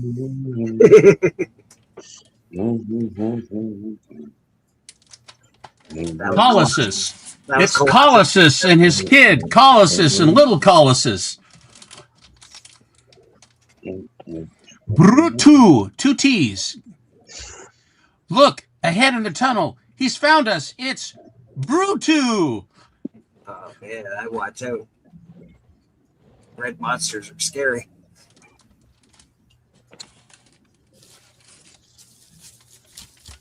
It turns him into a beehive. See, we could have had Bee-Man, and then this would be the first appearance of Bee-Man. But it isn't. It's Ant-Man, and it's not Ant-Man. The first one is a story of a guy that goes into an anthill and runs for his life. There's no history. There's no superpowers. There's no motivation. There's no inkling of anything at all. And they retcon. It's the first appearance of Henry Pym, but it ain't the first appearance of the Ant-Man. That's 35. You can take that to the bank. I don't care what they say. No Pym particles. There's none of that. And yes. And yes. Take a good long look at him. This may be the last time you'll ever see the man in the beehive. No, not in there. You mustn't take me in there. Oh. Steppos, you know that whenever Ant-Man first shrunk himself, it was just like the Atom, and they shrunk a chair first. I believe they shrunk a chair in both of them. I think there's some. Well, I think the Atom came first, though. Yeah, it did. Like DC for everything that Marvel did. DC was first. Everything is derivative in Marvel, isn't it? The house Okay, of I'm other glad you're going with people's me on ideas. Well, Kirby could tell a story twice if he wants, but that ain't Kirby. Just twice? Yeah. But there's something about older writing as well, where like they often will put in something like, "Oh, they went into the wardrobe, but but they didn't lock it because you never leave a wardrobe locked. Just it's sort of tested on a chair first because you don't want to test things on yourself first. There's sort of a thing." He who made a creature, if thee be man. This is not so much a monster as more kind of a creepy one. I always think it's like the Crimson Bands of the Sidorak or something in here. Come back, Matthews. None can escape me. The creature in the ruby is coming after me. How fast can a ruby go? He wants to make me like the rest of you, but I won't let him. I won't let him. I think they did the same shit in Honey, I Shrunk the Kid, Bleak. So I got to see that trope 3 times after I saw Adam. Yeah. And like, okay, I got to test it on something else first. Oh, this one's one of my And favorite. here's the abdominal snowman. Yeah. Stone man, I should say. Just gray. Just gray. They're coming from the depths of the earth. There's no place left to run. We're doomed. Everybody in these comics, all of these comics, were doomed. We're doomed every month. Oh, the stoned man will get you. You know That's those what I got. Steven, awesome as always, showing some of the best comments on YouTube. You can see him tonight with Matt as he shows off another. Oh boy. It'll be World's Finest for me, though. World's Finest was the very first title that I got for the Golden Age. I bought that I bought my set in 1988 for World's Finest, and that's what I'm showing tonight. And then with Alan, the Richard Evans of Bedrock City Comics got in a original owner collection of Flash, and that is pretty much my entire Silver Age Flash collection is from an original owner collection that came into his store there in Houston. Brad, this is awesome, by the way. So good. See, he can afford red, Bleeker. We'll get there. We'll get there. Awesome. Yeah, Steppo, some really good stuff. Very, very, very good stuff from Steppo. Well, it's always fun to see Doc and Steppo or Alan to get together. And I remember first time I saw Steppo on a stream, I made it a goal to make sure that Steppo and Doc met because I knew those two would be a dynamic duo and have some great conversations. And I can't stand the man. Same with Alan. I know you love him. Every time I start to get close to winning, I get close to winning, and then he'll say, "Did I show you this Suspense 3? Did I show you this Marvel Comics #1?" It's not about winning, Steven. It's not, it's just about cool comics. Here's my here it is. And what's his son's name again? Jonah. Jonah, wheel the gold over here, will you? Wheel it over. And Jonah knows the damn book sparing Step or Doc. He'll be like, "Oh, this one and that one," and it wasn't that way a couple years ago. Like Jonah's surpassed him somehow. I don't know how, but Can you go get all my 9/8 Dave Stevens covers, please? Oh, the entire I have them all. They're all 9. No, not those. The variant Dave Stevens, the ones that no one has. Yeah, those 9/8s. Bring those over. 9/8. I just got this. I haven't seen Doc in a while. He's probably got some wild shit. I don't know what he's doing tonight, but I know of a couple books he was getting, so we'll see what happens. Well, I am going to do World's Finest, and I have a real soft spot for that because, if you've heard this too, 1960, I'm in the basement of my grandparents' house, and I found the cover to World's Finest 6. And that was all there was the cardboard cover. My grandmother had just yanked it. My dad had the book, and Grandma just yanked the cover off and tossed the book back in probably in the 1950s sometime. And she used it as a divider for some of her art project stuff that she did. And the minute I saw that, even in 1960, I knew, I was in love with comics already. And I looked all over that basement looking for the book and never found it. And then in 1988, I finally had a chance because I had all of them. I had 1 through 25. You got 24. Is 24 the one where the guy is taking money bets to fight a boxer and Superman and Batman in the row? Something like that. I think so. Yeah, yes, sir. I love that one, dude. I didn't love enough to keep it, but yeah, that's a gorgeous book. Go ahead. I'm sorry. I was wondering if you had it, and you said 1 through 25, and I was like, shit, he does got it. Oh, there's the piece that was drawn for Steppo. So this is a Steppo right here. It's a Jack Burnley cover, I think, and the guy's like, "Oh shit, I'm going to fight Batman and Superman." It was like win $100.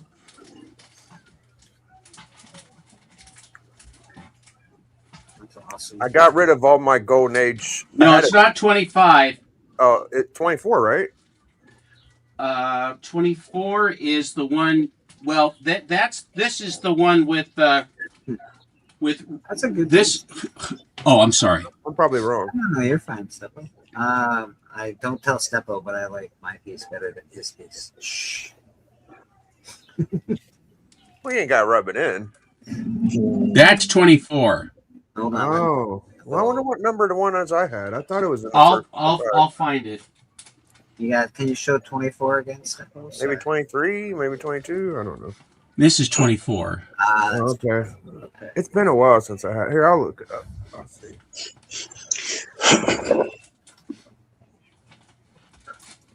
Yeah.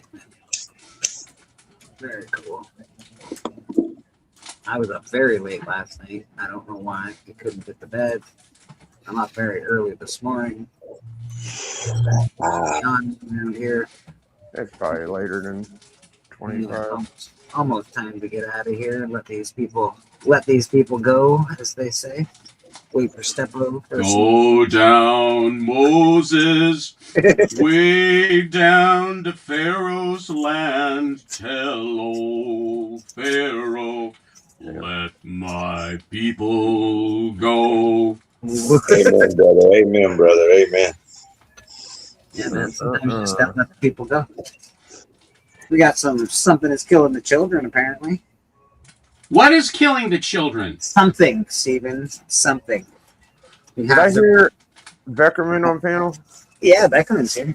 Yo, Beckerman, what do you think about Sami Zayn winning the world title? Sorry, I was muted. Dude, I was actually really into it because I didn't see it coming. And we watched it live, and we only tuned in for that match because we forgot it was on because of the being in Riyadh, you know, the time difference. That's cool. Yeah, great. Yeah, it just kind of happened, and I didn't even know it was coming or anything. I And the wake people up. there were so into it because, you know, Sammy is half Syrian. Yeah, that's what they say. You know, They're big fans. They spend the money too. Yeah. I mean, you look at the kid, you wouldn't know it though. You'd be like, I need a better copy of this one, but this is my copy of this. But I do have for Spider-Ham. Awesome. nice. I need one of those. Yeah, mine's a pretty beat up copy, and I'm looking at it and it's pretty rough. But it's still cool. It's still cool, man. Well, Steppo, it might have been after 25. I can't seem to nail it down. I got it on my Instagram. I'll send you a picture later. Okie doke. Big fan of the Nam books. Nom, if you will. Mm-hmm. I like. Are you sure it wasn't a Superman cover than World's Finest? No, you're probably right. It was World's Finest. Yeah, it was. I know it's in the 20s. I'm just going to go down the 20s and find it. Nah, man. The draw, man. Yeah, that's cool. That's just awesome, that cover. Yeah. I love Michael. the Nom run. I think it's a really cool run. I like more books when I was a kid. When I was young. Mike Golden, Mike Golden covers. Yeah, he kills it. Yeah. I used to watch all the like black and white war movies on Saturday afternoons and stuff. And I don't know why. I was obsessed with World War II growing up. Yep. But these non-books, they're Nam, however you want to pronounce it. It's they're cool. Yeah. I have like a big chunk of them. I kept 1 to 10 in my personal collection. So just like, yeah, we'll just keep 1 to 10 here.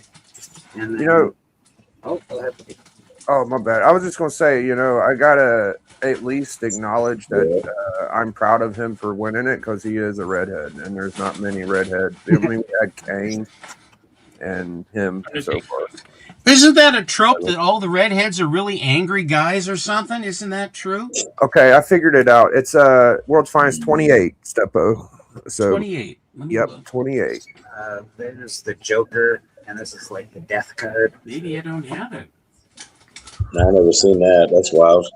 Yeah, this is like a cool variant. They were doing the death cards for, or like all the tarot cards for the Joker run for a little bit. Oh, that's cool. Yeah, I didn't see those. This is a crazy, weird crow. I'm missing 27 and 28. I'm missing both 27 and 28, Biggie. Okay. Well, Steven, that's unacceptable. I know. Stay up with fast.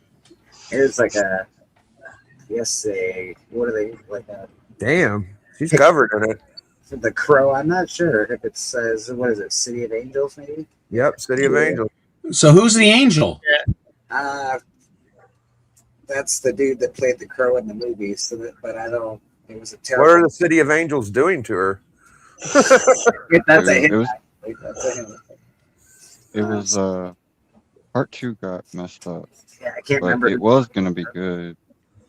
Yeah. The Tunnel Rat. It's my last non-book.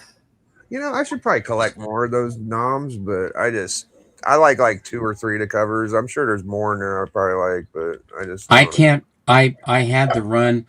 I was too close to the nom and lived through it to enjoy the thing. And I knew a guy that was a tunnel rat, and he was very, very messed up fella.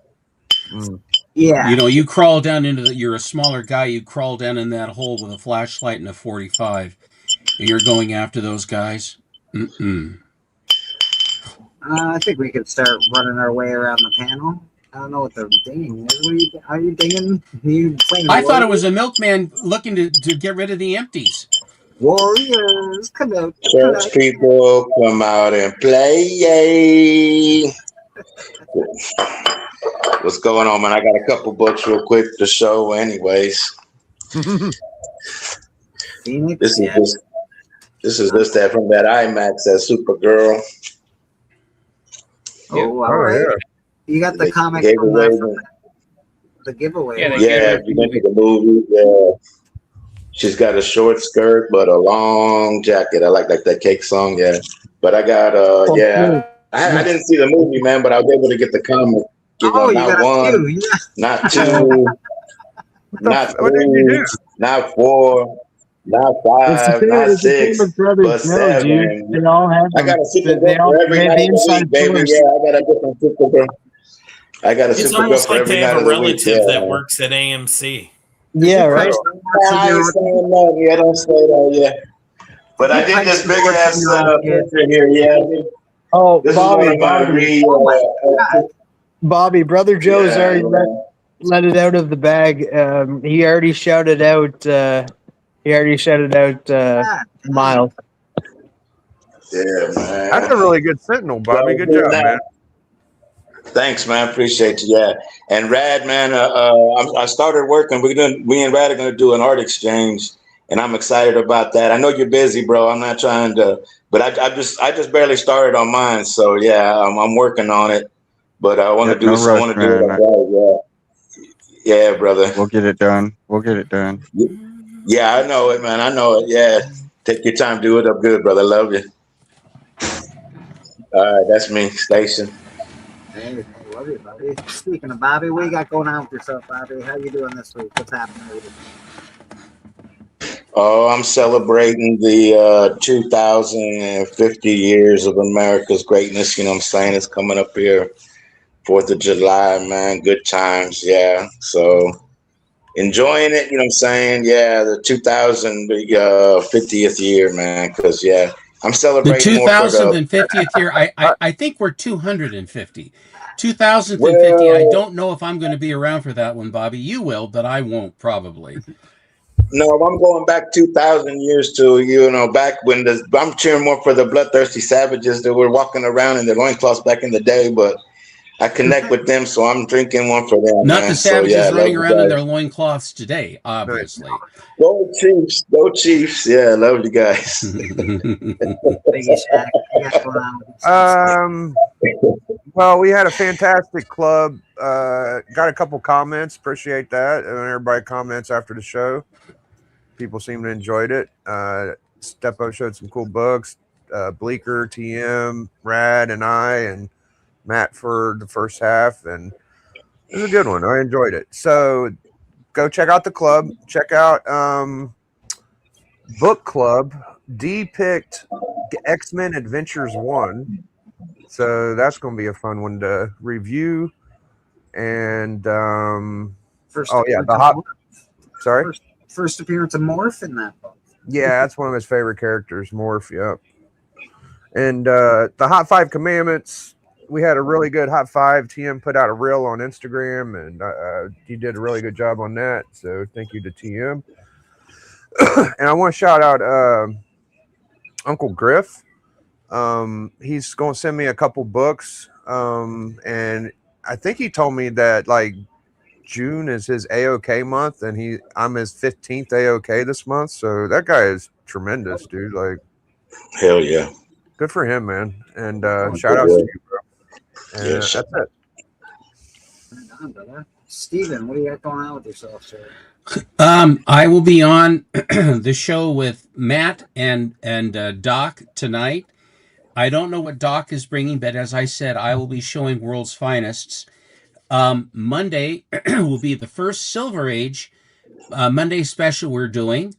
And as I mentioned before, I will be showing my Flash collection.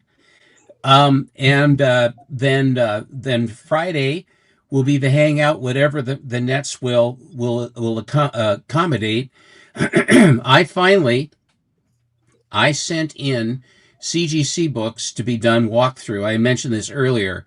Mm-hmm. And they basically parked the books and just let them sit until MT called and squawked, because you pay for the service and then you don't get it. You get service, but not the servicing you want. Yeah. Fully barbed and feathered. And so what they did was they processed the books. I got a 6.5 off-white pages on this Blue Beetle, which is a very, very high grade for that book, Fox Features book. And so you pay a lot of money to have it shipped. They sent it on Monday, and as of last night, it was in Cuervo, New Mexico. Oh, Jesus. 93 degrees at 8 o'clock at night here. So it was in the middle of the morning, is 93 degrees.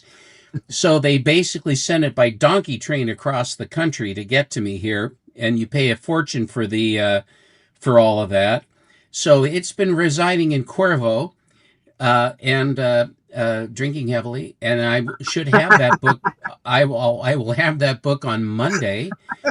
And then I will then be in a position then to complete my long holding out trade with Yaniv. And poor Yaniv lost his brother-in-law.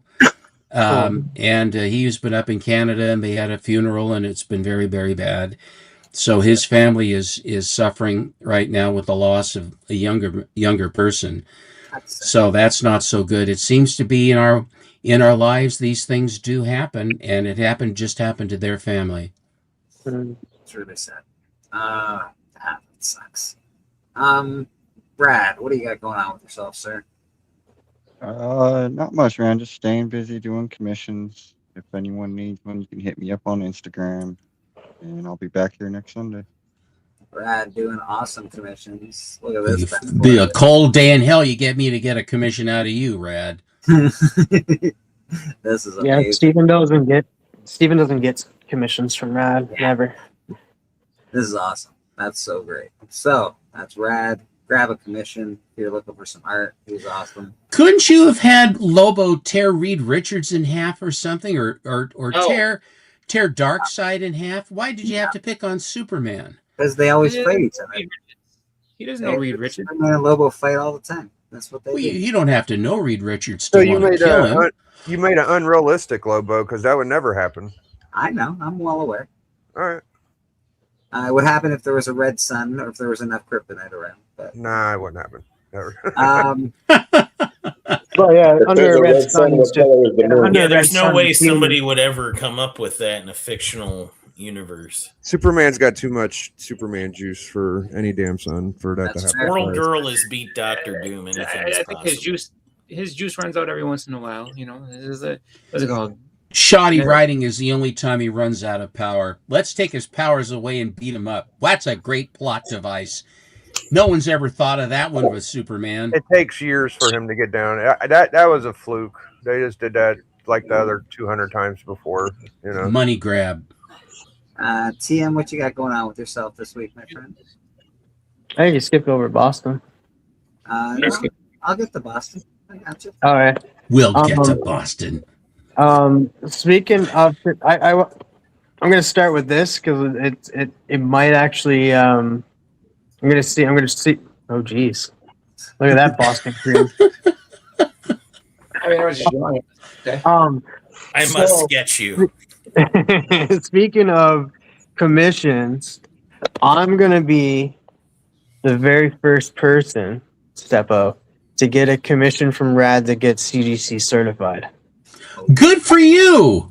Are you getting Animal Man? No, sadly no. He's gonna get the Flash cover and stuff. I'm not telling him what it is. I'm gonna pay him for it before I tell him. I'm gonna send him the money and do it. But yeah, it's gonna be. I was hoping that you'd be like, no, you're not. I'm gonna do it, and then Damn, you're really poking a Steppo. You're getting fucking Flash too. What the hell, man? Don't tug on Superman's cape, TM. Yeah. Don't spit into the wind. I'm trying to see if Steppo would be like, oh no, you're not going to be the first one, and No, go. I After want it. you to be. I think that's a great thing. The feather in your cap. I think it's great you're doing it. Yeah, the reason why the Flash is just because of what's available for blank covers and that the showcase for facsimiles coming out soon, and they'll have a blank cover for it. So, or if you can't get that, we'll figure out something else and stuff. I'm gonna get it no matter what, but I have an idea for the Flash. But if we can't get that one, we'll figure something else out. But I have an idea, and it has to do with one of my favorite villains of the Flash. You know, saying that out loud with Beckerman so close to earshot, I have a feeling you have to go with Plan B on this one. No, I'm gonna let the first on the census be for the senseless. Okay. Something. Oh, I just figured, you know, seeing as how, you know, you always like to kind of be in there first. I just remind people that, you know. No. I'm gonna let TM have this. It'll take the sting off of Murder King. It's like it's his birthday gift to me, and that just like how I graciously said, hey, I'll step aside because this is what you really want. Because I said, what was it for Christmas? I think it was for Christmas. Remember how that happened, but I really painted you into a corner. Yeah, I was for Christmas. He wanted to be the first backer, so I have to agree to that. That's what he wanted for Christmas, so I have to step back and let him be the first backer of Murder King. So Christmas present. yeah, so sadly, I will Selfless. Be the Selfless act. You're a good egg, Timothy. But other than that, Hot 5 Commandments, like Biggie said, I'll also be over on Sector 2815's channel on Wednesday for Guess That Key. I'm available that night, and I hit him up like months ago, and I said, hey, I'm available on this night. Make sure I will come back if I can on that day and stuff, because I'm off that night. Who is this? Yeah, he said, who are you? He's just like, new number, who dis? Who dis, man? Yeah. So I'll be over there. It's a fun time over there. I'll be going to see Supergirl tomorrow. I'm very much looking forward to hearing. I've said I'm very much looking forward to hearing your take on it. It's fine. Yeah, I mean, it was a fun movie. I'll say this much. I mean, I think that He-Man was better, but it was still a good fun movie. Like, I mean, it's just you know, if you're looking for something that is, you know, DC related, it was not a bad time. Is He-Man still in the theaters, or is it drifting out? I think he's out now. Just coming out anyway, because they're definitely. That's a pretty low standard for a It's movie still to make you going happy. here. If it's if you want something DC, of course it's DC related. Like what? Don't mind me. Don't bring up facts and logic here. Who do you think you are, man? If you're looking for a movie that's DC related, you'll be happy. Beckerman, what do you got going on with yourself? Napping and Well, as the co-chair of the Bluster of Chris's, the Bluster of Chris. There it is. It's nice. That's nice. That's got a good ring to it. Yeah. Yeah. I'm really proud of it. Y'all been working on your Kumite of the channels since I've been gone, or? No. The Kumite. I'll try to incite violence at some point here. I'm sure. Now that we have a Only if Van Damme is dancing. Did you see that Nate did that for Hall? Yeah, he has the Van Damme Damme dance where he shows that absolute cringy dance that he. Yeah. Oh, Yeah, that was God, incredible. it's I so- feel like that wasn't in the script, and Van Damme just started doing it. And they're like, No, he was his and they character even was put drunk. I beautiful remember- women around him, and it made no difference. Yeah. It was so cringe. Oh, God. You know, Van Damme was in Have him Breaking, get too. beat up quicker, please. Stop Oh, well, dancing. his character wasn't was Van drunk, Damme in and then he somebody's stopped out music with the video clap, and then- too? Before he Yeah. was famous. Still think Van Damme could take Seagal.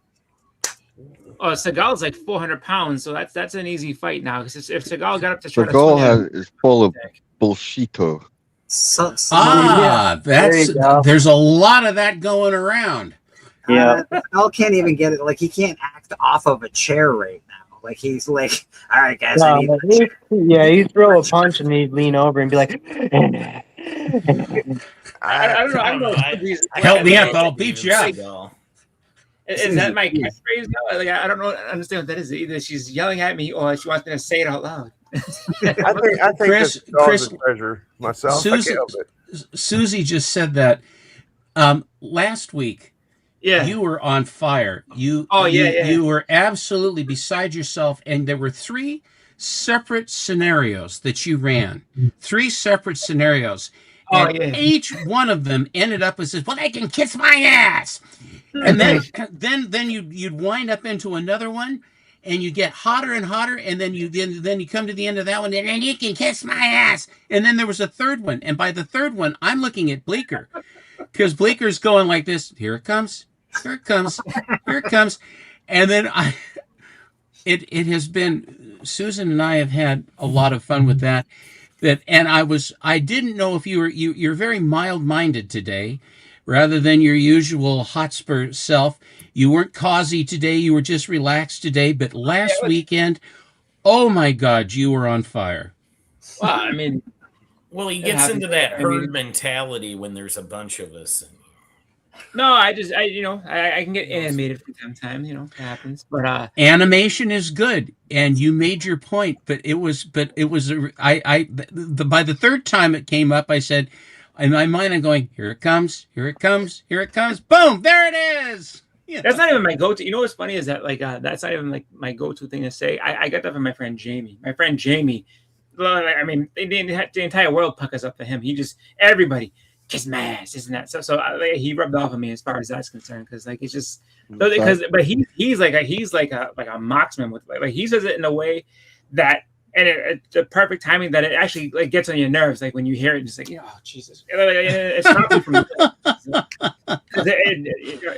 He's like perfect with it. I just kind of throw it out there here and there, but like he actually.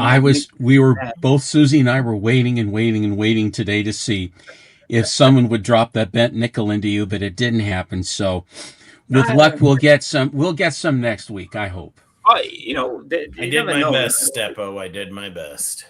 You really did. I thought the now again. What did you say that it was a bluster a bluster of Chris. A bluster of Chris. That is perfect. Yeah, no, I gotta figure me out how to put that logo on my thing. I need to do that. I have a dream where we just have a 10 panel of Boston Chris. Boston Chris. And what are we talking about here? Count on Legion of Comics to understand the assignment, because he shows up and he's like, "Oh, hi, Steppo, Bleecker, so and so, Chris, and Chris." Yeah, no, it's very good. Very, very good. Very good. Myself, you can catch me here every Sunday, Comic Book Church. If you want on the panel, just ask. Pretty easy. I'll send a link to your Instagram. We're pretty easy going over here until we're not. As well, we've got an ash can that will be out within the next week and a half. So that will be coming, and it's awesome. The cover looks great. The insides look amazing. So really, really excited about that. Yeah, man, just doing comic stuff because we like comic books. Check out the Instagram. Been posting a lot of my books lately because I don't post enough comic books on Instagram, and I feel like I want to post more comics because Boston Chris inspired me to post more comic books. So I'm posting more. Yeah, comic posting a bunch of stuff. I post a bunch of comic books every day. I'm just like, God, I should post more comic books. Chris, Yeah. how come you don't inspire me? Usually you just incite me. I don't know, man. I have a Hey, feeling that whichever works, inspire or incite. If it's the end product. If we get from A to B, that's all that matters, right? That's it. Yeah. I mean, do I- want to say that it was almost, instead of a bluster of Chris's, it was almost an interruption of Chris's. But I decided Ooh, I like the interruption. bluster. I was almost thinking it would be a cluster of Chris, but that See, I was think just that's already a thing. I think a cluster of I like a bluster. I like a snails bluster. or- It sounds really good. Yeah. Bluster of Chris is very good. Very apt. Yeah. It's a very good description. Yeah, my Anyway, part of inspiration over others, it's still working on that one because I either inspire people to do great things or terrible things, I guess. Can Or anybody maybe- guess, can I anybody think you guess might- what clip we're gonna watch when we leave? Can anyone guess? Steven, I know you. What do you think? What clip are we gonna watch when we leave today? I have no idea. Murder King. Murder King. All right, boys and girls. Have a great day, guys. Thanks so much. We Bye, appreciate it. everybody. Thanks, man.